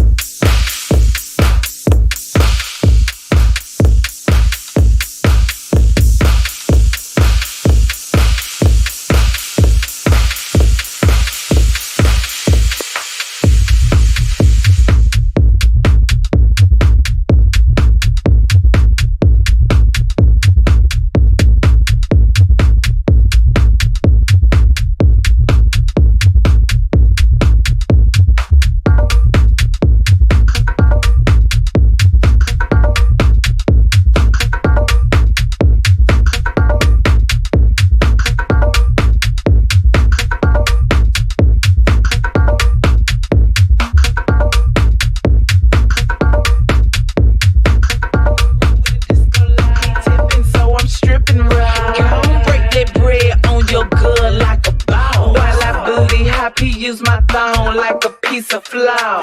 Friday nights at the house better than the body. Tap on Wednesday now. You at the right place at the right time. Break me off and see what it's hitting like. Temperature is hot. Give me a shot of that Patron. This show's about to start. So baby, turn the camera on. We can role play. Anything goes. Wanna lap dance. He always make it rain. When I pop it on the handstand. He like the way I do it. Make him wanna chew it. I'm Miss Platinum 21 girl. I thought you knew it.